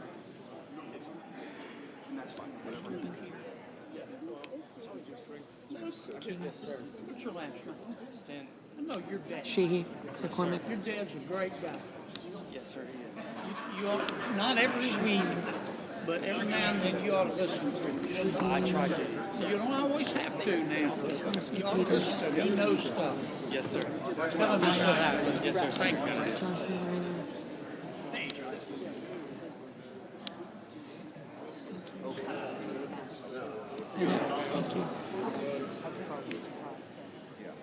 Mr. Blumenthal, Ms. Blunt Rochester.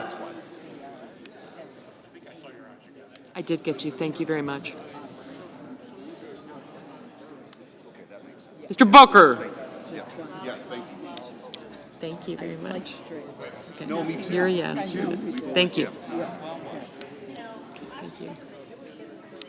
What about the glitter tie? It's purple. Most what? Thank you. You want to write, Coach? Okay. Thank you. For the holidays, it'd be nice. I'll give him a rep set. Who? Fetterman was trying to vote from the door a minute ago. I'll get Oh, tell him I've got him. We have got it. Thank you. I think the hard lifting is done. Thank you. Is this normal now? Thank you. No, we have two. Thank you. Okay. Mr. Booker, Mr. Bozeman, Mrs. Britt.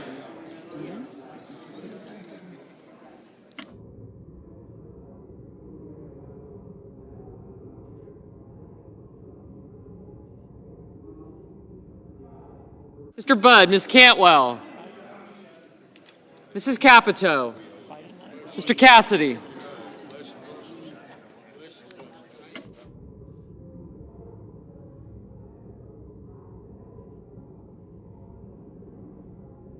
Ms. Collins, Mr. Coons, Mr. Cornyn, Ms. Cortez Masto.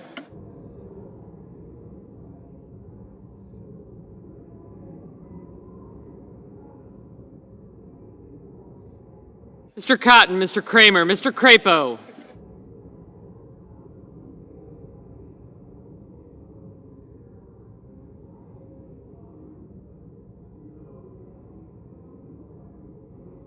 Mr. Cruz, Mr. Curtis, Mr. Daines, Ms. Duckworth, Mr. Durbin.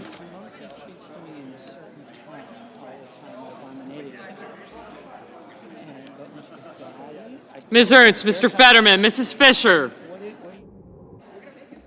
Mr. Gallego.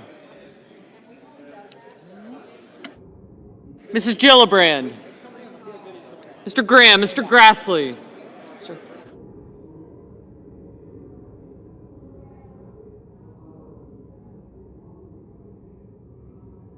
Mr. Haggerty, Ms. Hassan.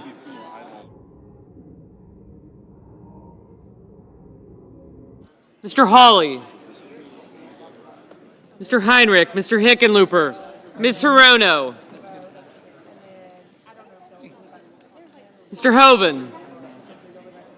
Mr. Husted, Mrs. Hyde-Smith, Mr. Johnson, Mr. Justice. Mr. Kaine. Mr. Kelly, Mr. Kennedy, Mr. Kim. Mr. King, Ms. Klobuchar.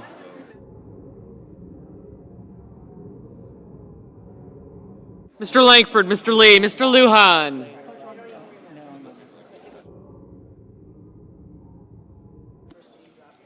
Ms. Lummis, Mr. Markey. Mr. Marshall, Mr. McConnell, Mr. McCormick, Mr. Merkley, Mrs. Moody. Mr. Moran. Mr. Marino, Mr. Mullen. Ms. Murkowski. Mr. Murphy, Mrs. Murray, Mr. Ossoff. Mr. Padilla, Mr. Paul, Mr. Peters, Mr. Reed. Mr. Ricketts, Mr. Risch, Ms. Rosen, Mr. Rounds.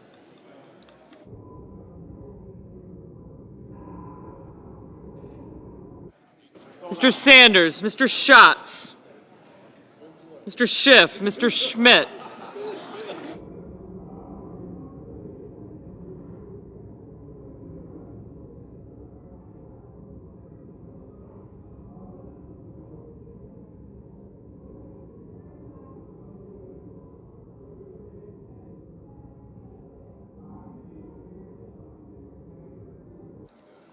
Mr. Schumer.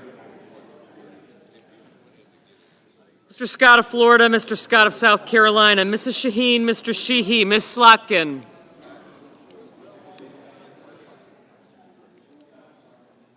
Ms. Smith, Mr. Sullivan.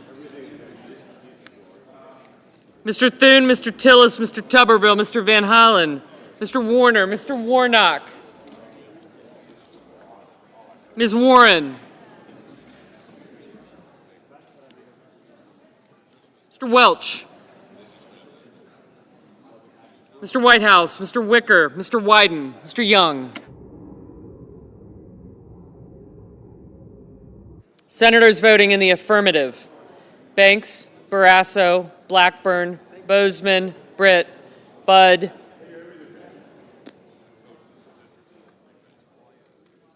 Capito, Collins, Cornyn, Cotton, Kramer, Crapo, Cruz, Curtis, Daines, Durbin, Ernst, Fetterman, Fisher, Graham, Grassley, Haggerty, Hassan, Hawley, Hoven, Husted, Hyde-Smith, Johnson, Justice, Kaine, Kennedy, King, Lankford, Lee, Lummis, Marshall, McConnell, McCormick, Moody, Moran, Marino, Mullen, Murkowski, Ricketts, Risch, Rosen, Rounds, Schmidt, Scott of Florida, Scott of South Carolina, Shaheen, Sheehy, Sullivan, Thune, Tillis, Tuberville, Wicker, and Young.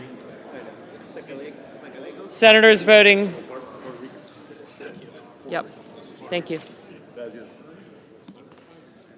Senators voting in the negative: Alsobrooks, Baldwin, Bennett, Blunt Rochester, Cantwell, Coons, Duckworth, Gallego, Gillibrand, Heinrich, Hickenlooper, Kelly, Kim, Lujan, Markey, Merkley, Murphy, Murray, Padilla, Paul, Peters, Reed, Sanders, Schiff, Smith, Van Hollen, Warner, Welch, Whitehouse, and Wyden.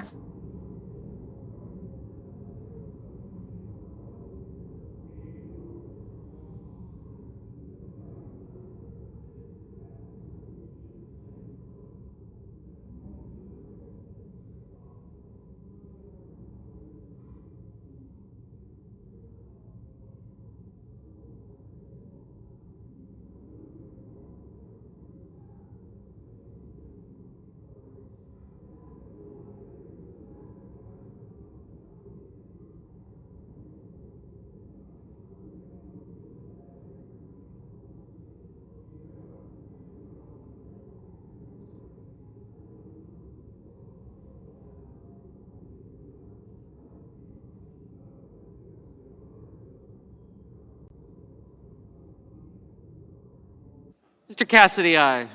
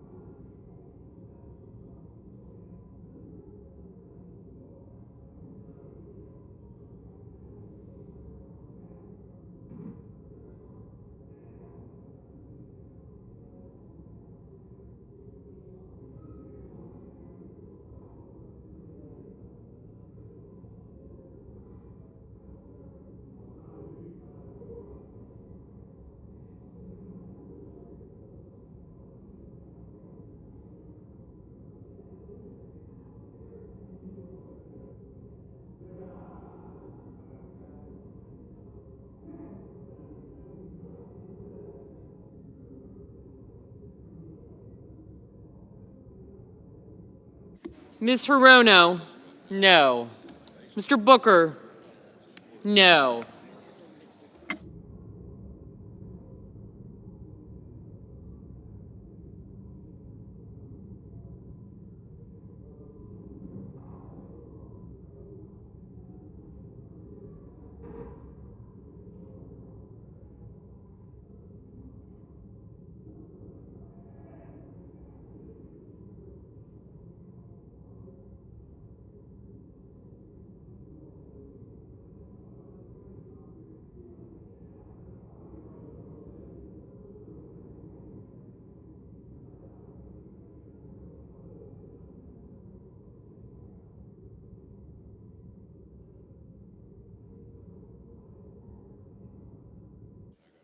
Ms. Klobuchar?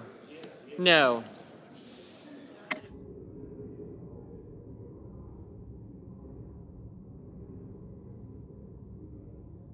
Mr. Ossoff?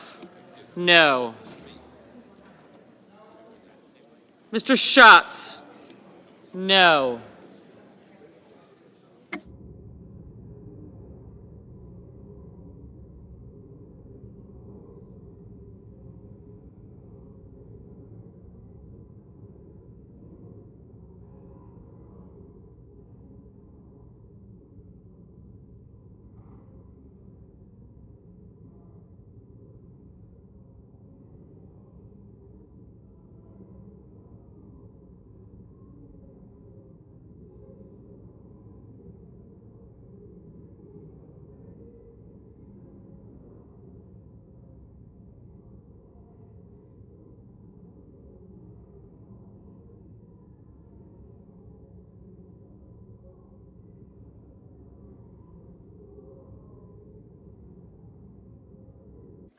Ms. Slotkin?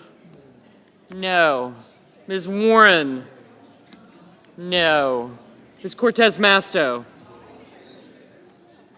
Aye.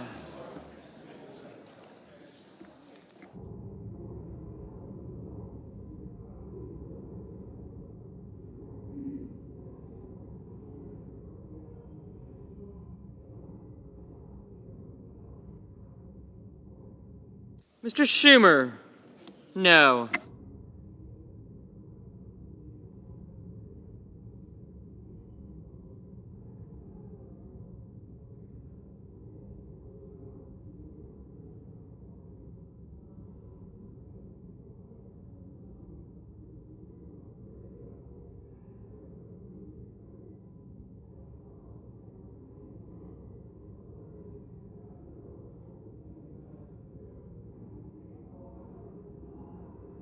Mr. Blumenthal? No.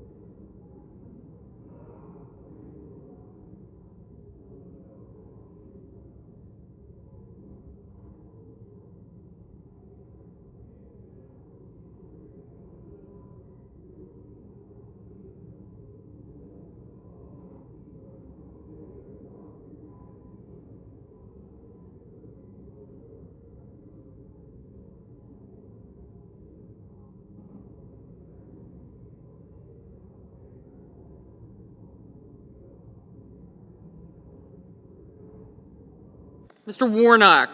No.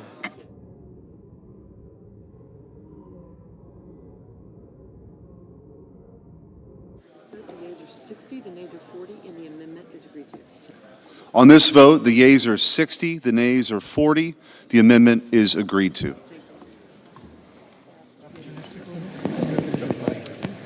I yield back on debate time. Mr. President. Senator from Wyoming. I yield back all debate time. Without objection. The clerk will report the motion to invoke cloture. Cloture motion. We, the undersigned senators, in accordance with the provisions of Rule 22 of the Standing Rules of the Senate, do hereby move to bring to a closed debate on Calendar 168, H.R. 5371, an act making continuing appropriations and extensions for fiscal year 2026 and for other purposes, as amended, signed by 17 senators. Under the previous order, the mandatory quorum call under Rule 22 has been waived. The question is it the sense of the Senate that debate on H.R. 5371, an act making continuing appropriations and extension for fiscal year 2026 and for other purposes, shall be brought to a close? The yeas and nays are mandatory under the rule. The clerk will call the roll. Ms. Also Brooks.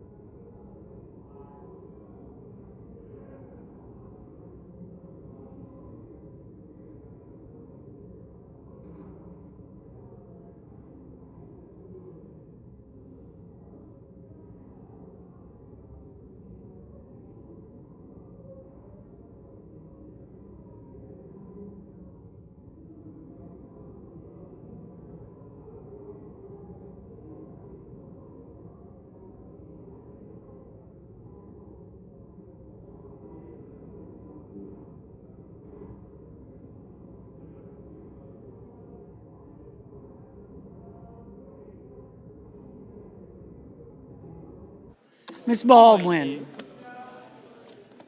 Mr. Banks. Most popular woman in the Senate in about 10 minutes. Mr. Barrasso, Mr. Bennett. Mrs. Blackburn, Mr. Blumenthal, Ms. Blunt-Rochester, Mr. Booker, Yeah, okay, it would be fun. Mr. Bozeman,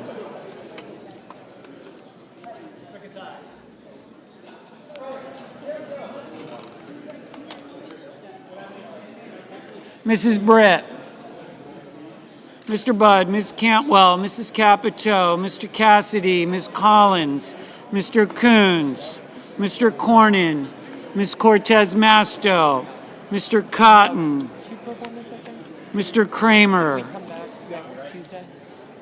So, but Mr. Crapo, it's a good trade-off. Mr. Cruz, Mr. Curtis, 10 straight weeks.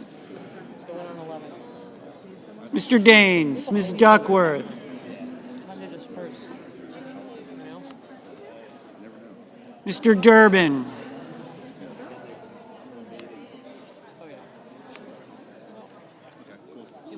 Ms. Ernst, If we had actually started this shutdown, really. Mr. Fetterman, It's good to get to this, yeah.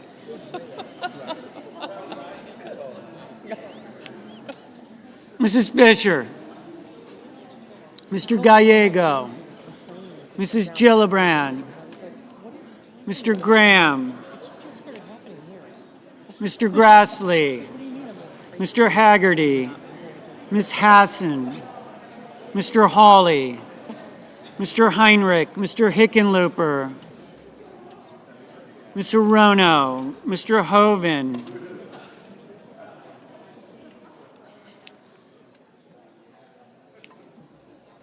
Mr. Husted, Mrs. Hyde-Smith, Mr. Johnson, Mr. Justice, Mr. Kaine, Mr. Kelly, Mr. Kennedy, Mr. Kim, Mr. King, Ms. Klobuchar, Mr. Langford,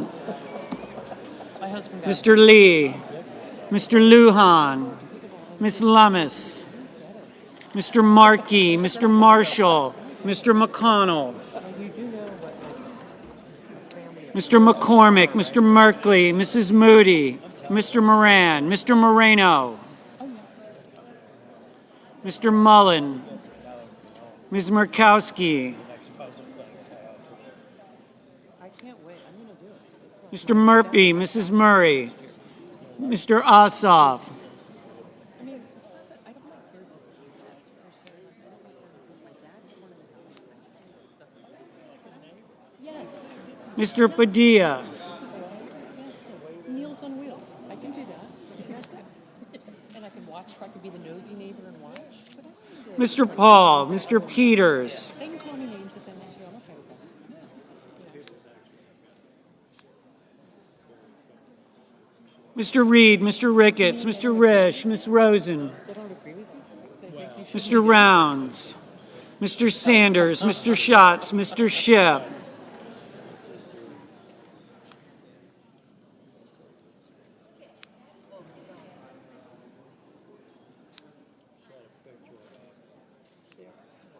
Mr. Schmidt,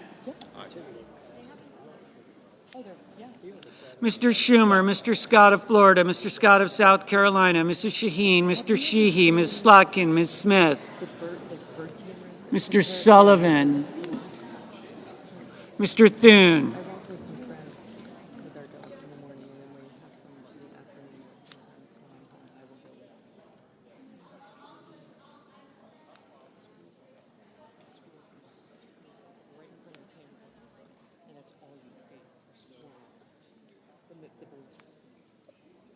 Mr. Tillis, Mr. Tuberville, Mr. Van Hollen, Mr. Warner, Mr. Warnock, Ms. Warren, Mr. Welch, Mr. Whitehouse, Mr. Wicker, Mr. Wyden, Mr. Young, capture this video. Please share them with me because I think they're hilarious.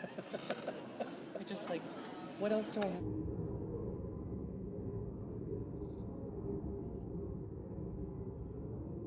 Senators voting in the affirmative: Banks, Barrasso, Blackburn, Bozeman, Budd, Capito, Cassidy, Cornyn, Cortez Masto, Cotton, Kramer, Curtis, Daines, Ernst, Fetterman, Haggerty, Hassan, Hovind, Husted, Hyde-Smith, Johnson, Justice, Kaine, Kennedy, King, Lee, Marshall, McCormick, Moran, Moreno, Mullen, Murkowski, Ricketts, Risch, Rounds, Schmidt, Scott of Florida, Scott of South Carolina, Shaheen, Sheehy, Sullivan, Tillis, Tuberville, Wicker, Young.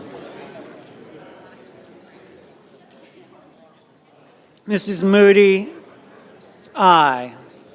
Mrs. Fisher, aye. Mr. Crapo, aye. Mr. Graham, aye. Senators voting in the negative: also Brooks, Baldwin, Bennett, Blumenthal, Blunt Rochester, Booker, Cantwell, Coons, Gillibrand, Heinrich, Hickenlooper, Hirono, Kelly, Kim, Markey, Merkley, Murphy, Murray, Ossoff, Paul, Reed, Sanders, Schiff, Schumer, Slotkin, Smith, Van Hollen, Warner, Warnock, Warren, Wyden.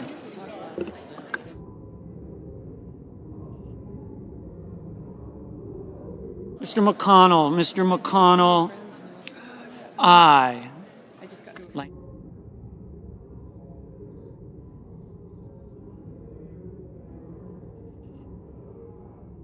Mr. Langford, aye. Mr. Hawley, aye. Mr.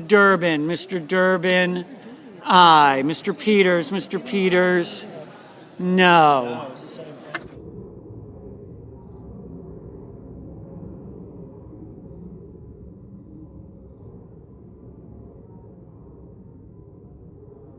Mr. Cruz, aye. Mr. Thune, aye.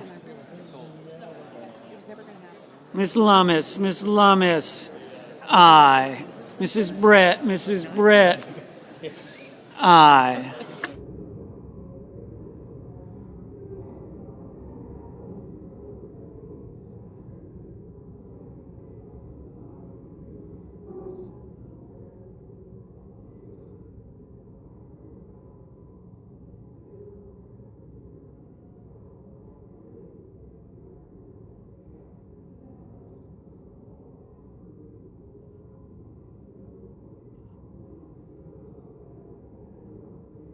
Mr. Schatz, no.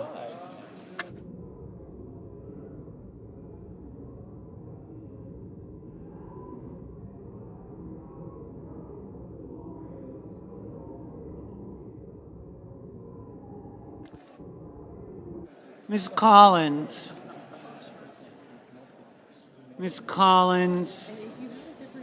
aye.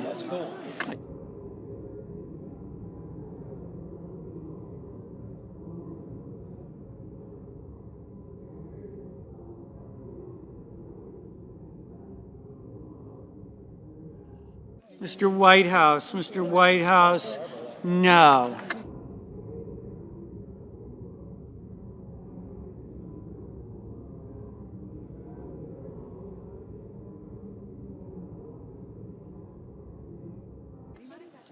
Ms. Klobuchar, no. Mr. Grassley, aye.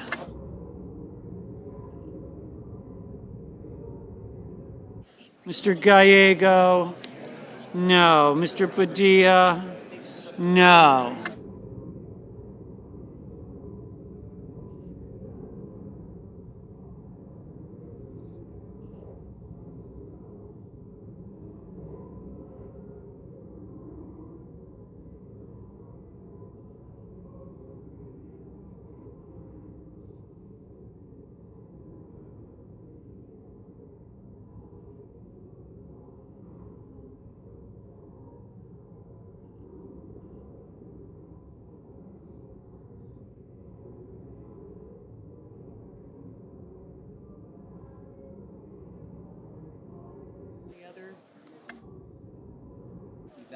Ms. Duckworth, Ms. Duckworth, no.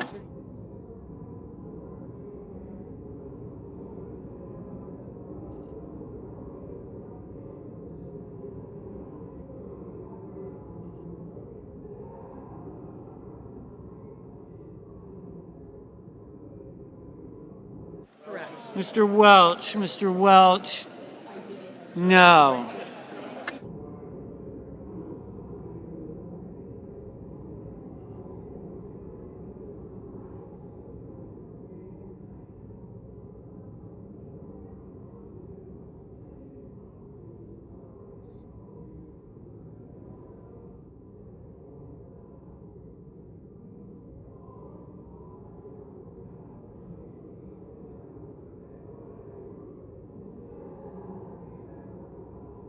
Mr. Lujan, no.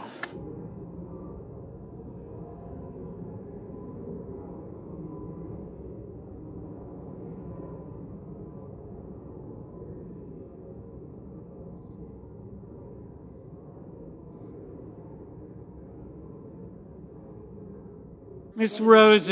Rosen, aye.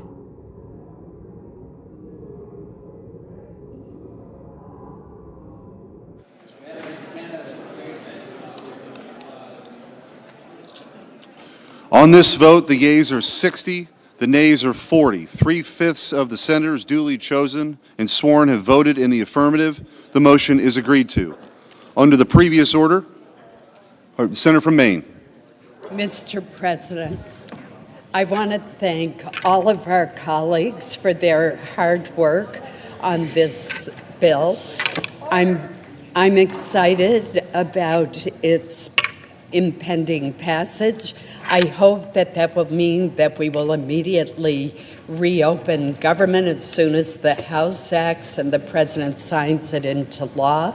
And I'm also very pleased that we were able to fully fund 3 appropriations bills that passed with overwhelming bipartisan support on August 1st. So I thank my colleagues. I know of no other requests for time, and I would yield back the remaining time. Without objection. Under the previous order, the clerk will read the title of the bill for the third time. Calendar number 168, H.R. 5371, an act making continuing appropriations and extensions for fiscal year 2026 and for other purposes. The question occurs on the passage of the bill as amended. Is there sufficient second? There appears to be. Clerk will call the roll. Ms. Alsobrooks. Okay, you guys are go. Thank you.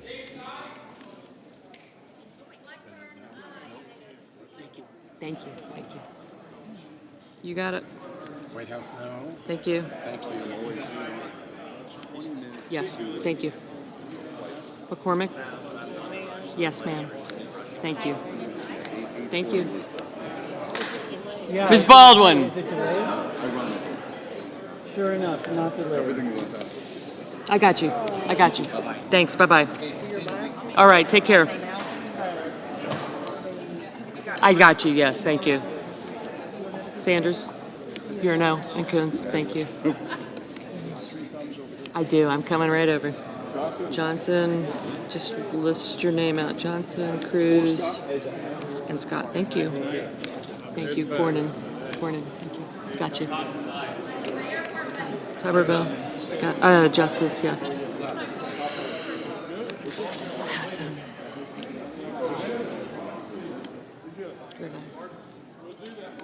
You're an aye. Thank you. You're an aye. Thank you. Thank you. Thank you. Thanks. Thank you. Okay, good. Thank you. Thank you. Okay, Bo. You're an aye. Thank you. You're an aye.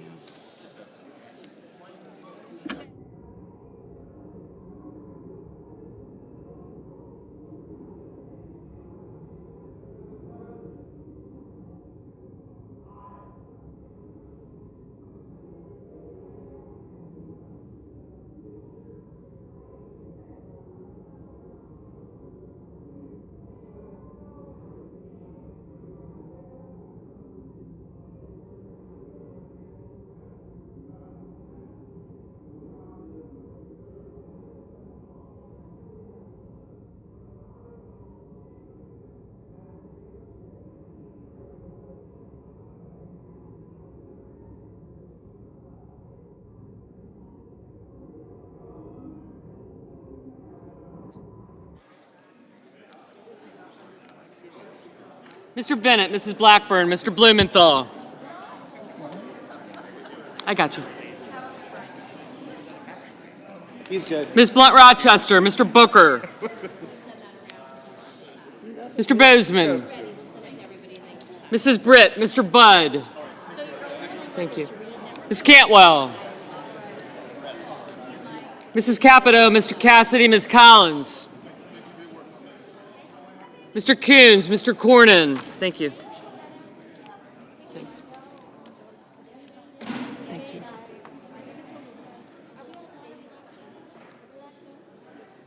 Mr. Coons, Mr. Cornyn, Ms. Cortez Masto.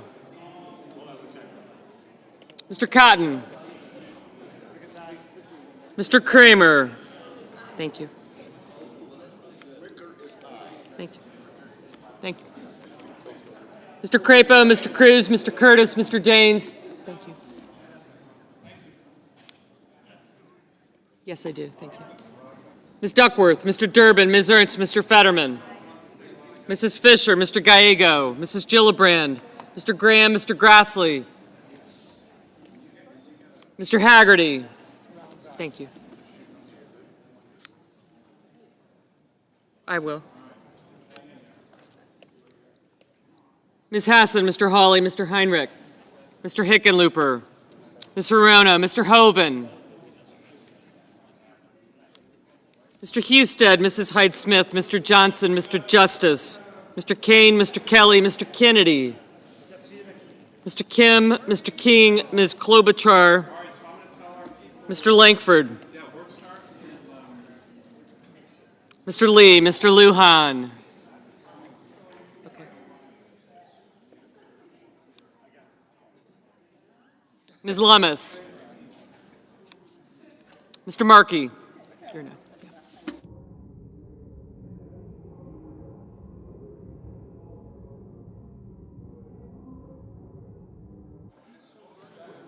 Mr. Markey, Mr. Marshall, Mr. McConnell, Mr. McCormick, Mr. Merkley, Mrs. Moody, Mr. Moran, Mr. Marino, Mr. Mullen, Ms. Murkowski, Mr. Murphy, Mrs. Murray, Mr. Ossoff, Mr. Padilla, Mr. Paul, Mr. Peters, Mr. Reed, Mr. Ricketts, Mr. Risch, Ms. Rosen, Mr. Rounds, Mr. Sanders, Mr. Schatz, Mr. Schiff, Mr. Schmidt, Mr. Schumer,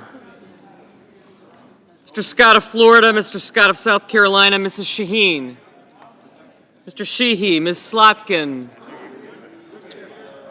Ms. Smith, Mr. Sullivan, Mr. Thune. Yep. Mr. Tillis, Mr. Tuberville, Mr. Van Hollen, Mr. Warner, Mr. Warnock. Thank you. Ms. Warren. Mr. Welch, Mr. Whitehouse. Mr. Wicker, Mr. Wyden.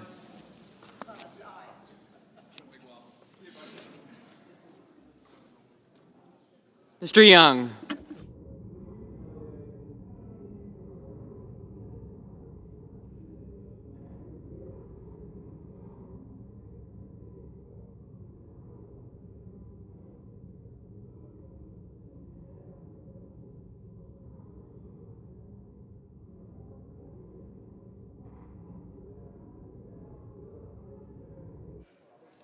Senators voting in the affirmative: Banks, Barrasso, Blackburn, Bozeman, Britt, Budd, Capito, Cassidy, Collins, Cornyn, Cotton, Kramer, Crapo, Cruz, Curtis, Daines, Durbin, Ernst, Fetterman, Fisher, Graham, Grassley, Haggerty, Hassan, Hawley, Hoven, Husted, Hyde-Smith, Johnson, Justice, Kaine, Kennedy, King, Lee, Lummis, McConnell, McCormick, Moody, Moran, Marino, Mullen, Ricketts, Risch, Rosen, Rounds, Schmidt, Scott of Florida, Scott of South Carolina, Shaheen, Sheehy, Sullivan, Thune, Tillis, Tuberville, Wicker, and Young. I got it. Yep.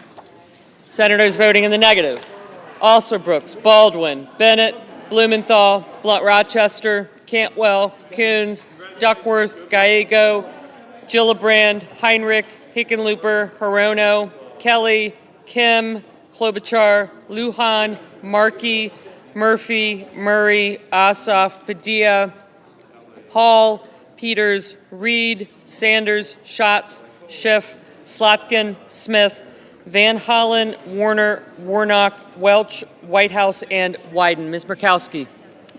Aye. Ms. Warren? No. Ms. Cortez Masto? Aye.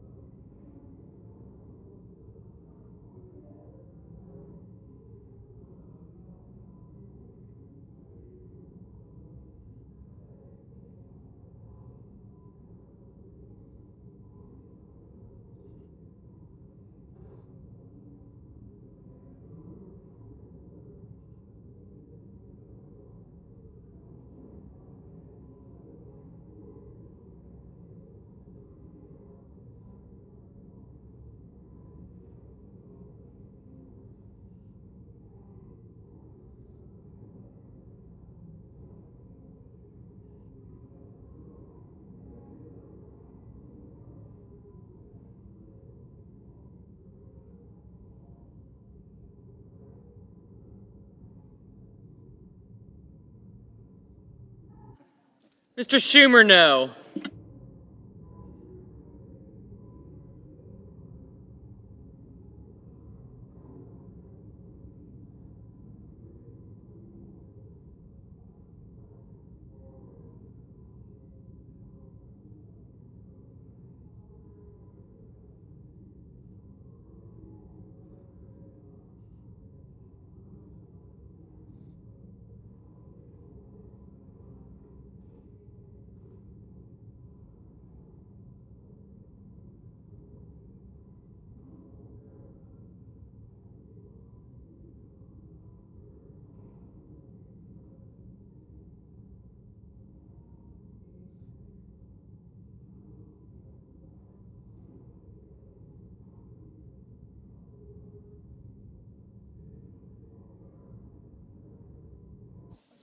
Mr. Langford, aye.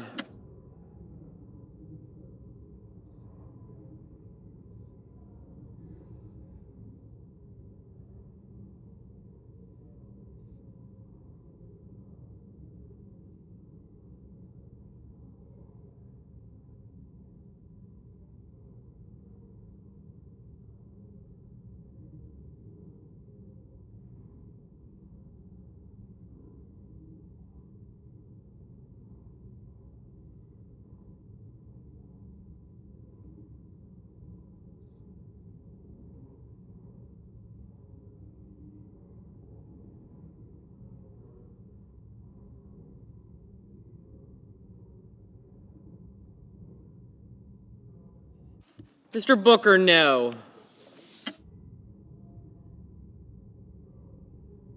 Just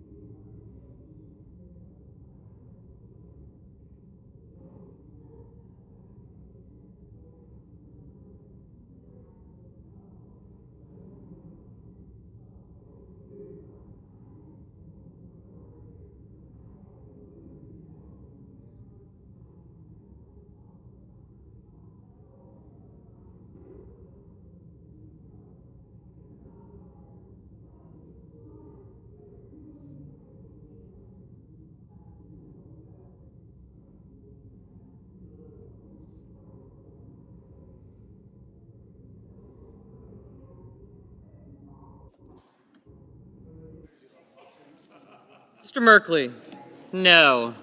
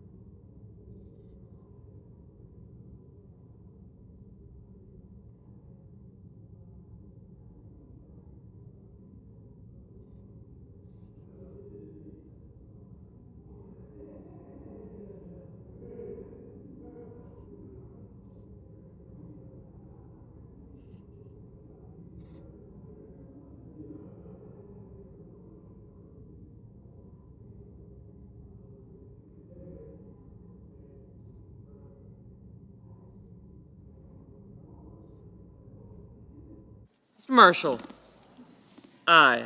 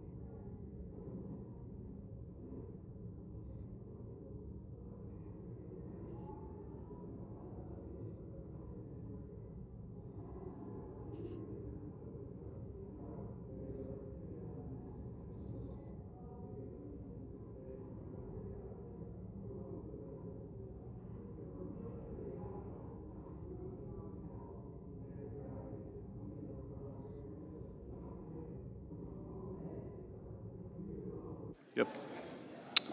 On this vote, the ayes are 60, the nays are 40. The bill as amended is passed. Under the previous order, the motion to reconsider is considered made and laid upon the table.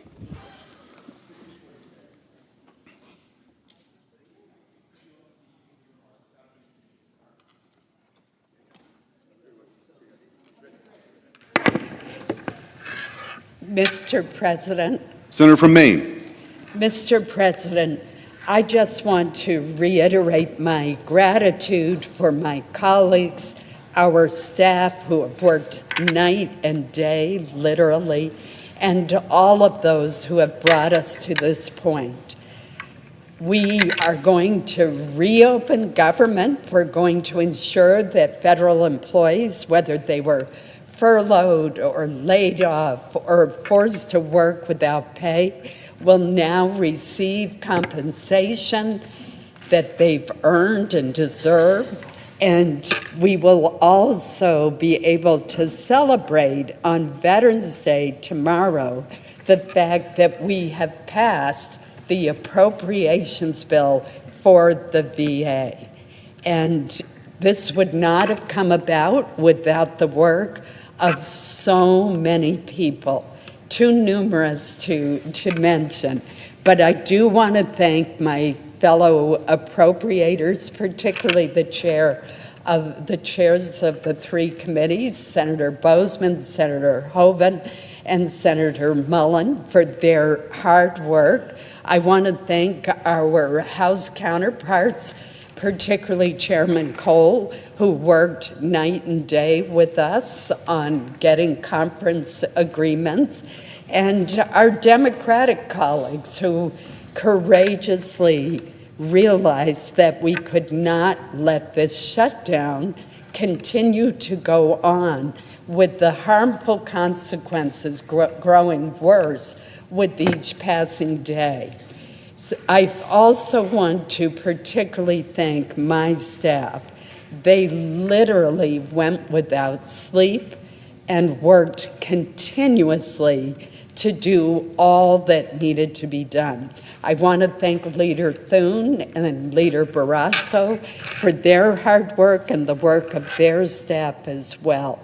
So my list of gratitude could go on, but the hour is getting late, and I do want people to be able to go on home for the night and home, finally. Again, I think this is a great victory for the American people, and it shows that the Senate can work, that we can produce the results that are needed. I want to give a shout out to Senator Katie Britt, who is here this evening. She helped in so many ways with the negotiations. Senator Shaheen, Senator Kaine, Senator Angus King, my colleague, and the rest of the 8 Democrats who are willing to cross party lines for the good of the people of this country. So thank you, Mr. President, for all that has been done and for your personal participation as well. I yield the floor.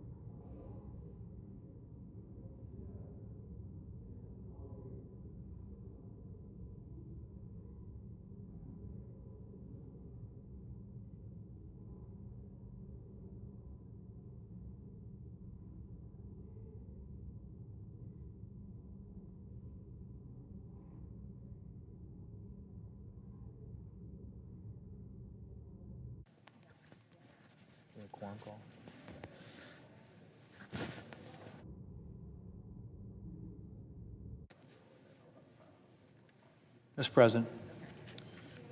Majority Leader. Mr. President, this has been a very long road, quite literally the longest shutdown in history. I am very, very happy to be able to say that we are coming to the end. And before we close today, I want to take the time to say thank you to my staff who have worked around the clock tirelessly now for the past 6 weeks. To the staff of the Appropriations Committee, who have played a critical role in getting us to where we are here today. To the cloakroom staff, to every Senate staffer on both sides of the aisle who has spent 41 days coming into work without pay. To custodial staff who, again, without pay, have kept this building and the Senate office buildings livable. To all the institutional staff without whom this place would not run, to the Secretary of the Senate and everyone in her office, the Sergeant at Arms and her team, and the Architect of the Capitol and his staff, and everyone on the floor right now making this session happen. And to the men and women of the United States Capitol Police who have shown up during the shutdown day in and day out to protect the rest of us. I'm humbled by and grateful for your service. I know that the strain of these weeks has been immense, that you all have families, rent to meet, bills to pay, car and mortgage payments. And I'm grateful for all you have done to keep the Senate running. And for all that you do every day, shutdown or no shutdown, to serve the Senate and to serve our country. And with that, after 6 excruciating weeks, I will stop talking and let all of you get some rest. Mr. President, I yield the floor.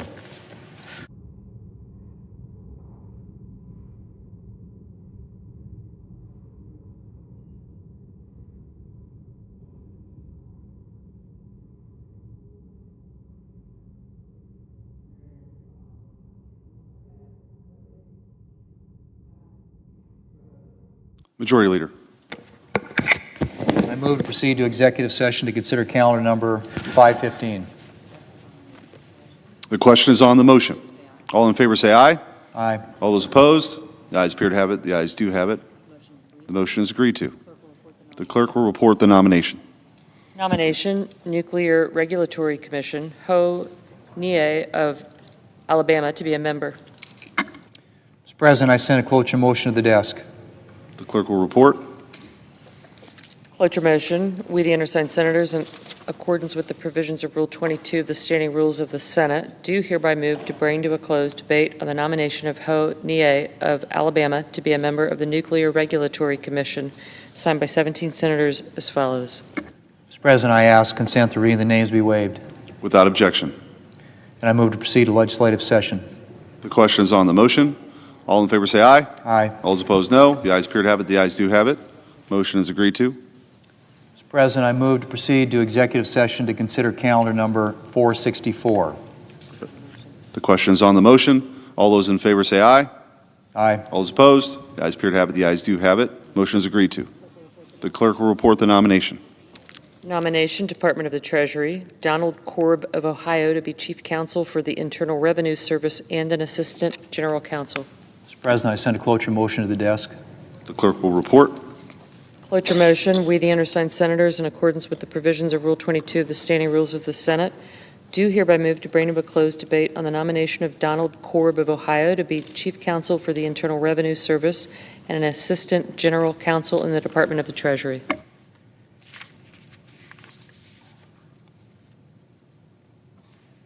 Mr. President, I sent a cloture motion to the desk. I did that, yeah. But do we waive the names, reading the names? Yeah. Without objection.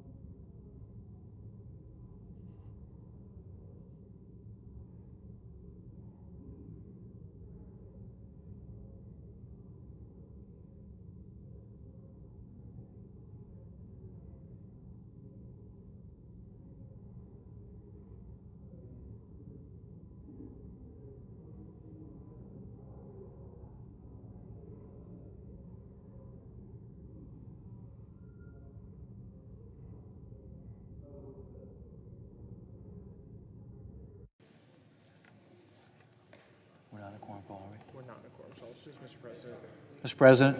Majority Leader. Mr. President, I ask unanimous consent that the Senate resume legislative session and be in a period of morning business with senators permitted to speak therein for up to 10 minutes each. Without objection. And I ask unanimous consent that all members of the Republican Conference be authorized to sign duly enrolled bills or joint resolutions from November the 11th through November the 18th. Without objection, so ordered. Mr. President, I ask unanimous consent the Senate proceed to the consideration of SRS 497, which is at the desk. The clerk will report. SRS 497, permitting the collection of clothing, toys, food, and housewares during the holiday season for charitable purposes in Senate buildings. Is there an objection to proceeding to the matter? Without objection, the Senate will proceed. Mr. President, I ask unanimous consent the resolution be agreed to and the motion to reconsider be considered made and laid upon the table with no intervening action or debate. Without objection. Mr. President, I ask unanimous consent that the Senate now proceed to the en bloc consideration of the following resolutions which are at the desk: SRS 494, SRS 495, SRS 496, and SRS 498. Is there an objection to proceeding en bloc? Without objection, the Senate will proceed en bloc. Mr. President, I ask unanimous consent that the resolutions be agreed to, the preambles be agreed to, and that the motions to reconsider be considered made and laid upon the table all en bloc. Without objection. Mr. President, I ask unanimous consent that when the Senate completes its business today, it adjourn to then convene for pro forma session only with no business being conducted on the following dates and times: Thursday, November 13th at 6:30 p.m. and Monday, November 17th at 3 p.m. Further, that when the Senate adjourns on Monday, November the 17th, it stand adjourned until 3 o'clock p.m. on Tuesday, November 18th, that following the prayer and pledge, the morning hour be deemed expired, the journal proceedings be approved today, at the time for the two leaders be reserved for the use later in the day, and the Senate be in a period of morning business with senators permitted to speak therein for up to 10 minutes each. Finally, notwithstanding Rule 22, that cloture motions filed today ripen at 5:30 p.m. Without objection, so ordered. Mr. President, if there's no further business to come before the Senate, I ask that it stand adjourned under the previous order. The Senate stands adjourned until Thursday at 6:30 p.m. Without objection.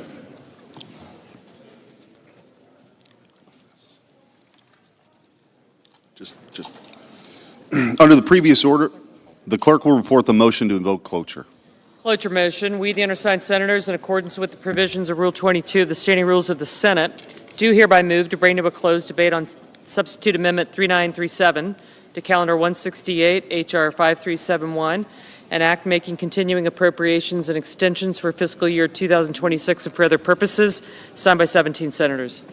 Under the previous order, the mandatory quorum call under Rule 22 has been waived. The question is it the sense of the Senate that debate on Amendment number 3937 offered by the Senator from Maine to H.R. 5371, an act making continuing appropriations and extensions for fiscal year 2026 and for other purposes, shall be brought to a close. The yeas and nays are mandatory under the rule. Under the rule, the clerk will call the roll. Ms. Alsobrooks, Ms. Baldwin,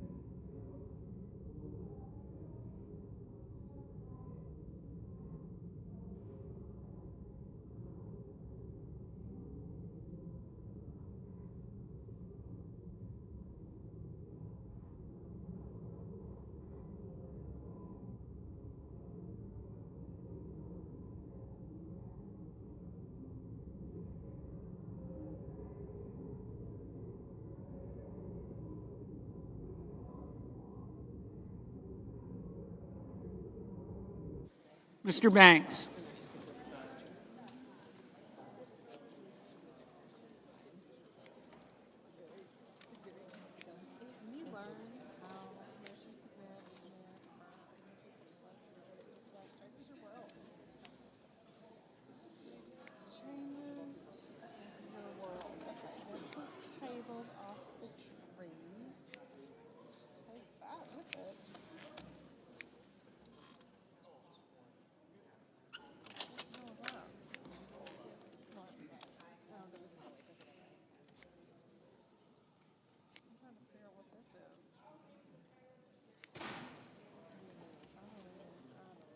Mr. Barrasso, Mr. Bennett, Mrs. Blackburn,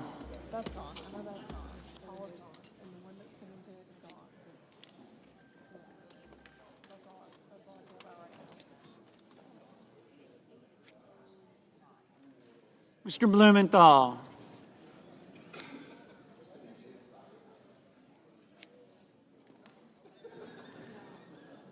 Ms. Blunt Rochester,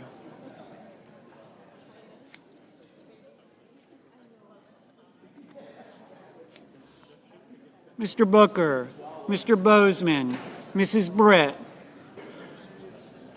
Mr. Cassidy,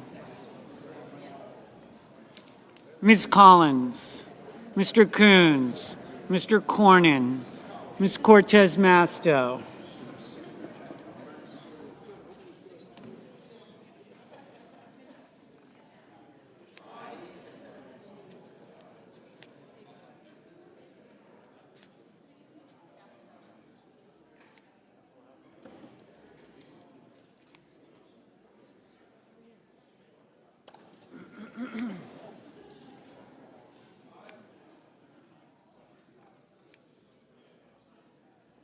Mr. Cotton, Mr. Kramer,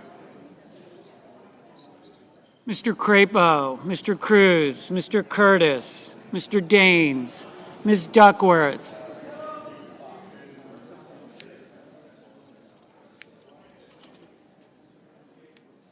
Mr. Durbin, Ms. Ernst, Mr. Fetterman, Mrs. Fisher, Mr. Gallego, Mrs. Gillibrand, Mr. Graham, Mr. Grassley, Mr. Haggerty, Ms. Hassan, Mr. Hawley, Mr. Heinrich, Mr. Hickenlooper, Ms. Hirono, Mr. Hoven, Mr. Husted, Mrs. Hyde-Smith, Mr. Johnson, Mr. Justice, Mr. Kaine, Mr. Kelly, Mr. Kennedy, Mr. Kim, Mr. King,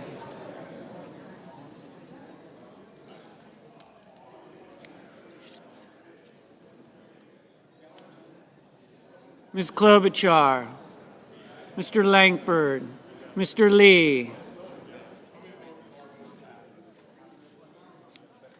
Mr. Lujan,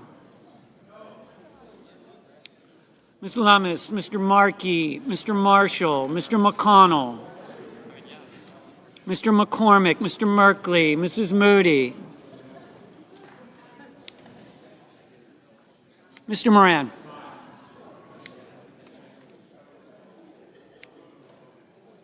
Mr. Moreno, Mr. Mullen, Ms. Murkowski, Mr. Murphy, Mrs. Murray, Mr. Ossoff,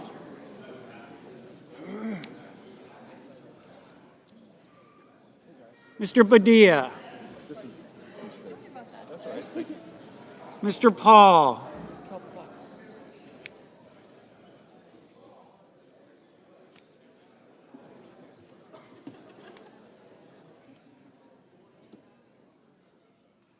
Mr. Peters, Mr. Reed, Mr. Ricketts, Mr. Risch, Ms. Rosen,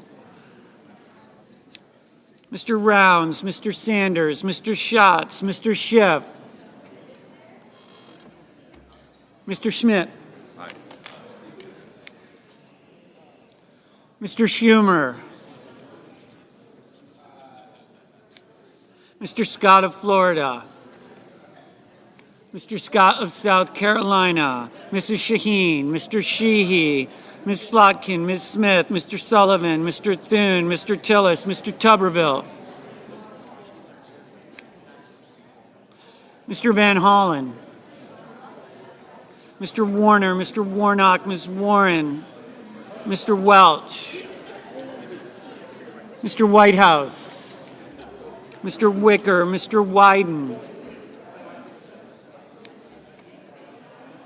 Mr. Young,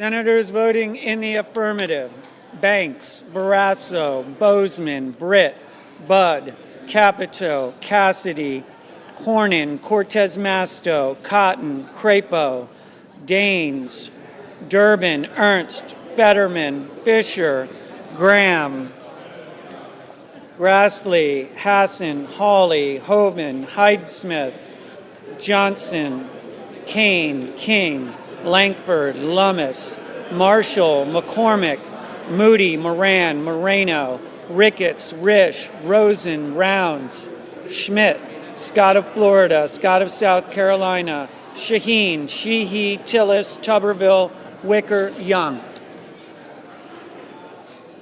Senators voting in the negative: Also Brooks, Baldwin, Bennett, Blumenthal, Blunt Rochester, Coons, Duckworth, Gallego, Heinrich, Hickenlooper, Hirono, Kelly, Kim, Lujan, Markey, Merkley, Murphy, Murray, Ossoff, Hall, Peters, Reed, Sanders, Schiff, Slotkin, Smith, Van Hollen, Warner, Warnock, Warren, Welch, Whitehouse.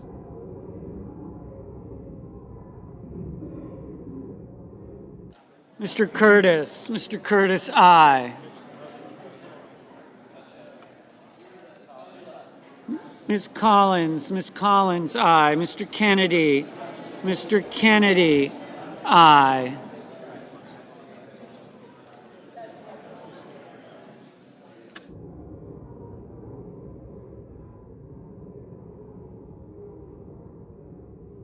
Mr. Schatz, no.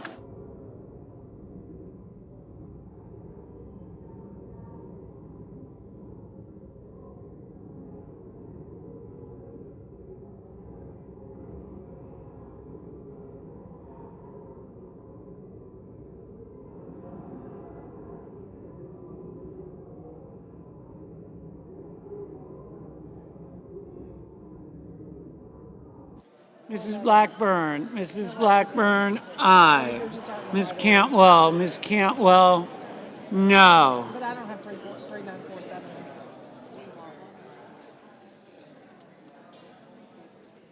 Normally I would carry it today. Mr. Cruz, aye.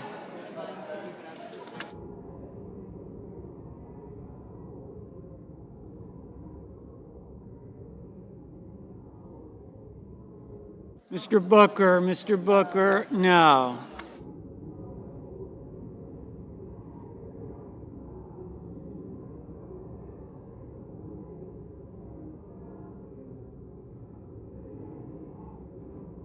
Mr. Mullen,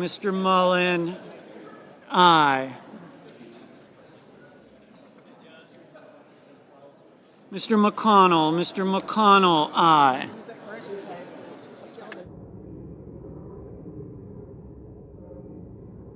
Mr. Husted, aye.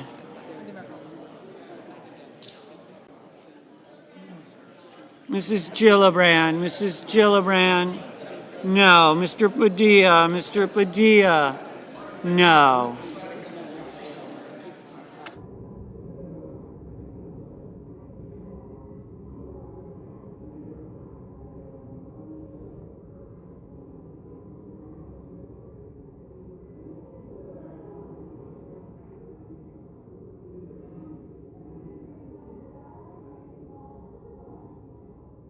Mr. Thune, aye. Mr. Lee, aye.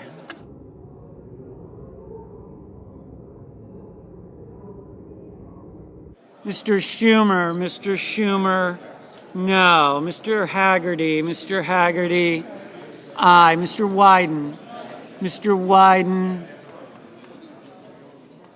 no. Ms. Murkowski, aye. Mr. Kramer, aye.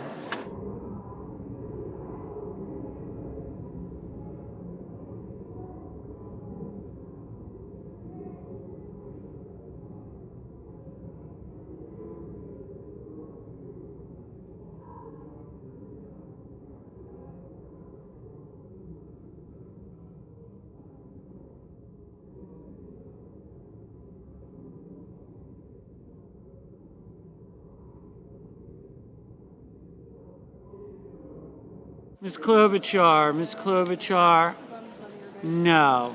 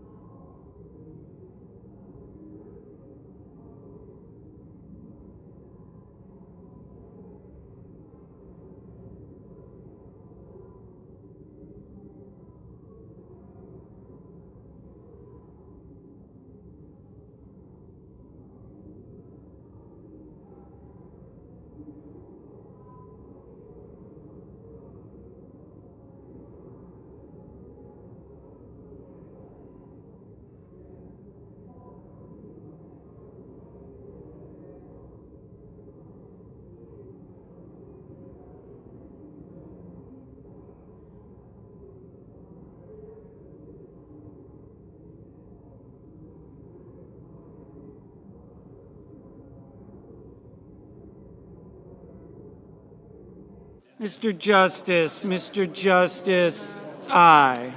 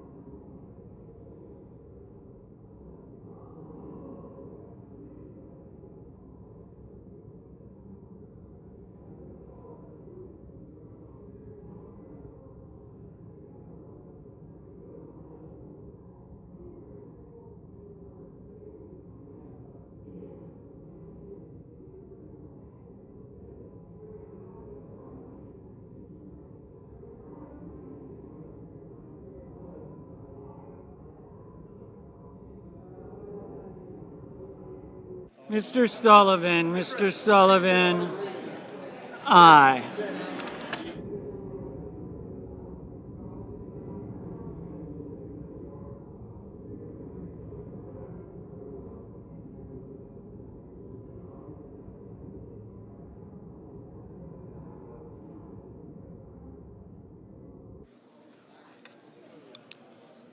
On this vote, the yeas are 60 and the nays are 40.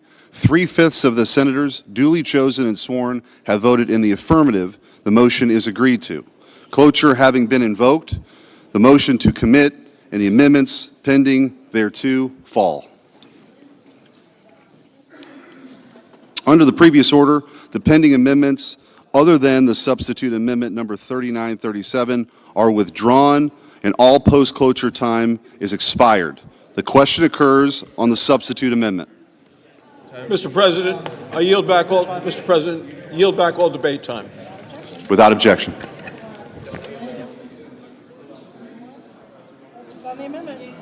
Questions on the amendment? Is there a sufficient second? There appears to be. Clerk will call a roll. Ms. Osterbrooks, Ms. Baldwin, Mr. Banks, Mr. Barrasso,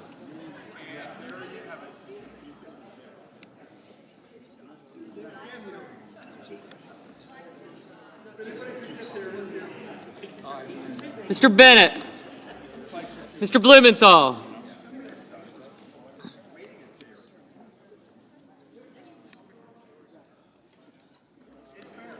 I did, thank you.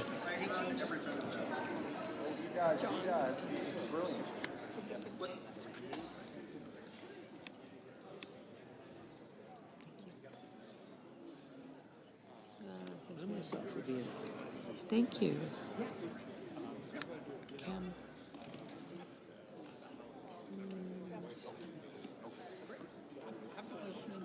Thank you. I got you. Senator, thank you. Mrs. Murray, thank you.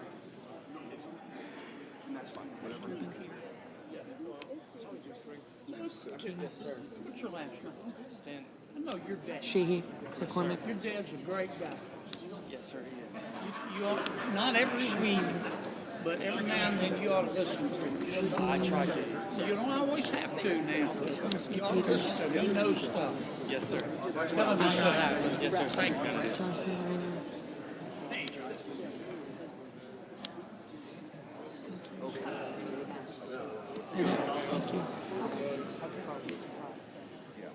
Mr. Blumenthal, Ms. Blunt Rochester.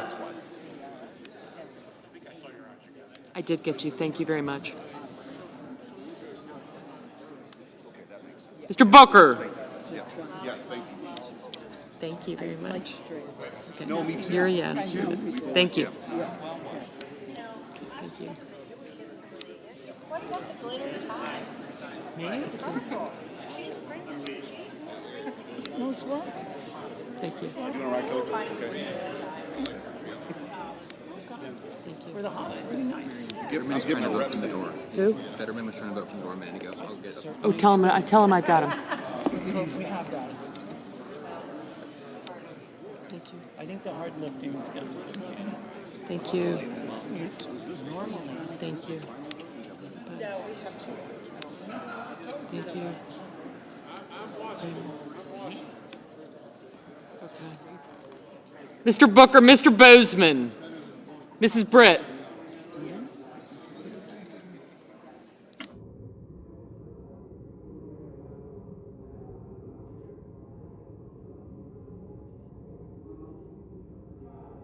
Mr. Budd, Ms. Cantwell, Mrs. Capito, Mr. Cassidy.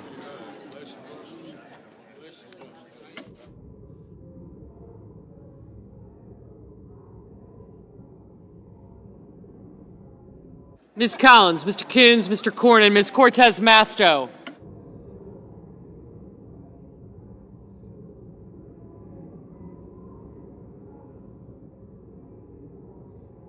Mr. Cotton, Mr. Kramer, Mr. Crapo.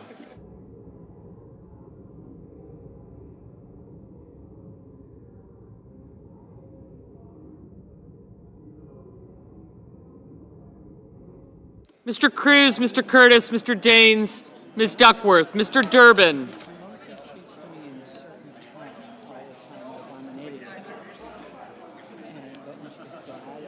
Ms. Ernst, Mr. Fetterman, Mrs. Fisher. Mr. Gallego. Mrs. Gillibrand. Mr. Graham, Mr. Grassley. Sir.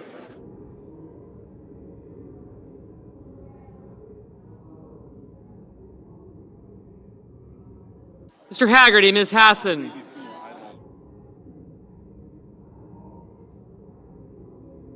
Mr. Hawley. Mr. Heinrich, Mr. Hickenlooper, Ms. Hirono. Mr. Hoven. Mr. Husted, Mrs. Hyde-Smith, Mr. Johnson, Mr. Justice. Mr. Kaine. Mr. Kelly, Mr. Kennedy, Mr. Kim. Mr. King, Ms. Klobuchar.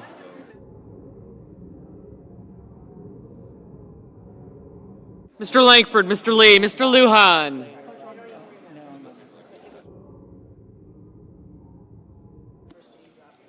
Ms. Lummis, Mr. Markey. Mr. Marshall, Mr. McConnell, Mr. McCormick, Mr. Merkley, Mrs. Moody. Mr. Moran. Mr. Marino, Mr. Mullen. Ms. Murkowski.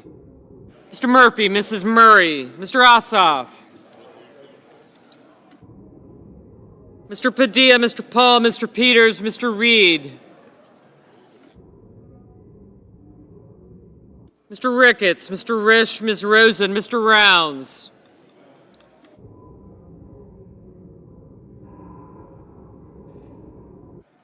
Mr. Sanders, Mr. Schatz, Mr. Schiff, Mr. Schmidt.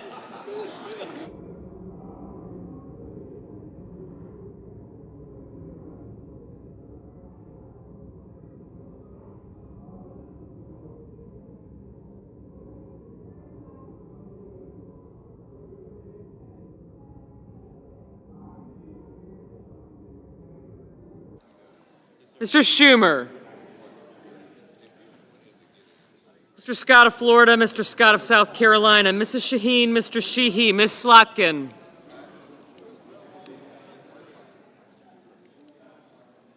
Ms. Smith, Mr. Sullivan. Mr. Thune, Mr. Tillis, Mr. Tuberville, Mr. Van Hollen, Mr. Warner, Mr. Warnock. Ms. Warren. Mr. Welch.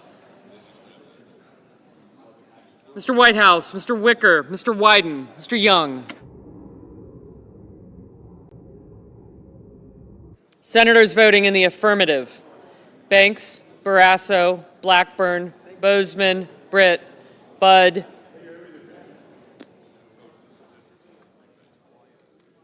Capito, Collins, Cornyn, Cotton, Kramer, Crapo, Cruz, Curtis, Daines, Durbin, Ernst, Fetterman, Fisher, Graham, Grassley, Haggerty, Hassan, Hawley, Hoven, Husted, Hyde-Smith, Johnson, Justice, Kaine, Kennedy, King, Lankford, Lee, Lummis, Marshall, McConnell, McCormick, Moody, Moran, Marino, Mullen, Murkowski, Ricketts, Risch, Rosen, Rounds, Schmidt, Scott of Florida, Scott of South Carolina, Shaheen, Sheehy, Sullivan, Thune, Tillis, Tuberville, Wicker, and Young.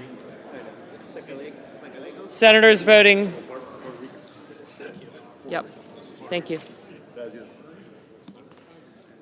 Senators voting in the negative: Alsobrooks, Baldwin, Bennett, Blunt Rochester, Cantwell, Coons, Duckworth, Gallego, Gillibrand, Heinrich, Hickenlooper, Kelly, Kim, Lujan, Markey, Merkley, Murphy, Murray, Padilla, Paul, Peters, Reed, Sanders, Schiff, Smith, Van Hollen, Warner, Welch, Whitehouse, and Wyden.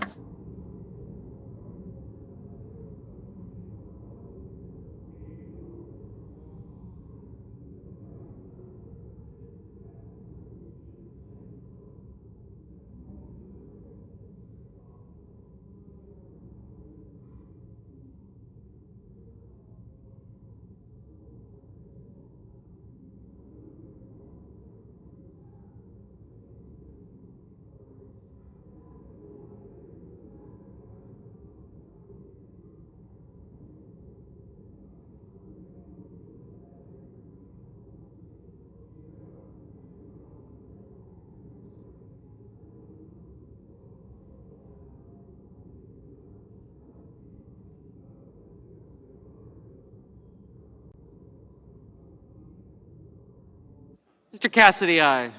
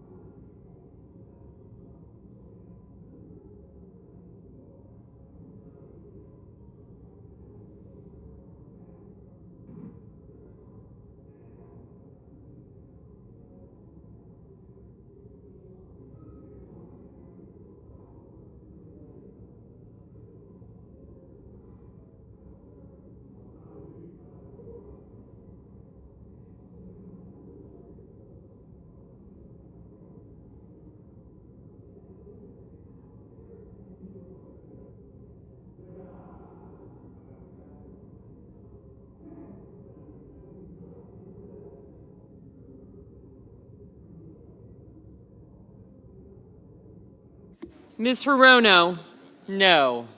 Mr. Booker, no.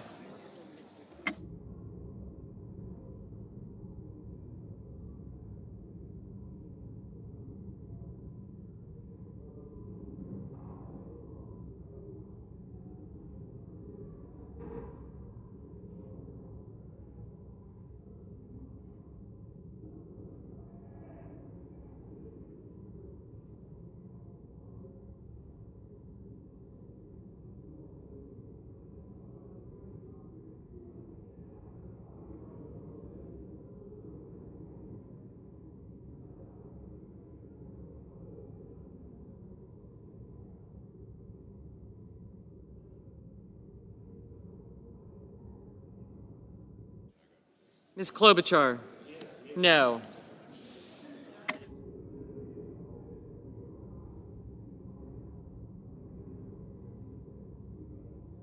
Mr. Ossoff, no. Mr. Schatz, no.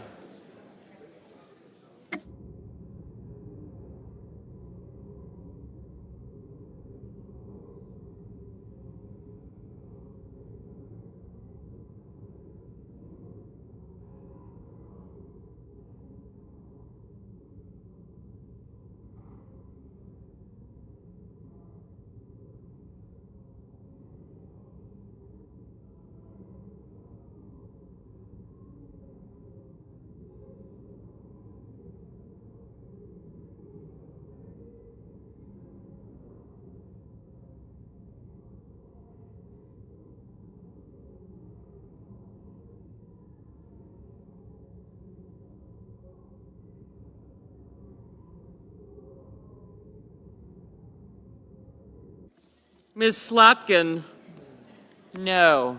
Ms. Warren, no. Ms. Cortez Masto,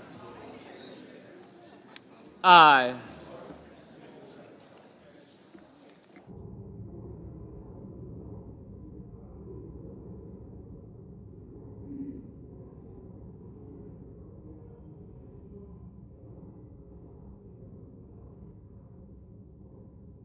Mr. Schumer, no.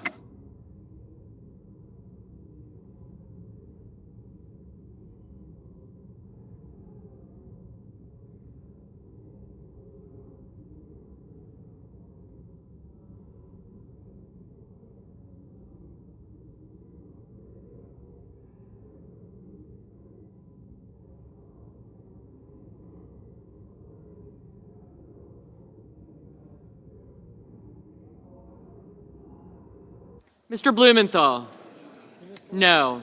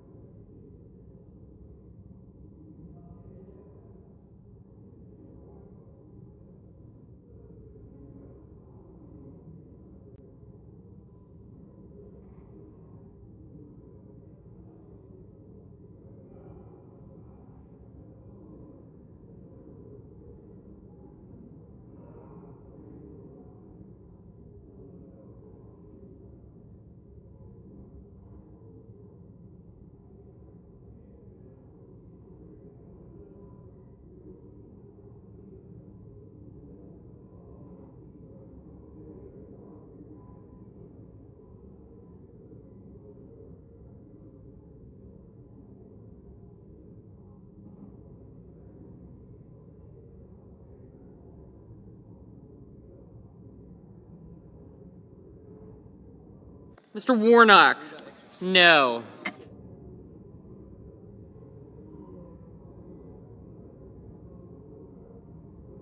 The nays are 60, the nays are 40, and the amendment is agreed to. On this vote, the yeas are 60, the nays are 40. The amendment is agreed to.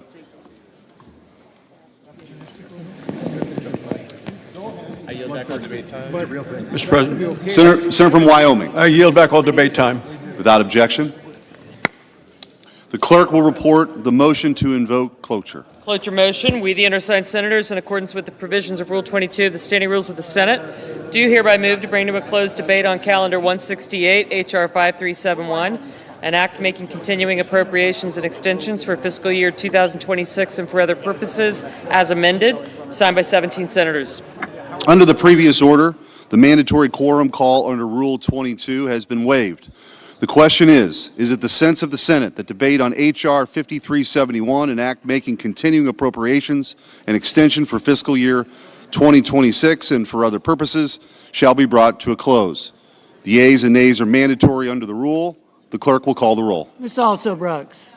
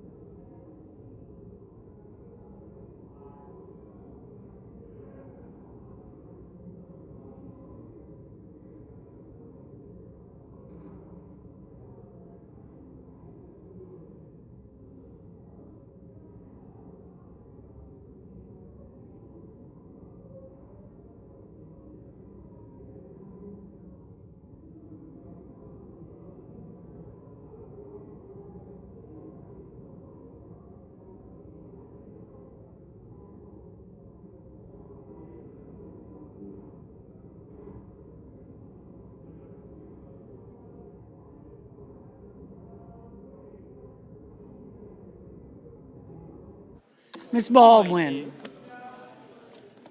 Mr. Banks. Most popular woman in the Senate in about 10 minutes. Mr. Barrasso. Mr. Bennett. Mrs. Blackburn. Mr. Blumenthal. Ms. Blunt-Rochester. Mr. Booker. Yeah, okay, it would be fun. Mr. Bozeman.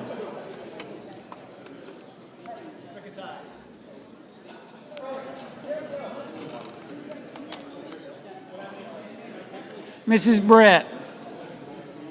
Mr. Budd, Ms. Cantwell, Mrs. Capito, Mr. Cassidy, Ms. Collins, Mr. Coons, Mr. Cornyn, Ms. Cortez Masto, Mr. Cotton, Mr. Kramer, Next Tuesday.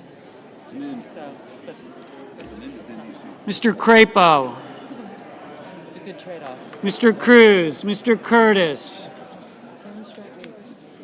Going on 11. Mr. Daines, Ms. Duckworth, Time to disperse. You know? Mr. Durbin,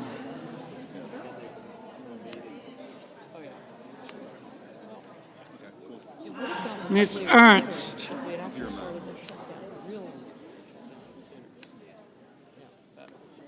Mr. Betterman,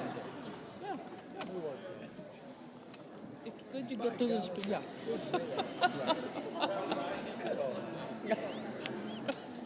Mrs. Fisher, Mr. Gallego, Mrs. Gillibrand, Mr. Graham, Mr. Grassley, Mr. Haggerty, Ms. Hassan, Mr. Hawley, Mr. Heinrich, Mr. Hickenlooper, Mr. Rono, Mr. Hoven,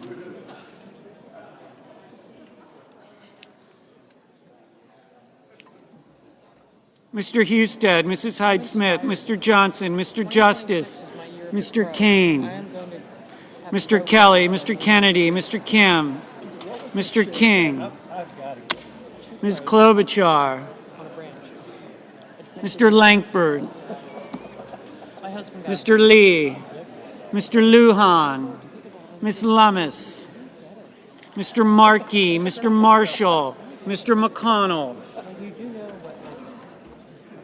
Mr. McCormick, Mr. Merkley, Mrs. Moody, Mr. Moran, Mr. Moreno, Mr. Mullen, Ms. Murkowski, Mr. Murphy, Mrs. Murray, Mr. Ossoff,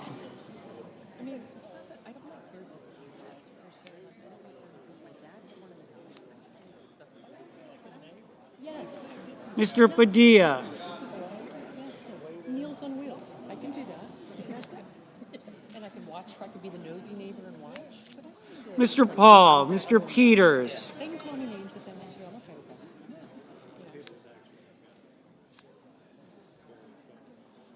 that. Mr. Reed, Mr. Ricketts, Mr. Risch, Ms. Rosen, Mr. Rounds, Mr. Sanders, Mr. Schatz, Mr. Schiff,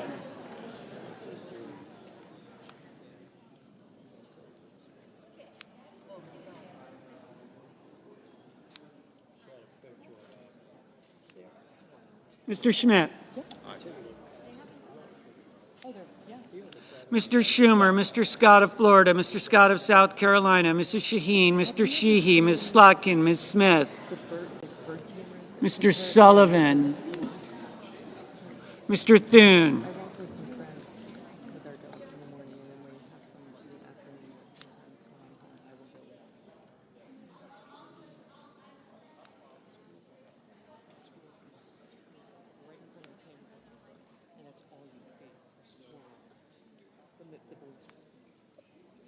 Mr. Tillis, Mr. Tuberville, Mr. Van Hollen, Mr. Warner, Mr. Warnock, Ms. Warren, Mr. Welch, Mr. Whitehouse, Mr. Wicker, Mr. Wyden, Mr. Young, Capture those videos. Please share them with me because I think they're hilarious.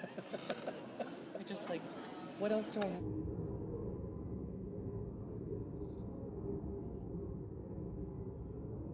Senators voting in the affirmative: Banks, Barrasso, Blackburn, Bozeman, Budd, Capito, Cassidy, Cornyn, Cortez Masto, Cotton, Kramer, Curtis, Daines, Ernst, Fetterman, Haggerty, Hassan, Hovind, Husted, Hyde-Smith, Johnson, Justice, Kaine, Kennedy, King, Lee, Marshall, McCormick, Moran, Moreno, Mullen, Murkowski, Ricketts, Risch, Rounds, Schmidt, Scott of Florida, Scott of South Carolina, Shaheen, Sheehy, Sullivan, Tillis, Tuberville, Wicker, Young.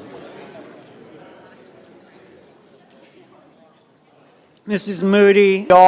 This bill contains language that has been airdropped in that will destroy hemp farming in Kentucky and across the United States. Tucked away on page 163, Title VII, Division B of this spending package is a provision that will shut down the hemp industry across the United States. My amendment would strip the provision designed to regulate the hemp industry to death. The bill as it now stands overrides the regulatory frameworks of several states, cancels the collective decisions of hemp consumers, and destroys the livelihoods of hemp farmers. And it couldn't come at a worse time for America's farmers. Times are tough for our farmers. Farmers' costs have increased as the price of fertilizer and machinery have jumped, while prices for their crops like soybean, corn, and wheat have declined. For many farmers, hemp has proved to be a lifeline, a new cash crop. Farmers turn to growing hemp to mitigate the losses they've endured during this season of hardship. But that lifeline may soon be extinguished by this very legislation. The effective hemp ban included in this spending package is a result, we are told, of bad actors skirting the legal limits by overly enhancing the concentration of THC in their products. The hemp industry, myself and others, have come together and we have been willing to negotiate to get rid of the bad actors. And yet, instead, we are met with legislation that would be prohibition. Members of the industry, myself and others who are advocates of this, have been willing to get rid of synthetic cannabinoids. We have been willing to compromise at every turn, but we're met with the numbers in this bill which will eradicate the hemp industry. For the last several weeks, we've offered proposals with the goal of creating an environment in which the hemp industry could thrive and sell products. And we've been met with those who want to prohibit the industry from continuing. This bill's per-serving THC content limit would make illegal any hemp product that contains more than 0.4 milligrams. That would be nearly 100% of the existing market. The numbers put forward in this bill will eliminate 100% of the hemp products in our country. That amounts to an effective ban because the limit is so low that the products intended to manage pain or anxiety will lose their effect. The states have done what they're supposed to. The states have instituted laws. 23 states have instituted laws on hemp. None of them have limits anywhere close to what is being proposed in this bill. So what will happen is most of the things that your states have regulated, are regulating, and have made legal will be made illegal by this bill. This bill will effectively preempt and nullify all state laws concerning hemp. Currently, Maine limits THC to 3 milligrams per serving. That will be overruled. My home state limits THC to 5 milligrams in beverages. That will be overruled. Minnesota, Utah, Louisiana also have 5 milligrams per serving. Alabama and Georgia have 10 milligrams. Tennessee has 15 milligrams. The bill before us nullifies all these state laws and makes the hemp industry kaput. The language in this bill will outlaw all current hemp plants and seeds. It changes the definition of what a hemp plant is. It makes it so low that there may not even be an existing plant that can meet the parameters. But every plant in the country will have to be destroyed. Every hemp seed in the country will have to be destroyed. This is the most thoughtless, ignorant proposal to an industry that I've seen in a long, long time. The states have made progress, and more progress was coming. Most states have age limits. To add insult to injury, we are given this legislation in an appropriation bills. We have Senate rules against this. So I would recommend that we vote for this amendment, and my amendment would strip out the language, and I would like to transfer the remainder of my time to Senator Merkley. Mr. President, thank you very much. Before I recognize the senator from Oregon, I know it's late, but if everybody could take their conversations off the floor and give the respect to the speaker, please. I recognize the senator from Oregon.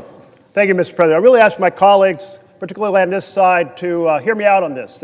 The senators from Kentucky and Oregon cooperated to create the first research on hemp. We cooperated to give the first opportunity to move research seeds across state lines. We cooperated and pushed to create hemp as a legitimate agricultural product. CBD derived from hemp has been approved by the FDA for treating seizures. It is a legal medicine. We would wipe out an industry that we have spent more than a decade creating. Now, the advocates for this language that's in the bill will tell you this won't affect CBD. Every expert I've consulted has said that is exactly wrong, that this will, in fact, wipe out 95 to 99% of the industry. My colleague from Kentucky is exactly right. We asked our farmers to engage in this research. We asked them to build this industry. We should protect it for CBD. I support my other colleague from Kentucky who doesn't want intoxicated products produced from hemp. But the definition that is in this bill does far more than that, and it has to be fixed. So for now, it needs to be stripped out. Please support Senator Paul's position. Mr. President. I recognize the senator from Kentucky. The language I helped secure in the Agriculture Appropriations Bill addresses a serious concern regarding the manufacturing and selling of unregulated, intoxicating THC products nationwide. I led the effort to legalize industrial hemp through the 2014 pilot program and the 2018 Farm Bill, Unfortunately, companies have exploited a loophole in the 2018 legislation by taking legal amounts of THC from hemp and turning it into intoxicating substances and then marketing it to children in candy-like packaging and selling it easily accessible places like gas stations and convenience stores all across our country. So children end up being the unknowing consuming of these poisonous products and being sent to the hospital at an alarming rate. My efforts to close the loophole and stop this from happening are included in this appropriations package. It will keep these dangerous products out of the hands of children while preserving the hemp industry for farmers. Industrial hemp and CBD will remain legal for industrial applications such as seed, stock, fiber, grain oil, or used in drug trials. This language merely classifies the original intent of the 2018 Farm Bill, rooting out the bad actors and protecting the growing hemp industry. While some may masquerade as advocates for hemp farmers, even sometimes threatening to hold up government funding over this issue, I'll continue to work on behalf of Kentucky's farmers while protecting our children, not only in my state, but in yours as well. I would urge my colleagues to do the same. Therefore, I move to table Senate Amendment 3941 and ask for the ayes and nays. Is there a sufficient second? There appears to be. The clerk will call the roll. Ms. Ossobrooks, Ms. Baldwin, Mr. Banks, Mr. Barrasso,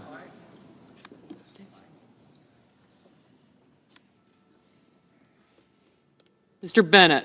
No.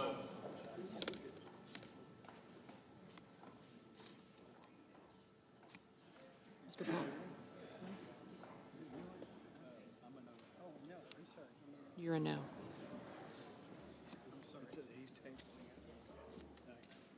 You're a no. Sir. Good deal. This Rand Paul's amendment. It's a motion.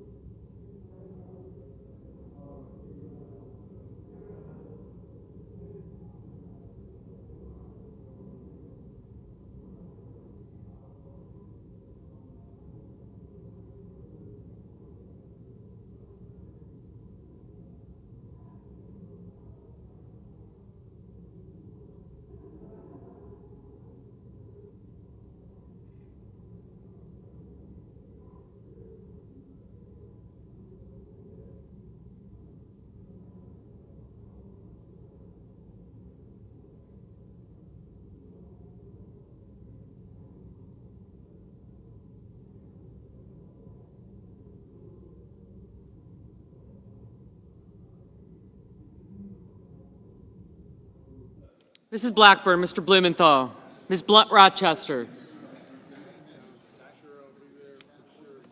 Thanks. Thank you. Gotcha.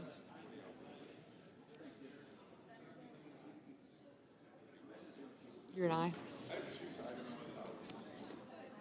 Mr. Booker.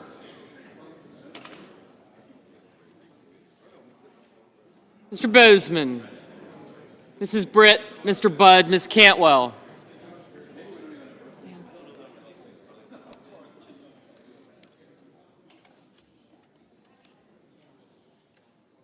Mrs. Capito. Mr. Cassidy.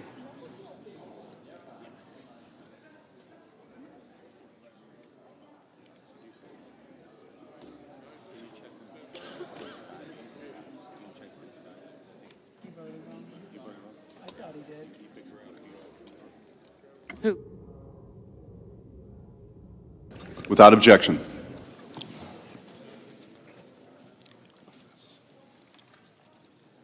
Just under the previous order, the clerk will report the motion to invoke cloture. Cloture motion. We, the undersigned senators, in accordance with the provisions of Rule 22 of the Standing Rules of the Senate, do hereby move to bring to a closed debate on Substitute Amendment 3937 to Calendar 168, H.R. 5371, an act making continuing appropriations and extensions for fiscal year 2026 and for other purposes, signed by 17 senators. Under the previous order, the mandatory quorum call under Rule 22 has been waived. The question is it the sense of the Senate that debate on Amendment number 3937 offered by the Senator from Maine to H.R. 5371, an act making continuing appropriations and extensions for fiscal year 2026 and for other purposes, shall be brought to a close. The yeas and nays are mandatory under the rule. Under the rule, the clerk will call the roll. Ms. Alsobrooks, Ms. Baldwin,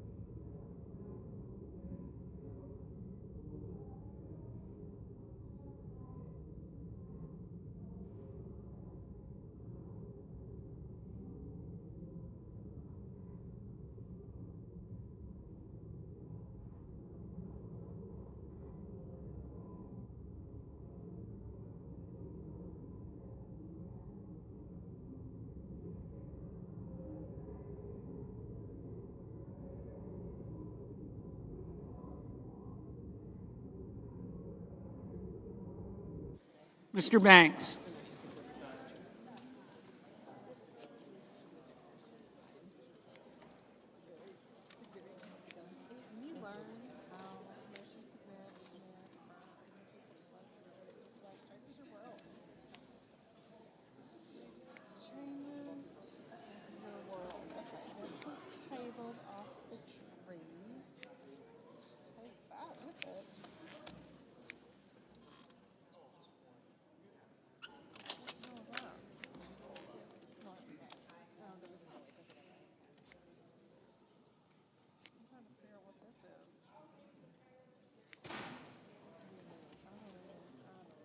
Mr. Barrasso, Mr. Bennett, Mrs. Blackburn,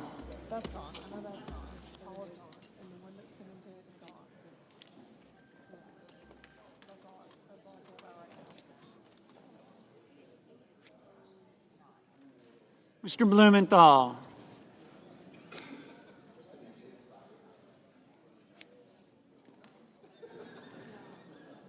Ms. Blunt-Rochester,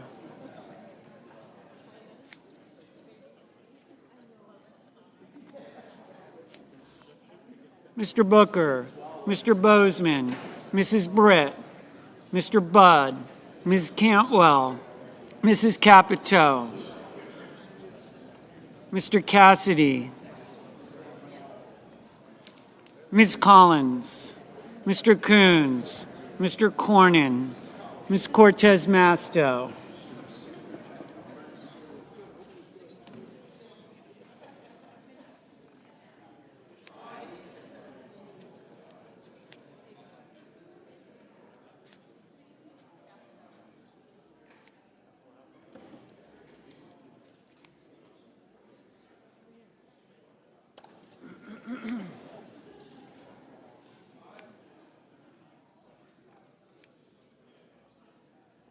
Mr. Cotton, Mr. Kramer, Mr. Crapo, Mr. Cruz, Mr. Curtis, Mr. Daines, Ms. Duckworth,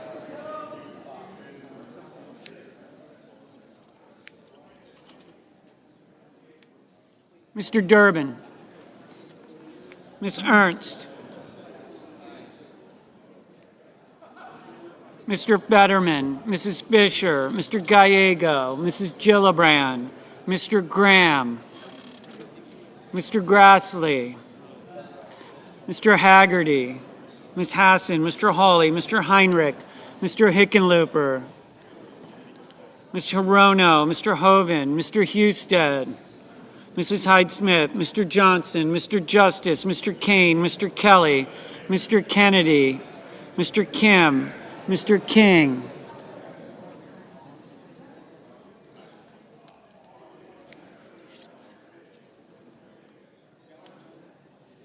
Ms. Klobuchar, Mr. Langford, Mr. Lee, Mr. Lujan, Ms. Lummis, Mr. Markey, Mr. Marshall, Mr. McConnell, Mr. McCormick, Mr. Merkley, Mrs. Moody, Mr. Moran,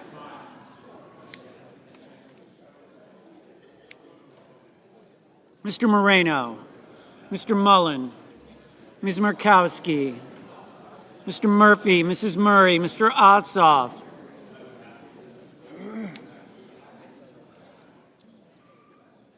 Mr. Padilla, Mr. Paul,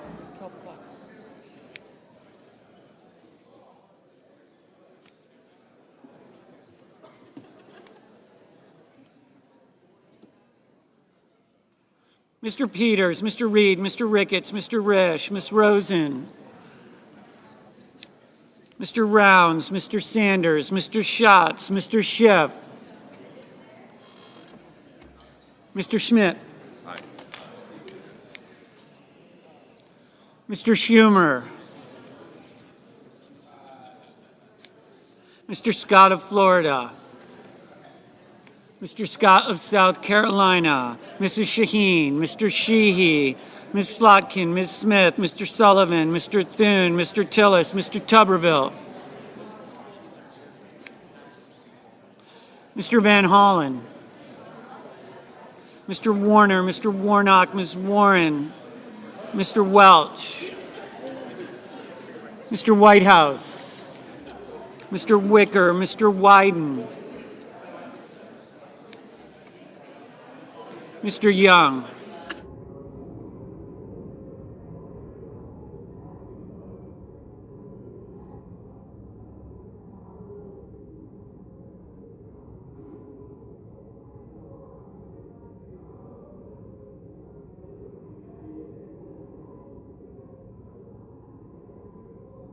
Senators voting in the affirmative: Banks, Barrasso, Bozeman, Britt, Budd, Capito, Cassidy, Cornyn, Cortez Masto, Cotton, Crapo, Daines, Durbin, Ernst, Fetterman, Fisher, Graham, Grassley, Hassan, Hawley, Hovind, Hyde-Smith, Johnson, Kaine, King, Langford, Lummis, Marshall, McCormick, Moody, Moran, Moreno, Ricketts, Risch, Rosen, Rounds, Schmidt, Scott of Florida, Scott of South Carolina, Shaheen, Sheehy, Tillis, Tuberville, Wicker, Young.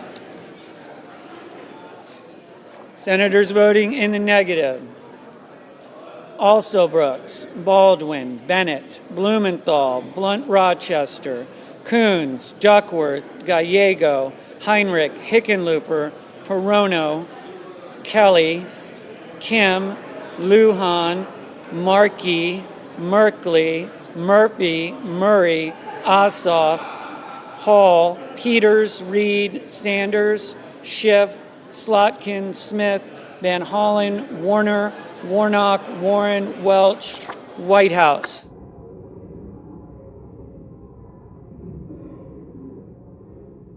Mr. Curtis, aye.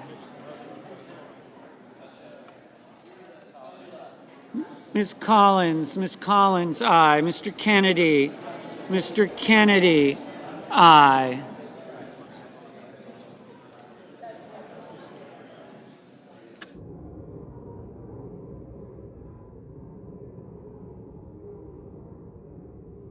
Mr. Schatz, no.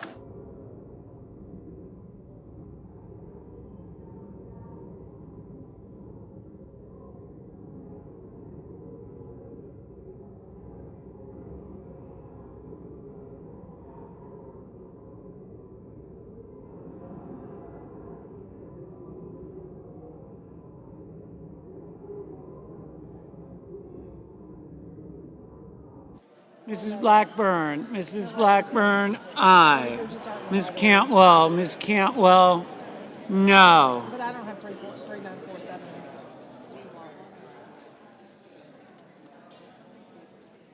Normally I would carry it Mr. Cruz, aye.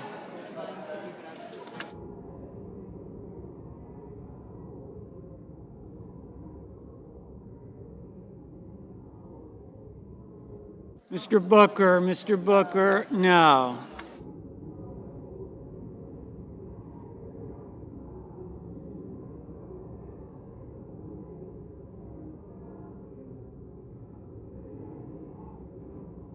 Mr. Mullen, aye. Mr. McConnell, aye.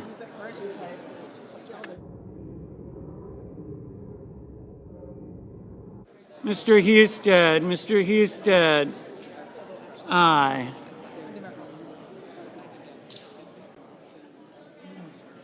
Mrs. Gillibrand, no. Mr. Padilla, no.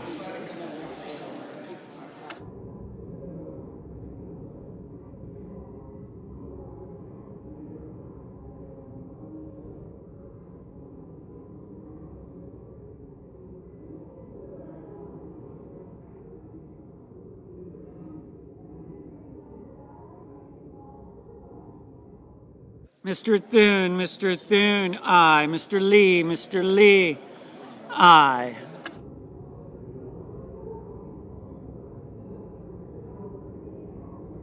Mr. Schumer, no. Mr. Haggerty, aye. Mr. Wyden, no. Ms. Murkowski, aye. Mr. Kramer, aye.